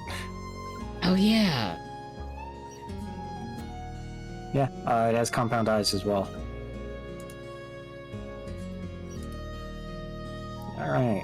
This is a monster you've probably heard of, but I don't think you've fought. The Gore Magala. I have very much heard of Gore.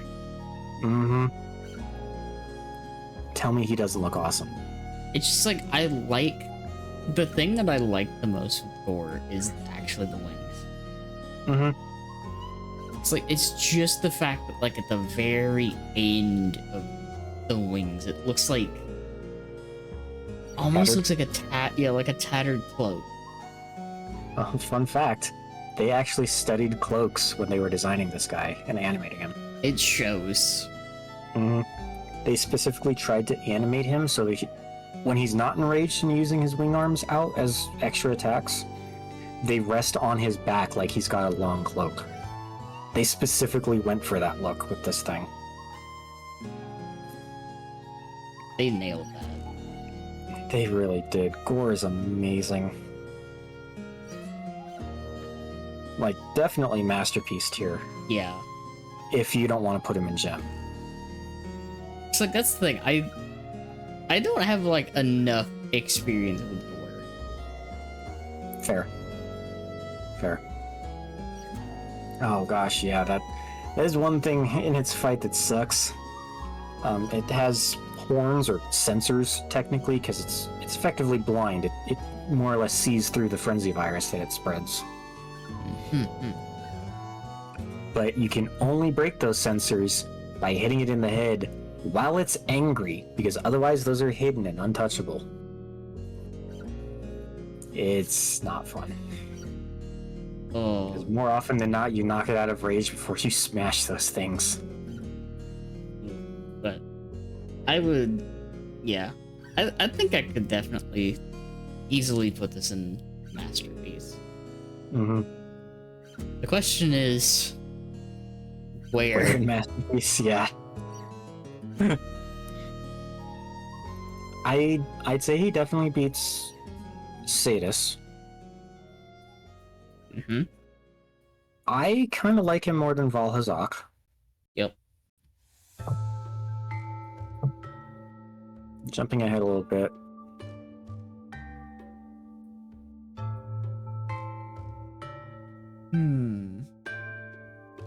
I kind of want to put him just above Black Veil. That's kind of what I was thinking as well, because like Gore is kind of like it's a similar situation to like Dire and Zora, where it's like Gore is kind of like a similar concept. Very much like Dark Dragon, sort of, yeah. Yeah. Like both Vals definitely lean more towards like, rot and decay and stuff, whereas Gore is just sinister almost. Yeah. Gore is like more so like I'd say like more so like plague. Yeah, with the virus that it spreads, really. Yeah. Like the other two are very outwardly obvious about it. Yeah, Gore's like pestilence. Yeah, sorta. And actually, I like what Bucket says too.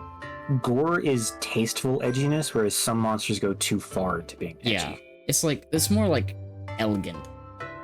Yeah, like compared to Nurg, Gore doesn't feel like it's trying too hard to be edgy. Yeah, exactly. Now, I technically have these guys in a reversed order, but I'm gonna change that just for the sake of the discussions.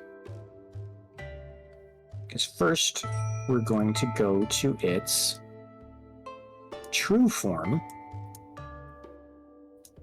in the Shigaru Magala. I'm just gonna cut part of the wings off so we can actually see the rest of the dragon. Very big wings, very bright. Very bright. Like, I love that it sheds its black appearance and becomes this bright gold dragon, but still very much a creature of destruction and disease. Yeah. I mean, here's the crazy thing too. Like, granted, the render clearly has it with its wings fully out. If I remember correctly, there's quite a few points in the fight where the wings are still kind of draped back. That model wears the gold and the black equally well. Like, I don't know which one I like more. It's like, that's solid. Like, that's the sign of like a good design when you can do that. And honestly, just combining the gold with just the purple fog and haze of the frenzy virus works so well.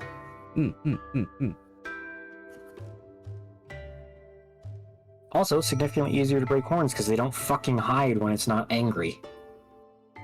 Yeah. I also like the fact that its wings look like a second set of hands. They are. They're literally called wing arms. That's really good. And like Geismagorm, it's the same thing. It has basically two beefier arms attached to its shoulders. It's like, I want to say it's like very similar. Like, if you see them both in motion, it's almost certainly the same rig, if not a very similar rig. Yeah. Oh yeah, and when it's angry, it will run with all 6 limbs. That's incredible. The Magalas are fantastic creatures. Love that. So, do you like this thing more or less than Gore? I actually like it a little bit more, because I feel like it's got a little more flair to it. It's right there, just above Gore. Yeah, I think right there is good. Now, for technically a subspecies, or a variant, kind of, sort of. Yeah. We have the chaotic Gore Magala. Basically a Gore that got stuck halfway in the transformation between itself and Shigaru.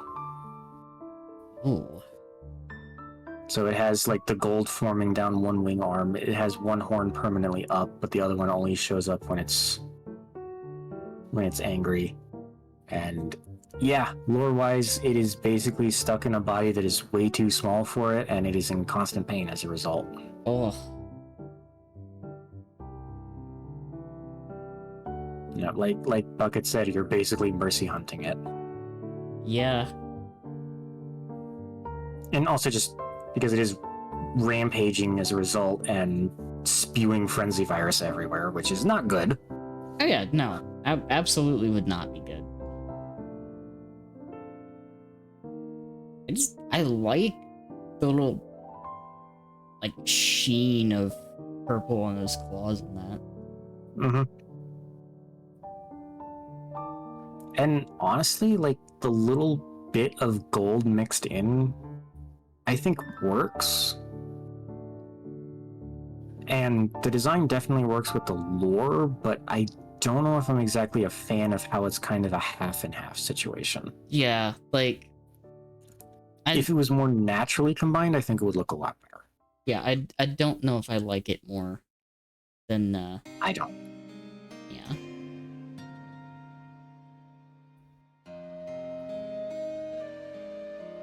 And yeah, Bucket's right. I think it does have moves from both regular Gore and Shigaru. Because again, it's halfway between. Yeah. So, I still think, like, just general design-wise, the Magala's body structure is better than Valhazak for me. Yeah. But I think this guy ranks below core.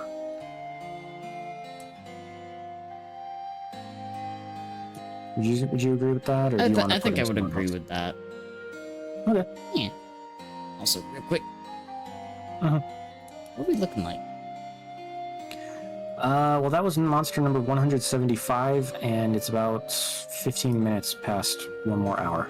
Or 15 minutes until we hit that extra hour mark. And unfortunately, there's quite a few good ones in what's left, so I don't know if we really want to try and lightning round our way through.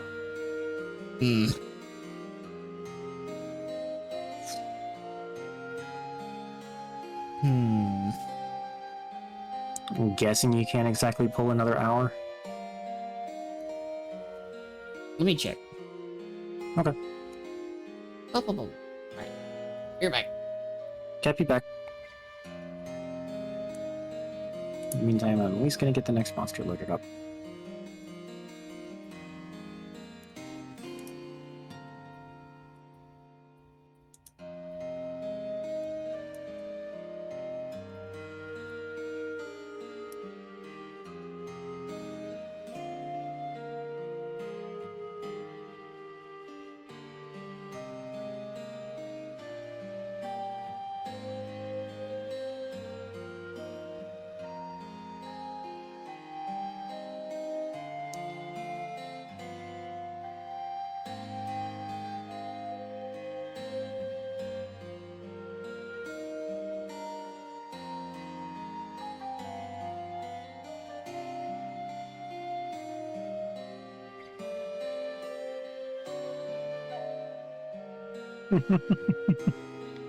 I mean, maybe if we have to do a part 3 of this, we could.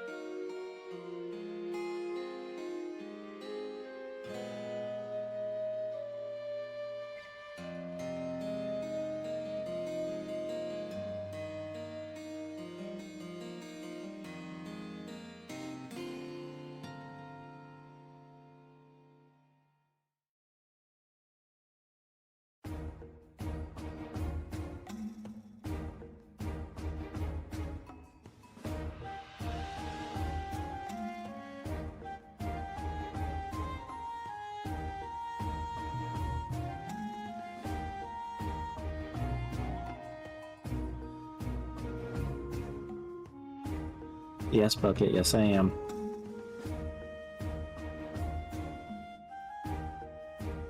Yeah, I'm a little lukewarm on most of the wild monster names so far.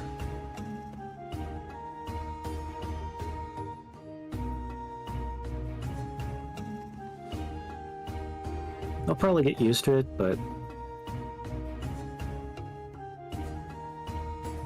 Lala Barina.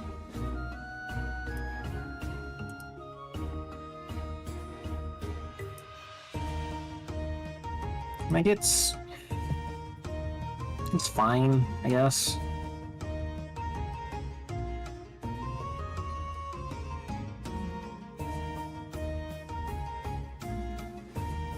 Loud Arena. A little bit.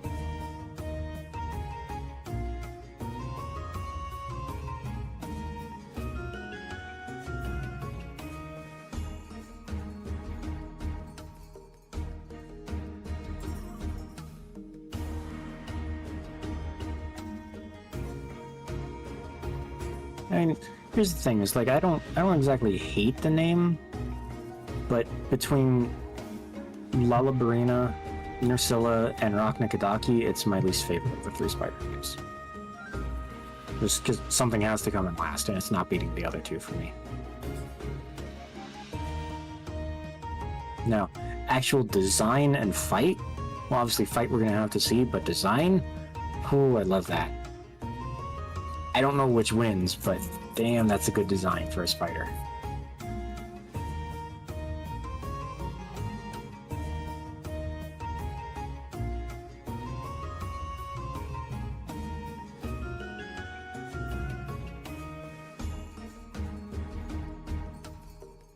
Honestly, I think I'm just having flashbacks. Like, when it comes to two-part names like that, like Lalabarina and Ray Dow and stuff like that, I think I'm just having, like, anger flashbacks to Pokemon Scarlet and Violet with all of the Paradox Pokemon. It's like, just make it one word. Just give them an actual name.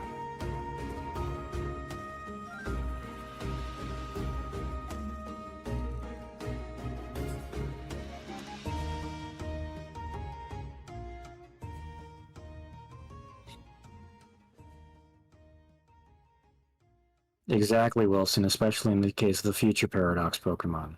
There are other fucking metals besides iron.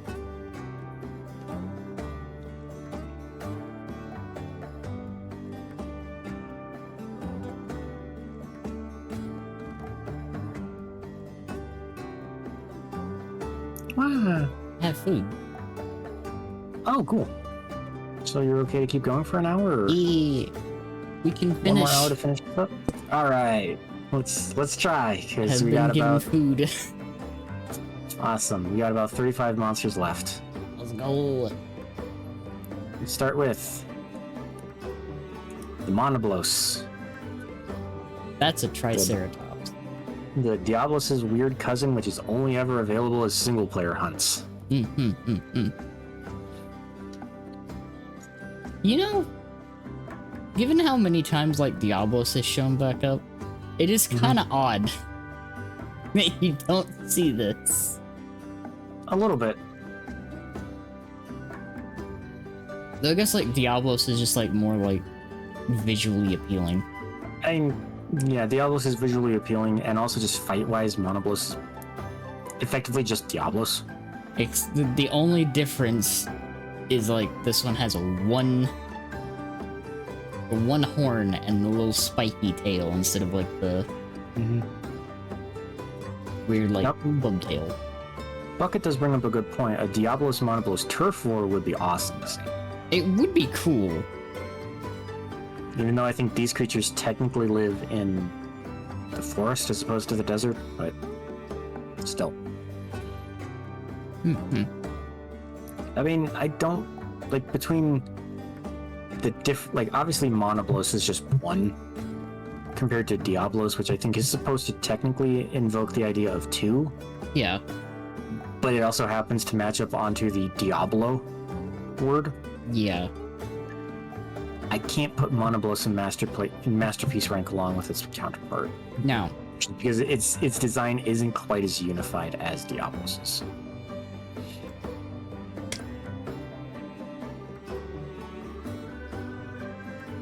I could kind of put him around mid-tier of high scoring.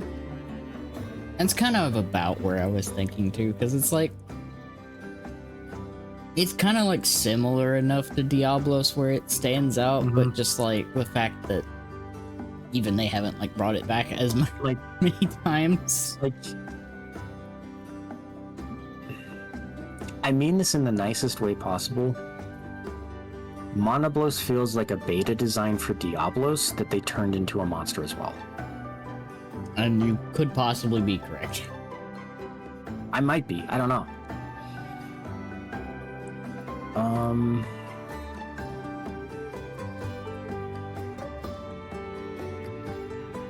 Below the Tigrexes, but above Angry Monkey? Yes.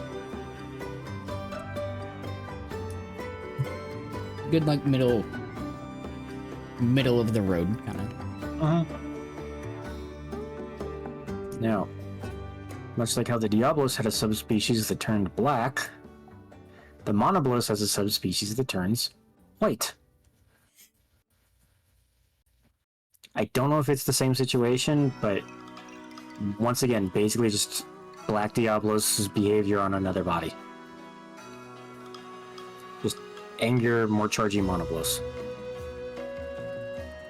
It looks like it's more so like made out of bone. A little, yeah.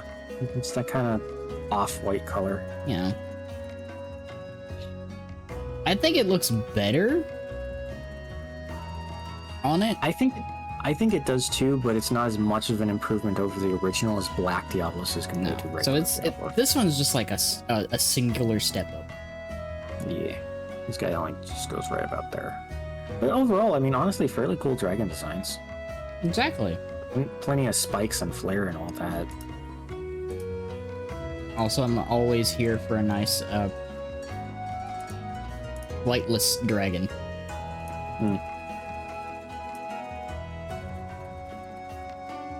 Okay, then I guess it's just they wanted to do kind of a similar but opposite thing with the two. Fair enough. Thank you, Bucket. Xenojiva. Xenojiva, fucking cool. Rad. Xenojiva is honestly, I put it in Masterpiece. I would put Xeno in Masterpiece as well because, like, Abso-fucking-lutely.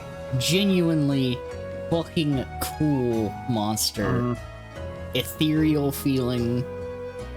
It's an alien. It's It like shoots- literally the story yeah. is it fell to the Monster Hunter planet from out of space. It literally shoots fucking lasers. Mm-hmm. It has 6 eyes for crying out loud. Yeah, like, this Or is eye spot, cool. at the very least. Yeah. Like, absolutely, this thing is fucking cool. Mm-hmm. And was honestly a great cap to Base World. Thing was cool.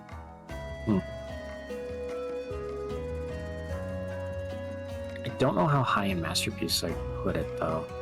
Up there. No, it's definitely up there. Not like super high up there.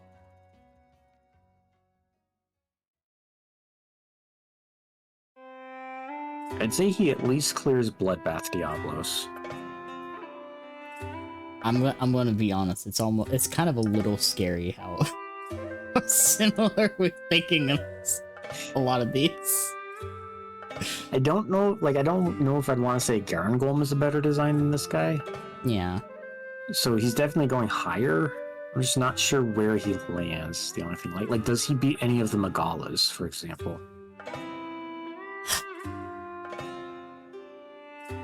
Thank you for the hydrate.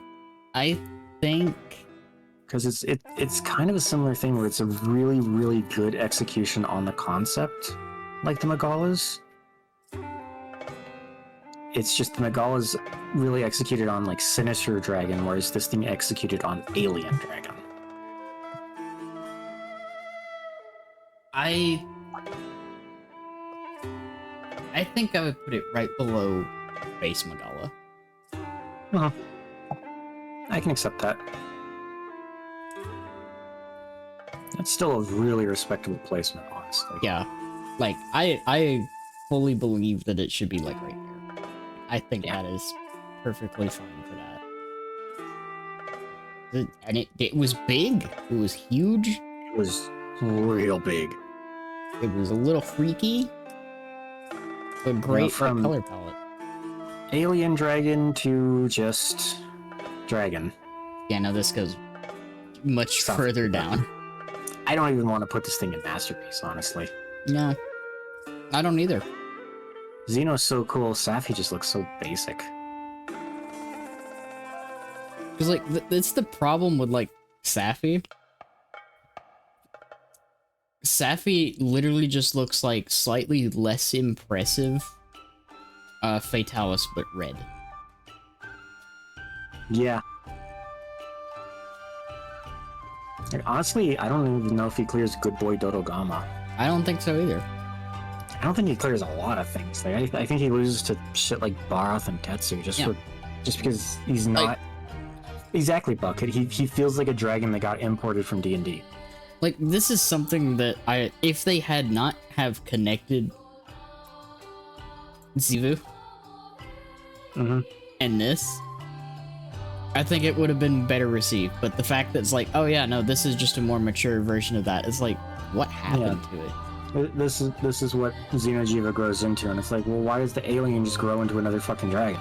Like, why does it just grow into this basic ass dragon? Its moveset's really fucking cool, but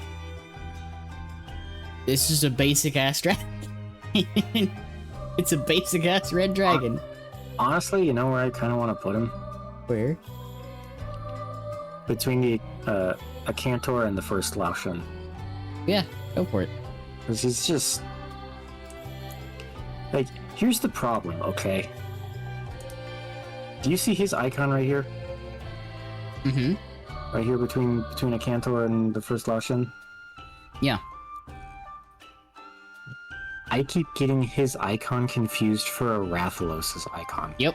I want you to know. That's how bad this is. I want you to know that's exactly what happened to me when I was playing World. Uh-huh.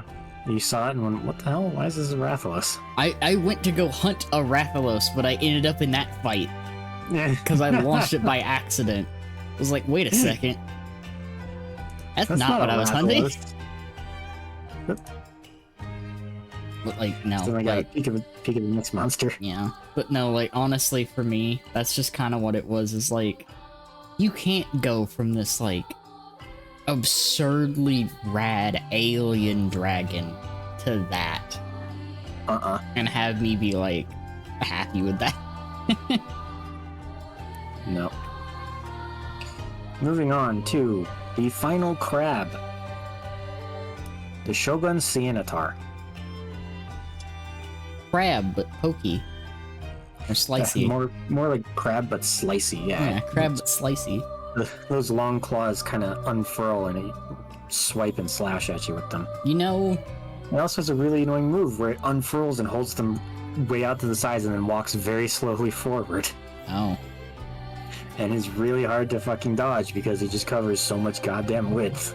You know, from this angle too, it kind of looks like a beetle. A little bit. I would love a beetle monster. What the fuck? Why haven't they made a beetle? I don't know. Like, the Celtices are kind of close, but like, Okay. Literal just thought, right now. Yeah. Hercules beetles, I think they are. The ones with the one long horn. Mm-hmm. That, but brute wyvern. Yeah, like, they could easily do that. Like, there's... How cool would that be? It doesn't have to be using the bug skin. Just give us more shit like Astalos, which is insectoid, but on a different set. Yeah. Just make it look like a bug. Mm-hmm. It'd be fun. Yeah, honestly, not much to say about Shogun Ceanataur. It's just another crab that wears a skull for a shell, which... Yeah, crab with a sword. If they add more crabs, please stop with that. Every single crab does that. Can we have a crab that doesn't do that, please? Give me a fucking pistol shrimp. God damn it. Mm-hmm. I want to be fucking scared to stand in front of it. Mm-hmm. Fucking launched into the next biome. Now that said, I still do really appreciate the crab design. Crab look. Yeah. So I think I kind of like just the bigger, heavier claws of the Hermitaur more than these unfoldy like scythe blade things. Yeah, a little bit better than the switchblade. Yeah, so I think I kind of want to put him just below Hermitaur. I think I would Does that agree. work for you? That works for me. Also, Bucket, I would fucking love if they had two, like, a variant. One that's water and one that's blast. Oh gosh, yes, please. That'd be such a fantastic. fucking cool idea for a monster set. Now, much like the Hermitaur had his own subspecies, the Shogun has one as well. The Terra Shogun Ceanataur. Its render is posed mid-jump and is basically the only option. I don't know why. That's fair. It looks like a sleep paralysis demon. If memory serves, I believe the regular Shoguns wear the skulls of regular Gravios, the Terras wear the skulls of black Gravios. Which is why the skull shell is much more dark in coloration. It's like a charred skull. Fucking what the fuck? Love that. I don't know if I like the orange more than the blue. I don't think it works as well. Which is funny because I think like this is much closer to like a regular lobster's coloration, but I like the blue lobster. I like the blue color of the regular Shogun more. Yeah. I think it just works for what kind of style they tried to Mm-hmm. pull off. It's fine, but the blue just looks better. Yeah. It's just the thing is when you call it like a shogun, it gives me that like internal thought of like samurai, which like you're more like traditional ideology of samurai armor is more of like the blue tinted like platelet. A little, yeah. Yeah. So it's like And that plays into the names between the two as well. There's the Daimyo Hermitor and the Shogun Senator. mm-hmm. You know, they're literally just the kings of their own respective little crab pods. Yeah. Now, while the Daimyo got his Stone Fist in base generations... yes, Bucket, I think you're correct. The Senator can do bleed starting in Monster Hunter Generations.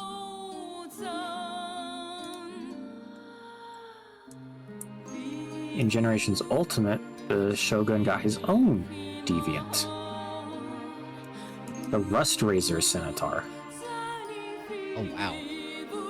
That is This one's got a Glavenus skull for a shell. yeah, it does. And I love, again, like I was talking about earlier, the burnt metal shine on the claws and at the edge of the skull. Yeah, no, like this looks better. This is significantly better design, honestly. Yeah. Like this one is a jump.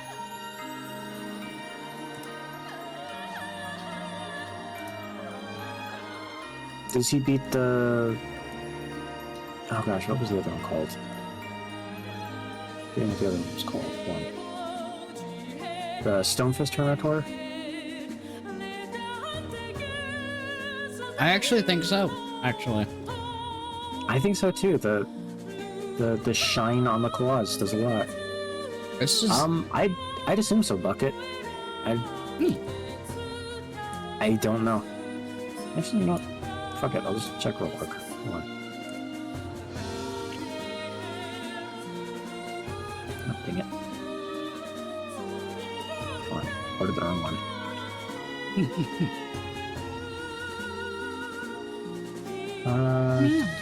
Two. Rust Razor Senator has the ability to sharpen its claws using the Glavenus skull.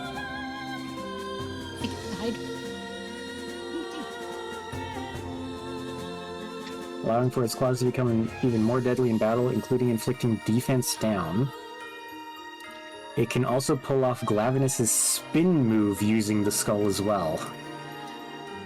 that's So it'll stick its claws in the skull, clamp down, and build tension to then launch out like a top. oh my god. I love that, and yeah, that he doesn't beat the Ignactors, but that absolutely puts him above the Stonefist. Oh yeah. Absolutely. That's fantastic. I love that. I genuinely love that. That's so cool.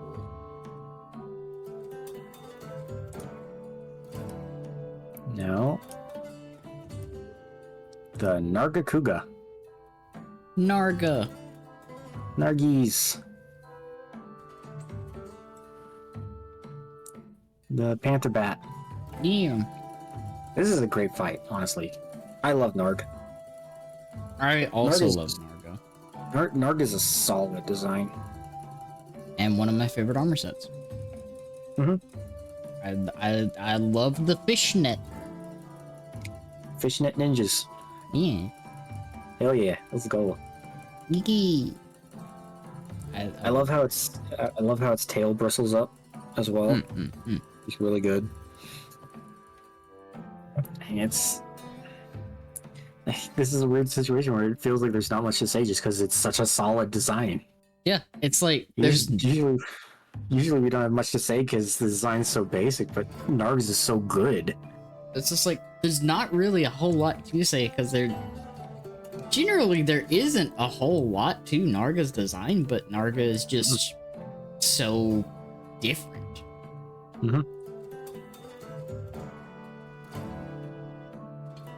Also has been around a little while.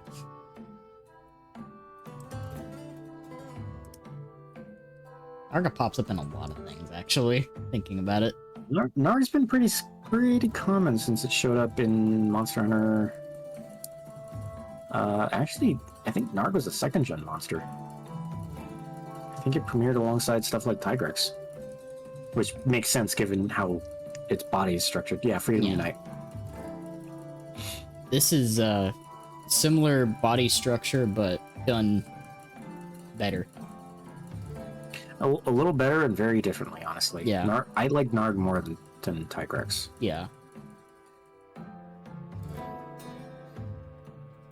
Now the question. Definitely clears the crabs. Definitely clears the crabs. Fuck.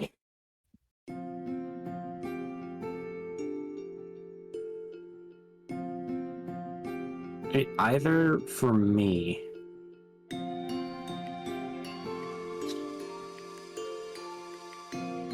I think it lands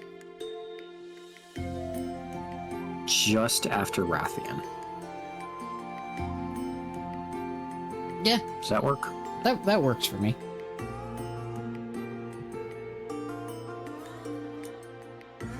Just honestly, just solid monster.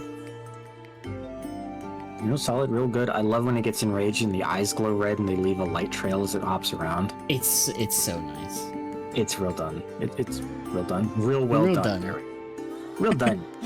Real done. Now for one of the poorest examples of a subspecies. The green Nargacuga, Oh Jesus. which is just Nargacuga but green. Like, I can't even remember if it has any particularly different attacks or anything. It's just doesn't change the element, it doesn't do anything. It's like the pink Wrath, but at least Pink Wrath got different attacks. Yeah. Also, that green is not a good color. That's not a good green on that. Lemon Lime Nargacuga is not a good idea. That's like, this is gonna be like an out of pocket fucking reference. This is like 70s trailer carpet. I can see it, and that's not doing this thing any further favors. No, it doesn't help it at all. But it's exactly what that is. I kinda don't like it. This guy falls way down on high score because of that bad green color. That green hurts so much. It just looks wrong on Narga. Does he fall all the way down into low? I don't know if he falls all the way down into low, because to be honest, the base Nargacuga shape still works really well. Yeah, like Narga's design does not belong in low. That color scheme though is so bad on Narga.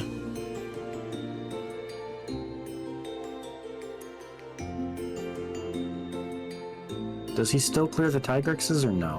Yes. I would say yes. I'm trying to figure out where exactly the design starts to peter out on carrying it. Hi, Faye. Hello.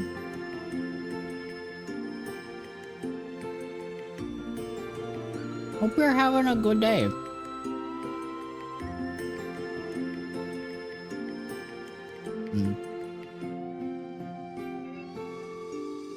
I think, for me, Danny, I think this guy lands between Berserk Tetsu and the regular rock. I think that's right about where the Nargacuga design itself ends for me. Yeah, no. I think that is a very solid place to put that, given that green just does not work on it. It's not a good green.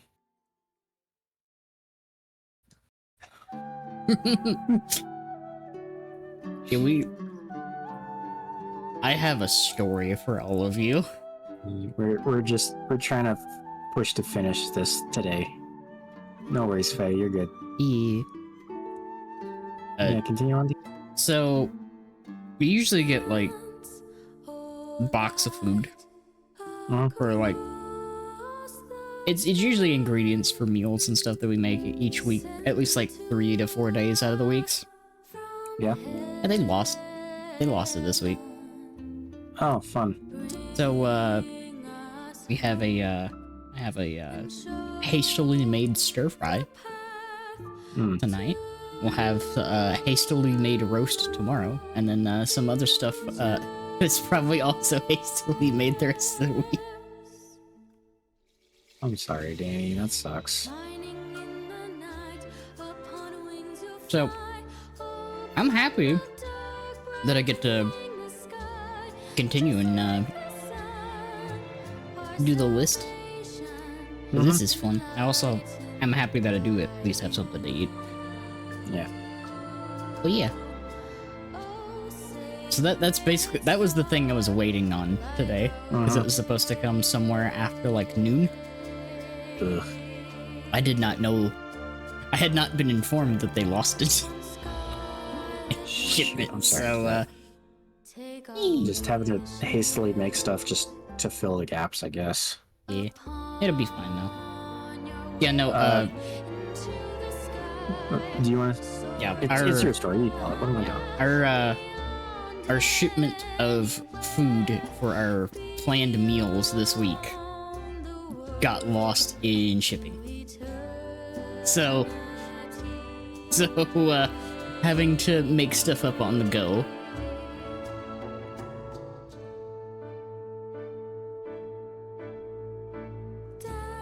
Yeah. No, it's like basically it's a HelloFresh box. Because like after totaling everything up, it's literally slightly cheaper than just buying the stuff at the local place, because the local places are kind of like not the best. And they're kind of price gouging like motherfuckers, so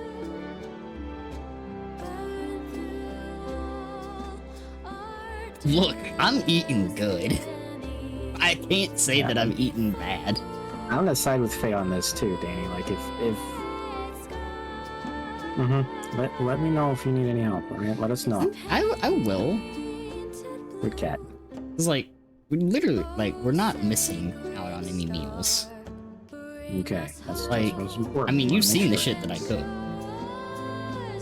Still, just making sure. I'm gonna make burgers this week. Ooh, hell yeah. I'm gonna make some homemade burgers. So hi, Lade. Hi, Lade. Hello. You make me a burger? Yeah, I can make you a burger. Lucent Nargacuca. Okay, now that's actually pretty. This is a much better change in the color palette. Like Look what that burger is. of course.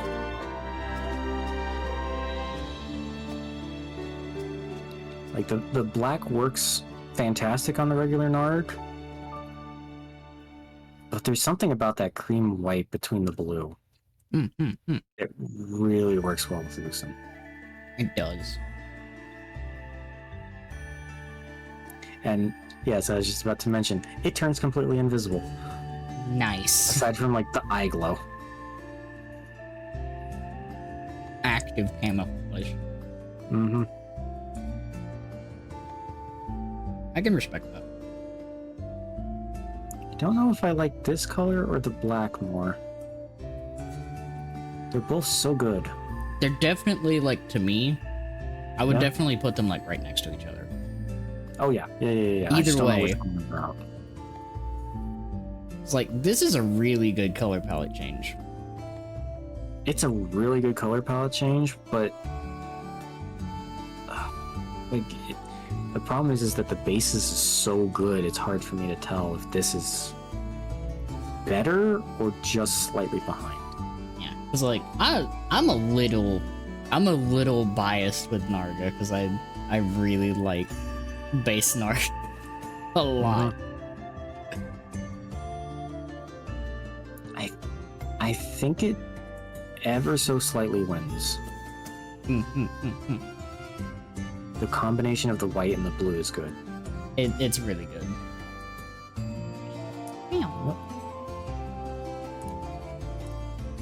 And then Narg also got a deviant in Generations, which Also, honestly, is also a really good coat pattern. Like, I don't know how they messed up green so bad, but I am glad they learned their lesson. Because we have the Silverwind Nargacuga. Yeah, now That's a good one. that's real good, actually. Like, very clearly silver, and I like the stripes. Yeah, we got the little stripes, and then we got like little like silver, a tiny little like bluish bit where it transitions into the black, and then down to the little like red bits on the wings. Mm-hmm. It all pieces a good together. color palette. Yeah. Admittedly, I think this loses to black, but just slightly. Yeah. Like, if Lucent wins by, like, 0.1, this guy loses by 0.1.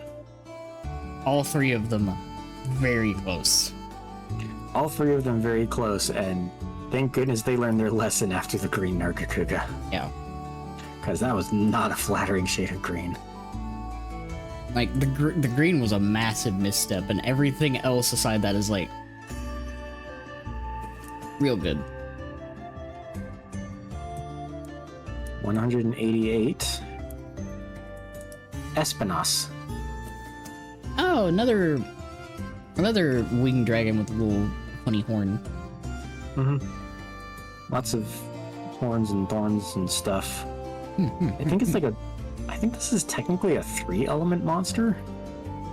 Fire, poison, and paralysis, I think. That sounds right. No problem, Fancy. Be safe. Yeah. Happy to help make day better. Yeah. I mean, it's not bad. No. It kind of looks like the vine of a rose. Or like the Yeah. stem of a rose.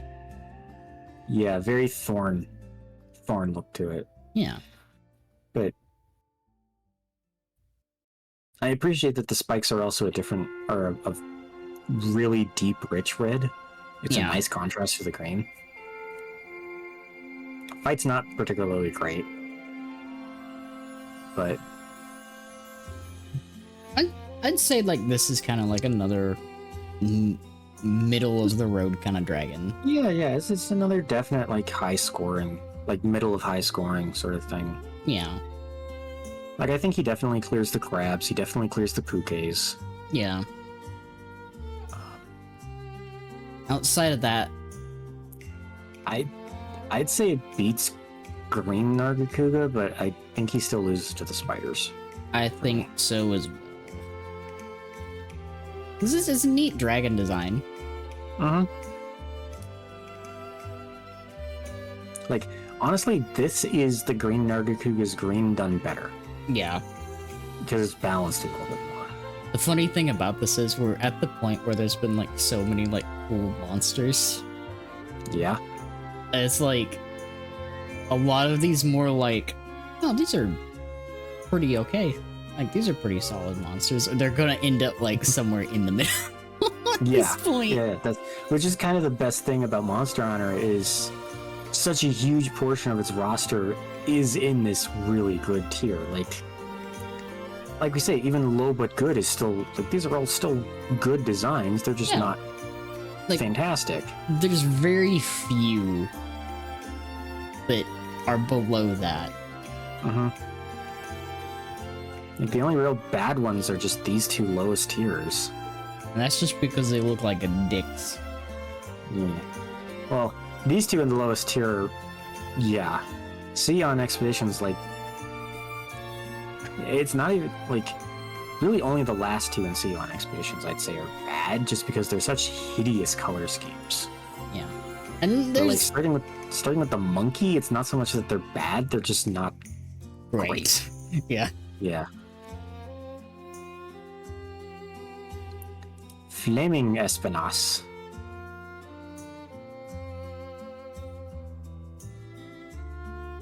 They're about the same. I like its coloration. You know what I have to say about this guy? What's that? You remember how with the Brute Tigrex we said that the black and orange is a good color scheme, just not on the Tigrex? Mm-hmm.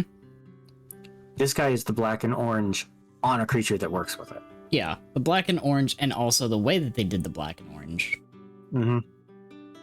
it fits the monster better. Yeah. So I'd say just above regular Espinos. Yeah. Right there in the same vein, but just Yeah. just a little Just bit. a nicer coat of paint. Yeah. Definitely like the more orangey glow to its spikes.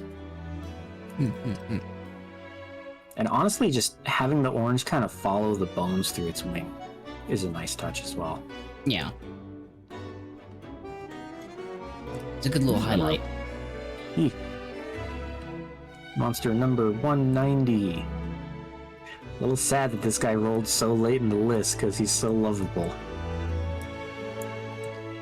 It's our big dumb chicken friend, the Kulu Yaku. Look at him.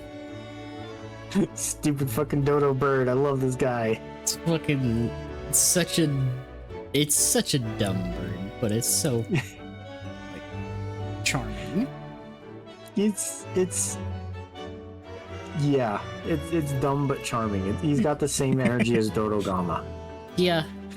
Not much going on behind those eyes, but goddamn if he isn't kind of being adorable. Yep. Yeah, Buck is right. He gets such an ego about himself whenever he finds a nice big rock. It's so funny. It's so funny. And then just the look that they have when you boop it out of their hands. Uh-huh. They look so shocked. It's so funny. And their squawks are amazing too. Oh my gosh. I know we haven't talked much about sound design, but just listening to these things just squawk and chirp and all those noises. Oh. Kulu's amazing. Oh, such a silly bird. Stupid Dodo Raptor, I love him. I kind of want to put him up near Dodogama, honestly. I think, yeah, I Because think I'd be okay with that. Again, he's got the same energy as Dodogama. Like I'd say just below Dodo.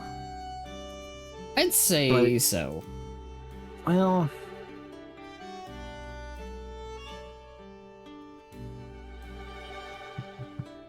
yeah, I think he does beat out on the Orochi Kirin.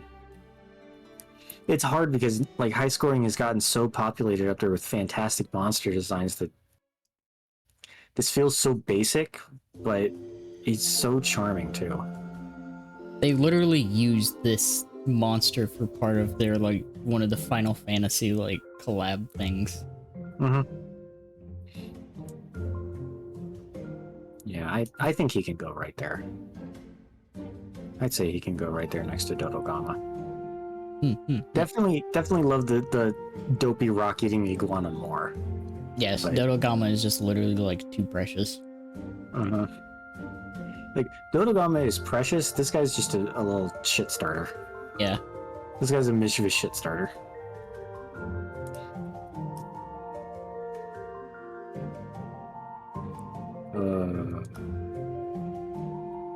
Now, at long last, the werewolf to go along with the Frankenstein's monster and Dracula, Lunagaron.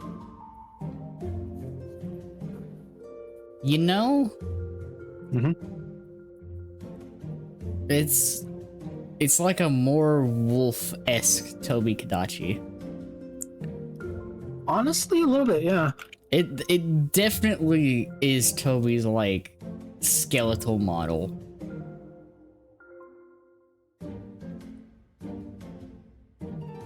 Now, because he is a werewolf, I do feel like I am obligated to do this at the very least. So, this is what Lunagaron looks like when he's still running around on all fours and kind of before he gets into an enraged state, Yeah. I think. This is... hold on, hold her.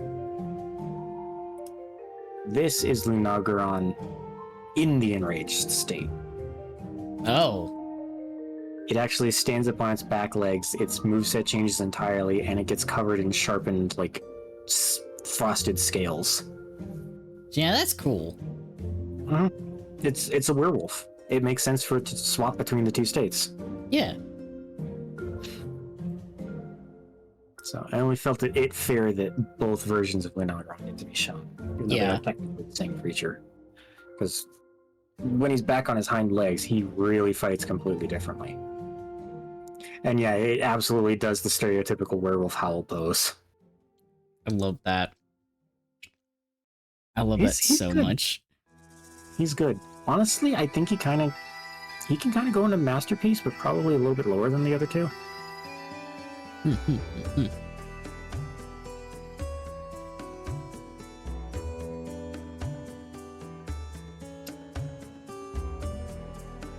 I think I'm kind of eyeing right between Val and Sadis.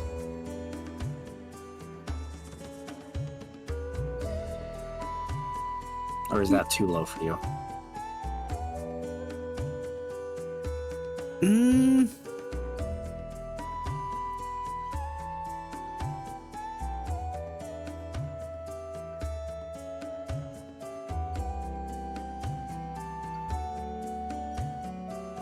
I actually might put it above Sadis.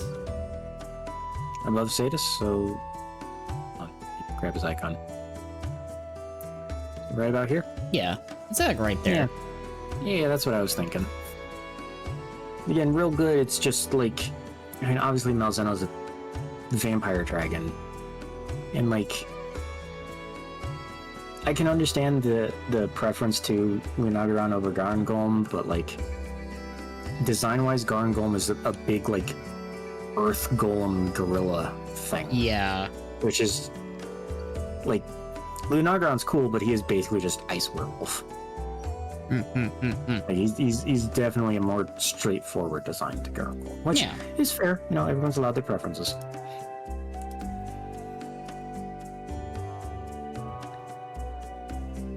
Continuing on.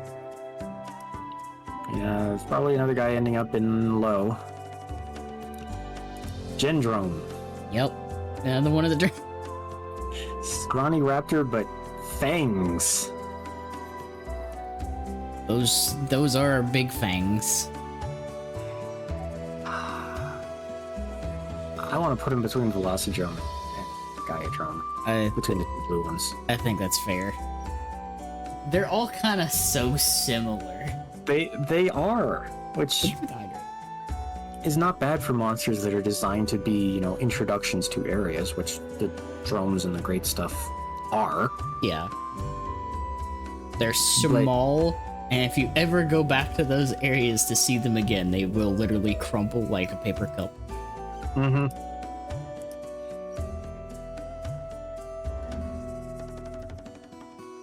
Let's see, going from Gendrome to the horrible creature spoken of in legends.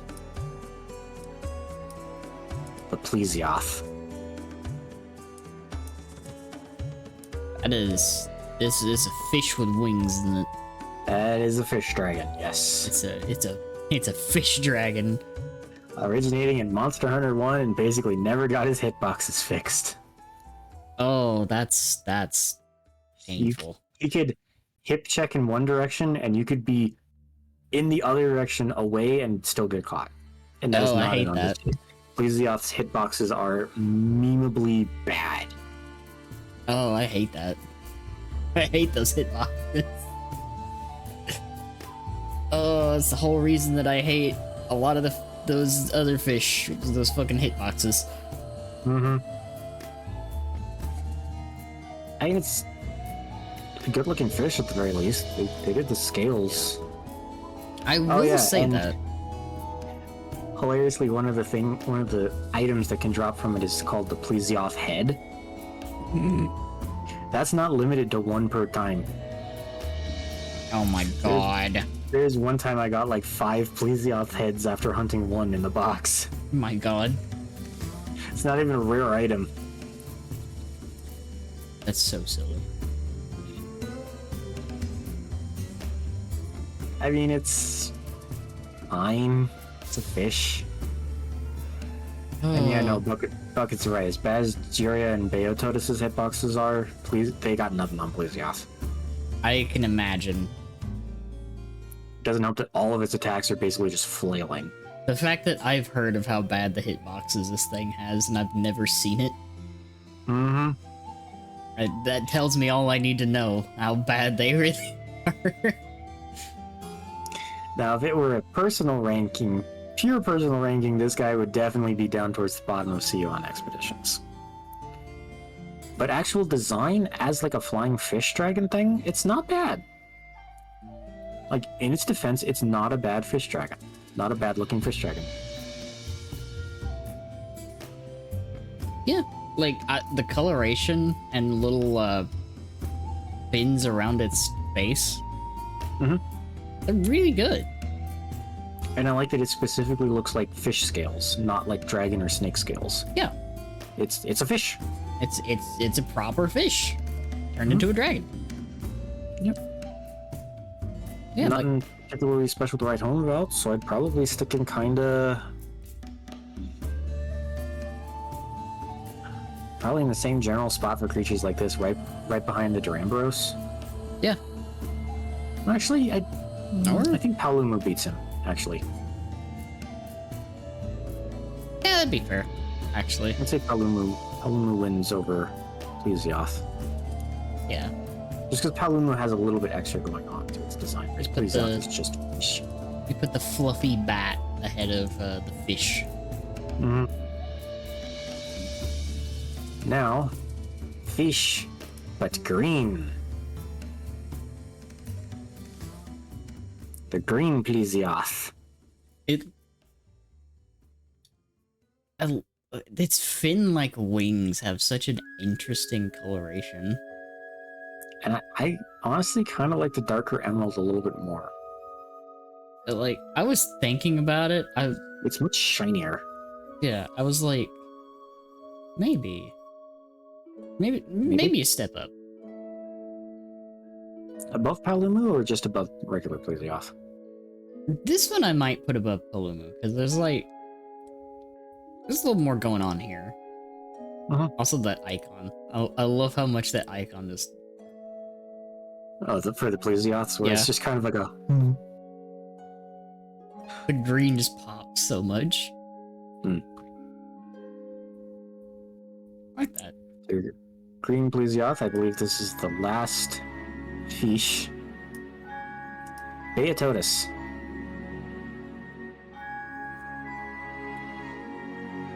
There it is.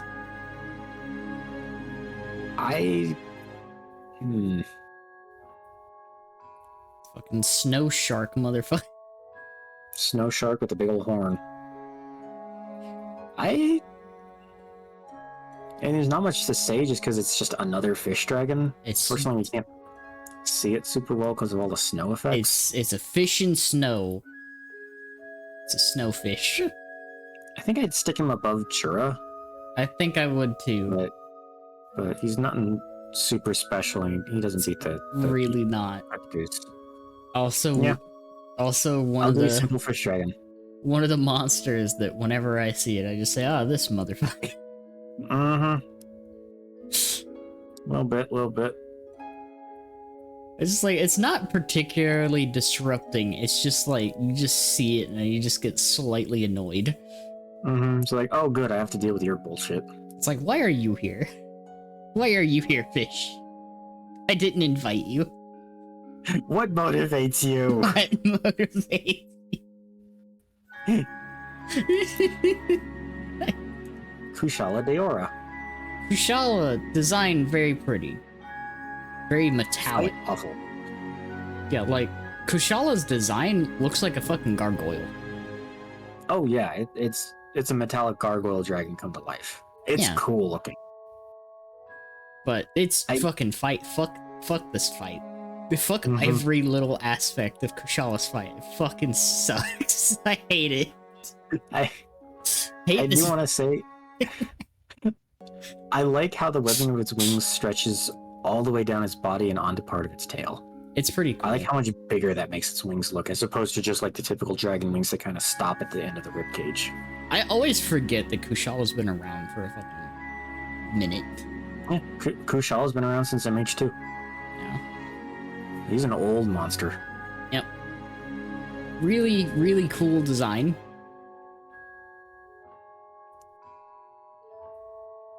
I don't know if I'd say masterpiece. I don't think I would either. I don't think he gets up into masterpiece with his two counterparts, Teo and Chameleos. I think It's he's stuck in high. Because, like, I can say, like, they've definitely upped their game when it comes to the dragon designs. Mm-hmm. Since Like, then. that's the thing is Teostra is clearly a lion dragon. Chameleos is this cool-ass chameleon dragon. Kushala is just a dragon. Yeah. He's just a dragon with metal skin, Oh my basically. god, I just realized Kushala is just dragon, but wrinkly. A little bit, actually, yeah. The wrinkly dragon. He kind of I'd say he kind of lands right. I kind of want to say between Savage Deviljho and Elderfrost Gammoth. Yeah, I'd say between the two is a fair spot. It's a good just dragon design. Yeah. And it does some things that other just dragon designs don't do, like the whole wing thing and the metal and all that. Yeah. It's just like kind of like unfortunate for it that there's so many dragons. Yeah. And like honestly, like if it didn't have the cooler looking wings, if it didn't have the whole metal look to it, it probably would be quite a bit lower. It's only that high because it does have so many extra details. Now, the only one of those three, they technically have a subspecies of sorts, although this is like a variant, I think, or whatever. The rusted Kushala Daora. Like, rusted? The only And, thing... Like actual rust. Like this is Yeah. a Kushala Daora before it has had, like right before it's about to shed and get back into the shiny metal. Its metal coat has actually rusted. Yeah, which is like, it's very cool, and I actually kind of... I do kind of want to put them like real close together, because they Yeah. are very similar. Mhm. I think I like rusted a little bit more just because of that extra detail. Yeah. Just that tiny little bit that, like, yes, no, this actually is a dragon of metal. And it's actually yeah. rusted before it's time to molt and get shiny again. It's like its skin has literally rusted. Mm-hmm. It's a cool design detail. Alright, and I believe... oh no, we have one more great something after this. So this is such an unfortunate render because it is not painting a flattering picture of this creature, but... The Great Roggy. Yeah, God, no, he I looks see what stupid in this render. I see what you mean by that. Although, like, that being said, like, I do remember, like, Rocky being kind of a little goofy. He is a little goofy. He, the thing around his head is his inflatable, like, poison neck sack. I just don't know why they have it poofed up like this in the render. He looks so... you know what he looks like in this render, Danny? Oh? He looks like a dog wearing a cone. He looks like a dog wearing the cone of shame. It kind of does. Roggy is just like so goofy. It's goofy in like the good ways. Yeah, honestly, I kind of agree with Bucket. I like his dopier face more than the other ones, than the baggy and the jaggy. Roggy's just here. He's here, just happy, hanging out in his cone of shame. Doesn't really understand what's going on, but is here. And yes, actually, that is neat that he spits out a mist of poison rather than like globs.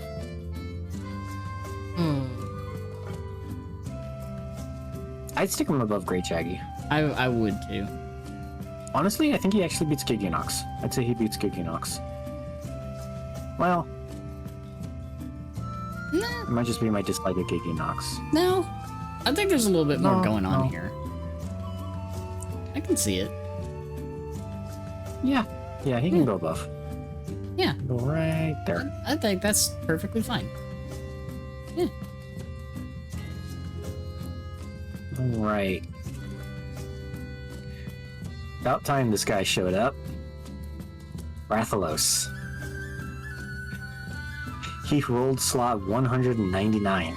That's so funny. It's so funny. I mean, he's kind of like Wrath, but definitely ranks above, Yeah, like in my opinion. basically in this almost the same spot, but just Higher. like the one step. So, one thing that I always do appreciate is that little design that's on the underside of the wing. Or like almost flame pattern that he has. Yeah. He's got such a good shade of red, almost no matter what the game. Yeah, it's very, very solid.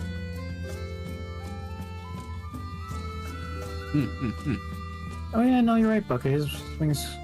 I don't know, they always look like they go further on Kushala than other dragons. I think it might just be because Shala's wings are huge. Huge, and I think the other thing is its body is just a little longer, so it creates an illusion of that. Yeah. Edmund. I kind of want to put this guy like just a step above Pink Rathian, actually. You know, I think I'd be okay with that, actually. Like, it feels like we're bullying Green Rathian with how low she's gotten away from her siblings. But it's just the muted green is like it's fine. She's still way up there. Being at that spot, considering how many monsters are up in this tier alone, I think is pretty good. Yeah. That's a problem, Rathalos. I kind of want to put him right there. Like, I think the thing with Green Rathian is there's nothing wrong with her design, but of the 6 dragons that effectively share that design, the green is probably the least impressive color. Yeah. You know what I mean? Yeah.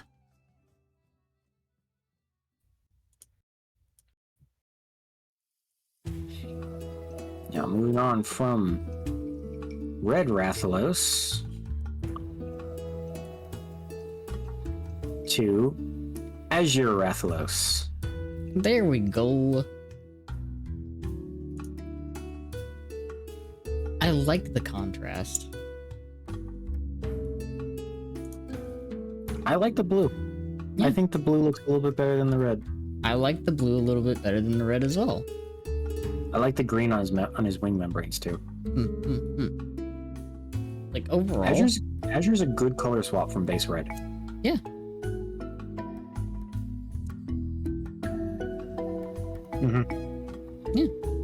Yeah, I agree with Bucket on all the spikes partway down the wing, the spikes on the tail. Rathalos is just he's a solid dragon. Yeah. It's hard to go wrong with the Rathalos Rathian design. Yeah. Honestly, like, this is another situation similar to Naga, where it's just like, I'm having a situation where I don't really have a whole lot to say about Azure Rathalos because it's just good. Above or below red? I'd just go above. Okay. I like the blue better. Personally, on top of that, I think the blue looks better. Now, Silver Rathalos. Which I do appreciate that they gave gold to Rathian and silver to Rathalos. Yep. And that's a good silver. It is. I Apologies for kind of spinning the picture around a bit. like, honestly, even with like everything, I think the silver is just better than the gold. I think design, yeah. I'm just thinking of like the connotations around, like gold is first place and silver is second place. I like that the first place color, quote unquote, went to the queen rather than the king. It's a nice little touch. Good. I'm between the two metallic wraths, again another 0.1% difference. They're just so good.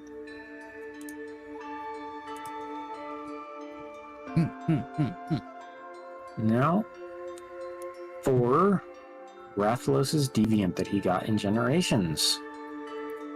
What better thing to go along with the Dread Queen Rathian than the Dread King Rathalos? I kind of like this, like, play on the original, like, color palette. It's a nice change, honestly. I like the red and orange wing membranes. Yeah, because, like, that's one of the very, like, few changes between this and the normal color palette. It's just like, this one's a little bit darker overall. Like, And yeah, Buck is right. This guy can spit out an absolutely gigantic fireball that it explodes. that's horrifying. Yeah, like what I was saying last time, where the Dread Queen takes the poison and ratchets it up super hard, Dread King takes the fire and cranks that up even harder. He's a good dragon. He's a good looking dragon. I like the scarlet. Like, it's one of those things that's a little hard to justify, because I feel like Rathalos' red has shifted kind of fairly regularly from game to game, just depending on like lighting engine and feel and all that. So it's hard to say that this is a better red when base Rathalos has worn so many shades of red. Yes. But to go with the red and orange wings, this deeper vibrant or deeper saturated red works fantastically. Does that get him up into Masterpiece or no? I honestly like this one, just with the fact that they used very subtle changes to get this much out of it. I would want to put it up there, actually. I would put it below Dread Queen, though. I would as well. Because, like, it's not as big of a jump as Dread Queen is. But it's very well done. Very good.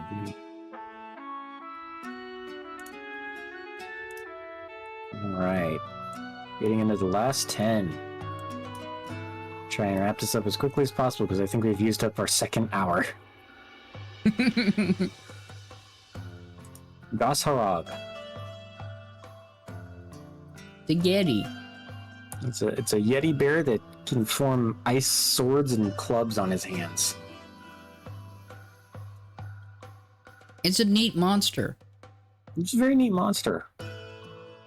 Little plain, but I think that kind of works to his benefit. Yeah. Particularly with the whole creating weapons on his arms thing. Yeah.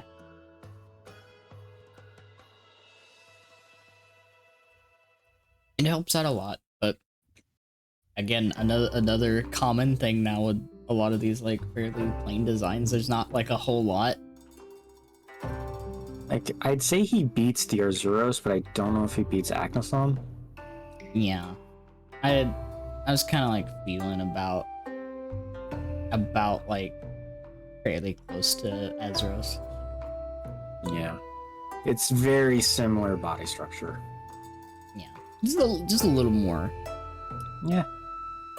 A few Yeah, little... nothing wrong with Gosharog. Like, he's sitting comfortably in that middle tier where basically anything above him is just really good design or really neat details.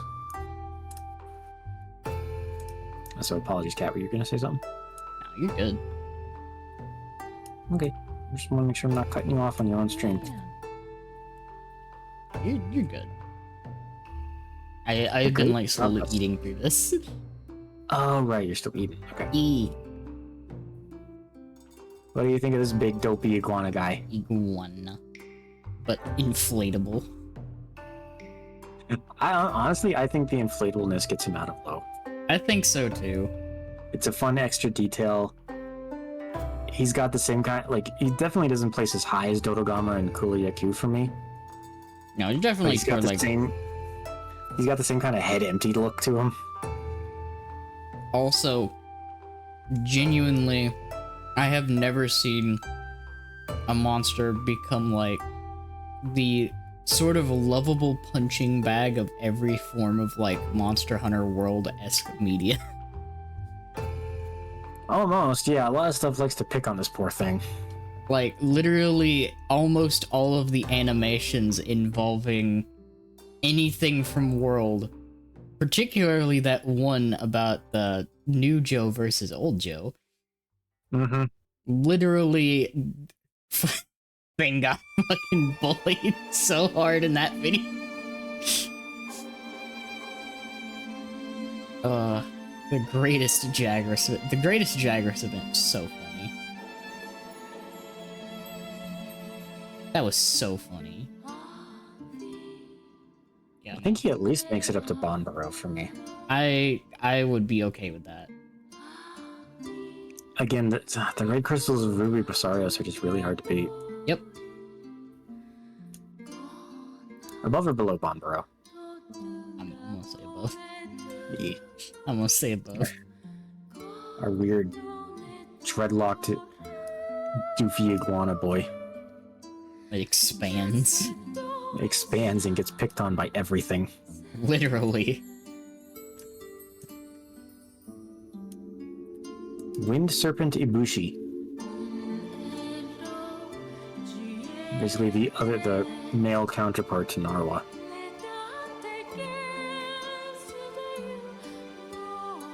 I kind of Honestly, have... Yeah, go on. I was gonna say, I kind of have like the same... Almost like the same feel. Mm-hmm. Because like, I get... They're absolutely, definitely based off of like seahorses. Like, they have that look. I will say with Ibushi, it's kind of fun that he's constantly upside down. It's like, that's neat. At the same time, though, it's like... I kind of get the same, like, feelings looking at it.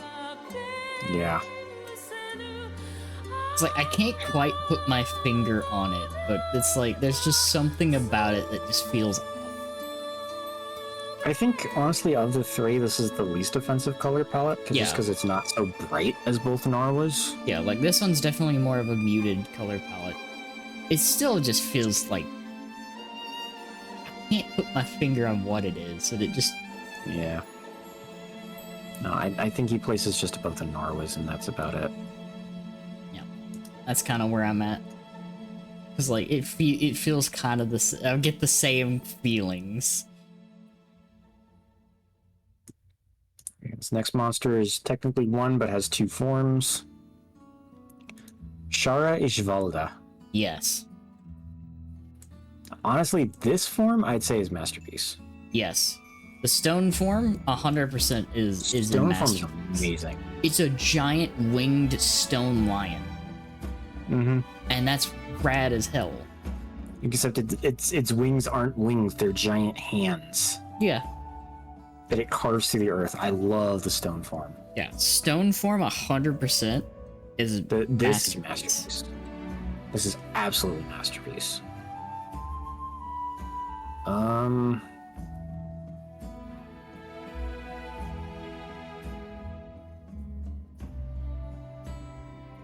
I think he clears Shigaru for me.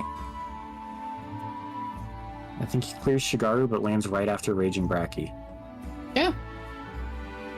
Cause like I'm such a sucker for like golems and construct things. And this is a really good one. Yeah, this thing just feels like it's just a living pile of rocks. It's fantastic. I love Stoneform Shara Ishvalda. It's so cool. I'm also gonna say this. Yeah? Conceptually, the entire fight with Shara Ishvalda is fucking awesome. Uh-huh. Conceptually, they fucking nailed that shit. That was great. Yeah. When it comes to design, though, true form Shara Ishvalda, It's fucking horrifying. it's horrifying, and honestly, like, it's such a disappointment for me. Going from that big ass like stone lion to this like So this, wiry root thing. Like, I will give them credit. They set out to make a monster that was very uncomfortable to fight. Mm-hmm.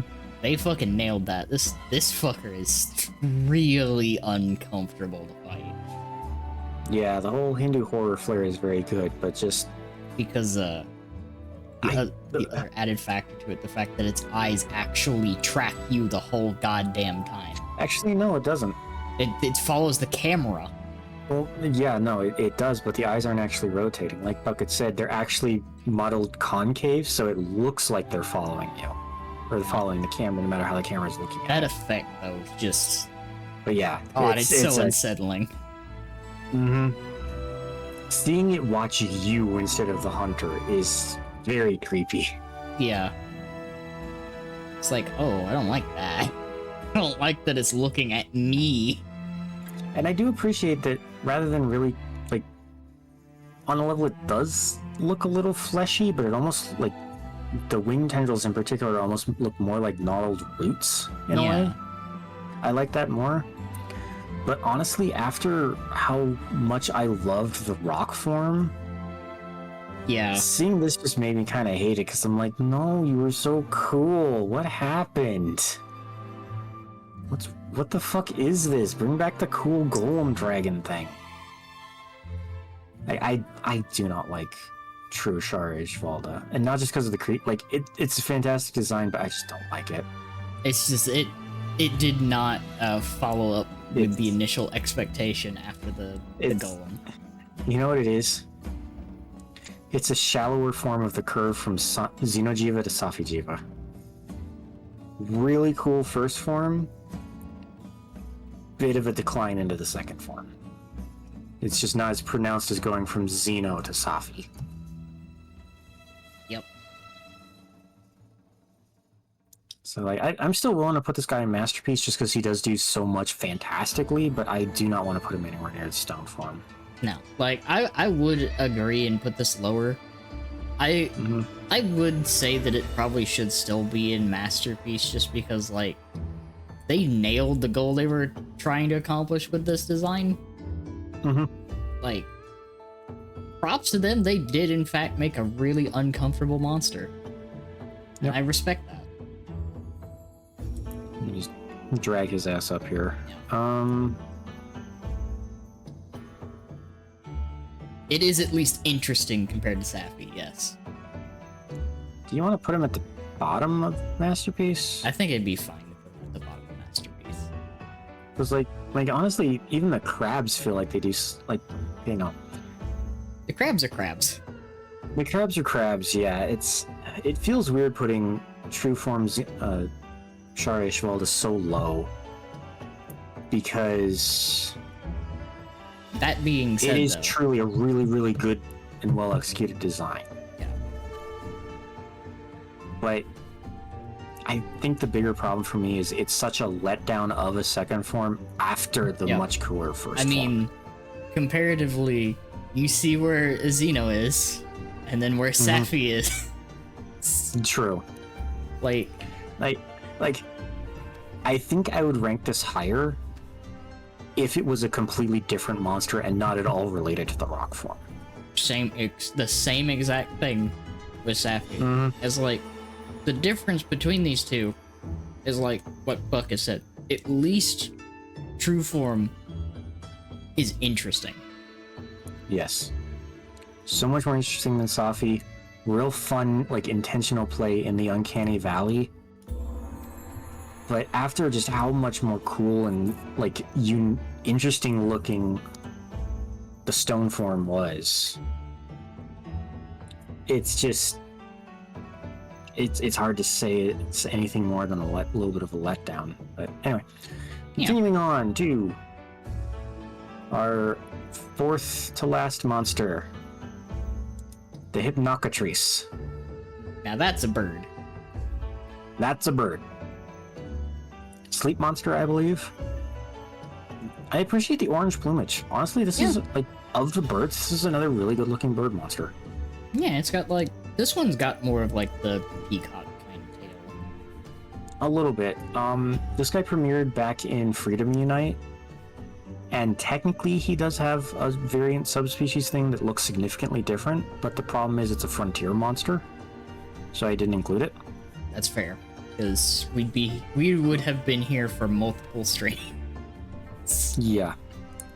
But from what I can remember, it was called something like Mating Display Hypnocatrice. And it is specifically that, a Hypnocatrice whose plumage has changed to include some like really vibrant purples because it's trying to attract a mate. Yep.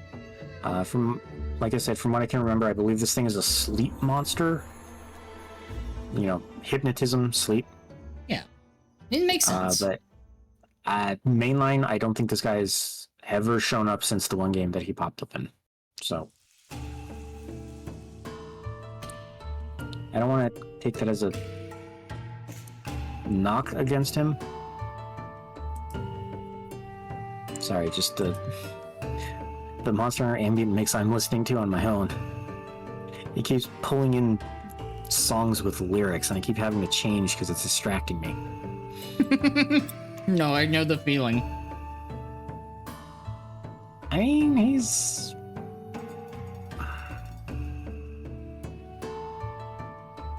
It's interesting, though. It's very interesting.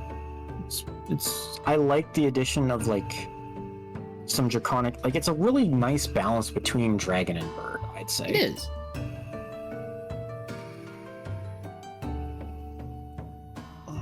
It just has that hard time of being in a spot where there's other like really solid birds. Like I think he beats Malfestio at the very least. I think so, yeah. There's a little bit more going on. Because he's bird plus. Yeah. I'd be willing to put him maybe right above the Quirapecos. Yeah. Because he feels very similar to those. Very similar looking build, just different behavior and move. It goes like right in that area. I think that's really good. I think it's solid. Bird Plus, the new subscription service. Bird Plus. Meow.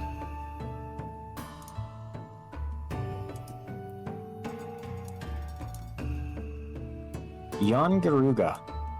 This angry chicken. It's basically Kutkus, but purple and much angrier. Faster and poison in addition to being fire, I believe.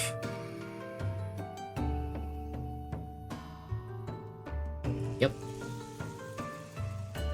In fact, I can't remember if this is still canon or not, but I think one game claimed, or at least people assumed, that this thing was like the weird offspring between Kutkus and Rathians. I could see it. Such a fucking scraggly ass creature. It really is. Also, this is technically two monsters that rolled into one. Yeah. The Yangaruga. Then they have a subspecies called the Scarred Yangaruga. Which is just Yangaruga that's been in some fights. Yeah, but with lots of battle scars. Yeah. But the problem is that fucking World Iceborne went and threw a monkey wrench into all these things. Because Yangaruga premiered in Monster Hunter Frontier 1. However, its appearance in that game looked more like the Scarred variant, and the variant we're looking at now premiered in Monster Hunter Frontier, or Monster Hunter Freedom Unite, which is the second portable game.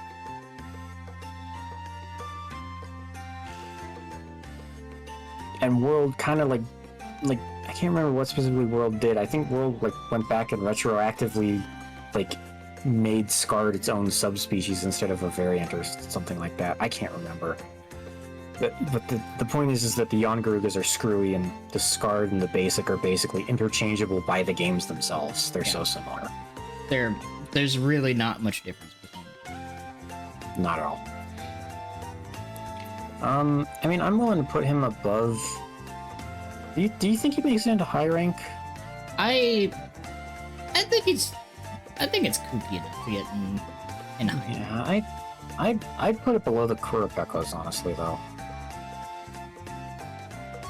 'Cause he's got, like, I appreciate the big beak. I appreciate the spines, but it almost feels like it's... What is it? I'm trying to think of the words. Yeah, that's what it was. Bucket explained it. The unscarred version of the base, and then it had a variant, the scarred, which again, just weird, retroactive, changing things without probably even realizing it. Yeah.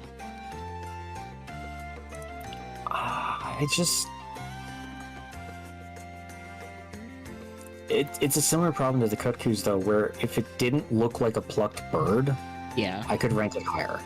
Yeah. But it just looks like an angry plucked chicken with bat ears. Yeah. It's like a chicken from hell. Mm-hmm. Yeah,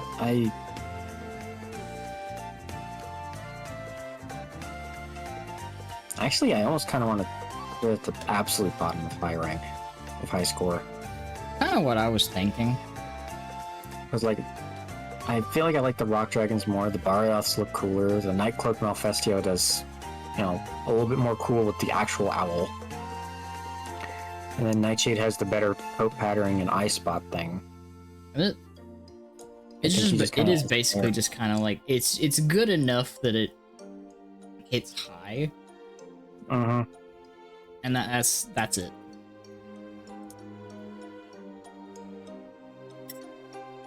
No, I think I said Nightcloak. I probably just squished some of the syllables together. It is possible. I do that a lot myself.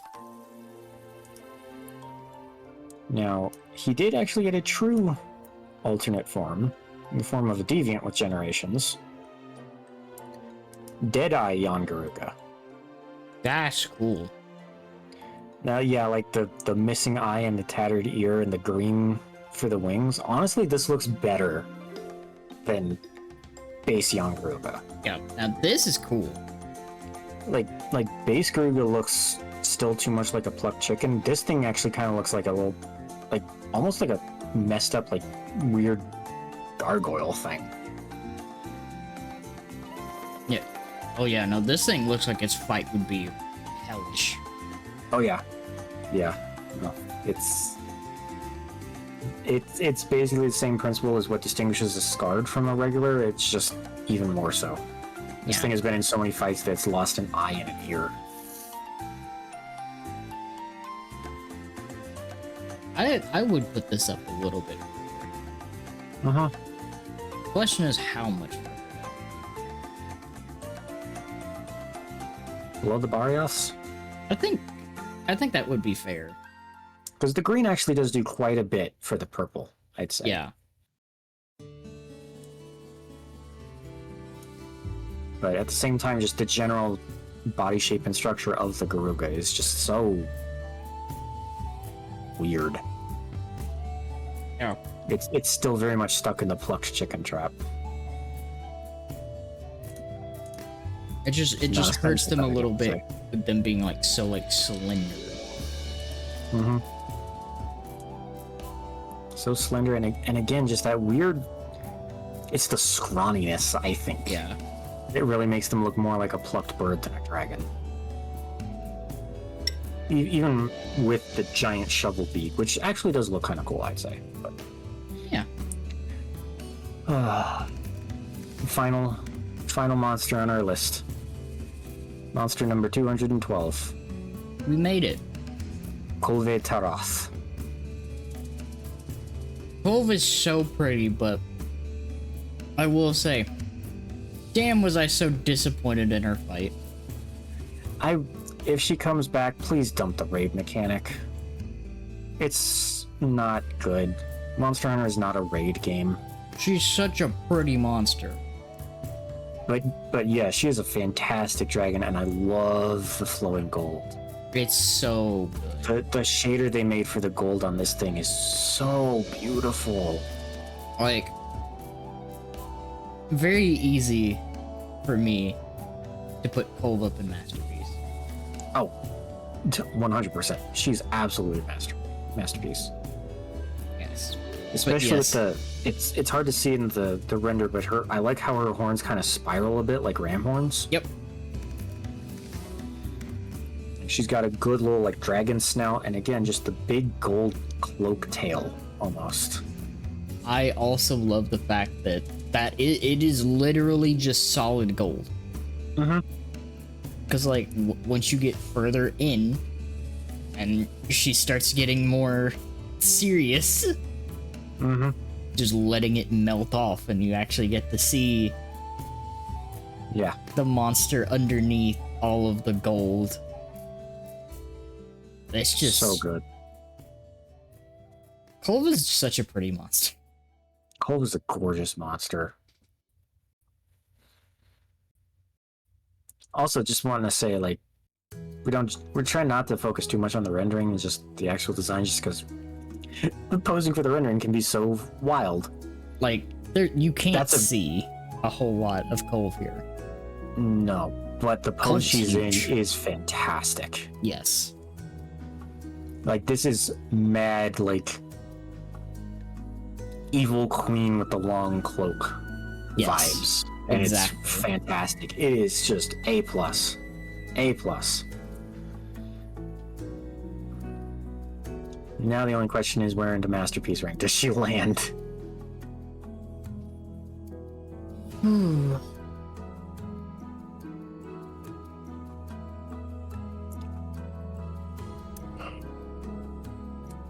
Because I have no qualms with putting her pretty high. I don't have qualms with that either. I'd say she absolutely beats Linagron. She clears Garngolm.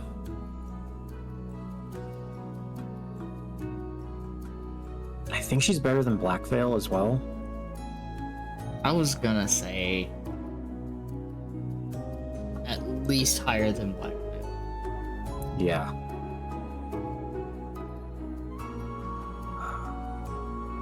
I think, personally, you can give whatever you want. I think she lands just after Stoneform Shara Ishvalda. For me. I want you to know, again, The exact it's kind of scary. Stop taking my brain cells then, cat. I can't help it, apparently. You can, actually. You just stop taking them. Just leave them in my head, please. I can't literally. Initially looking at it, that's what I was thinking about. And it's just like, oh yeah, no. It's just literally saying the exact same spot. Like, okay, alright. Not beating the taking the brain cells allegations. Of course you're not, because you're always doing it. I am, apparently. I'm not even Bowie. trying to. It's sad. Bowie cat. Thank you for the hydrate. Well, that's our list. We did. Quite a few understandable respective gems. Honestly, a little more than I was expecting for Masterpiece. We filled out that category Right. quite a bit. Yeah, there's just a lot, and I think it's just a percentages thing, because, like, that's 4 rows in a small bit, but then you look down here at high scoring, which is 1, 2, 3, 4, 5, 6, 7, 8, 9, like 9.5 rows. We got a lot. Mm-hmm. I mean, yeah, like, honestly, most of the ones that landed down in low are just the more simplistic ones. Sea and Expeditions and that are just the handful that are not good. Yeah. And, like, in looking back, I still feel a little weird putting Yamasukami down there, because it is such a fascinatingly interesting design compared to everything else that landed in its tier. It just doesn't feel like it's a Monster Hunter monster. It feels like it should be in some other RPG. It does kind of No. look like a mini boss. Yeah. It's so alien looking, it kind of stopped looking like a monster. Yeah. Yeah, that's all 212 monsters ranked. We did it. Give or take a few here and there.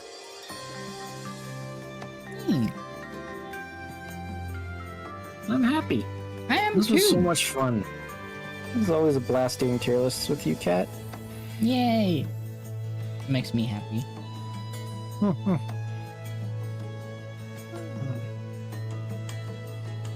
You have any other thoughts? I just reminded myself of an idea I had during our last part Oh? for a future tier list idea. Ooh, well, you're gonna have to tell me about that after stream. Yeah. But No, you bucket. I always love doing these. These are fun. Yeah. It's also nice to be able to like not have to lean over my keyboard. Mm-hmm. Get a nice stream where I can use the lumbar support in my chair more frequently. I'm just happy to get to do this. Same. And it also makes me more excited for Monster Hunter. For Wilds. Is This is going to be the first Monster Hunter game we can actually play together and hunt together. yeah. You're going to drag the cat out on so many hunts with Bucket and everyone else. This is going to be a fun time. It's going to be great. Excited. Yeah, hopefully they release a demo soon. I hope so. Because I will play that when that demo drops. I will do that. Oh, me too. Me and Bucket too. Yeah. This was a ton of Thank you fun. for hanging out so long. Yeah. Thank you all for being cool with us going an extra 2 hours so we didn't have to do like a half-part third stream.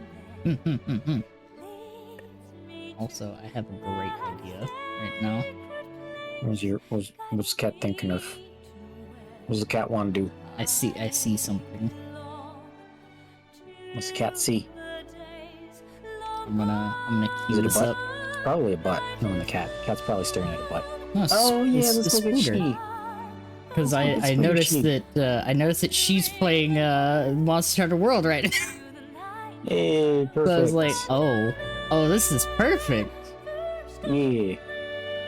We can go Oh, say hi to Flam. Hold on. Wait. Oh. Wait. I'm waiting. Quack. I'm waiting. I got you. I'm holding. Okay.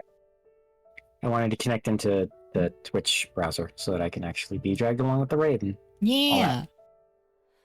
But yeah, thank you all so much for hanging out with me, and thank you, Squid, for doing this with me. A lot of fun. Thank you. I like doing Thank you these for always lists. being willing to hang out like this and do fun stuff. It's great. I like getting to do this. It's fun. Good company. Yeah. Thank you all so very much. I'll see you all again tomorrow night on Lulu's channel. We'll be doing Risk of Rain. Nice. Yeah. And then I'll see you all here again Thursday. For Destiny. Yes. I got another cursed challenge. Bye-bye, everybody! Bye. Bye!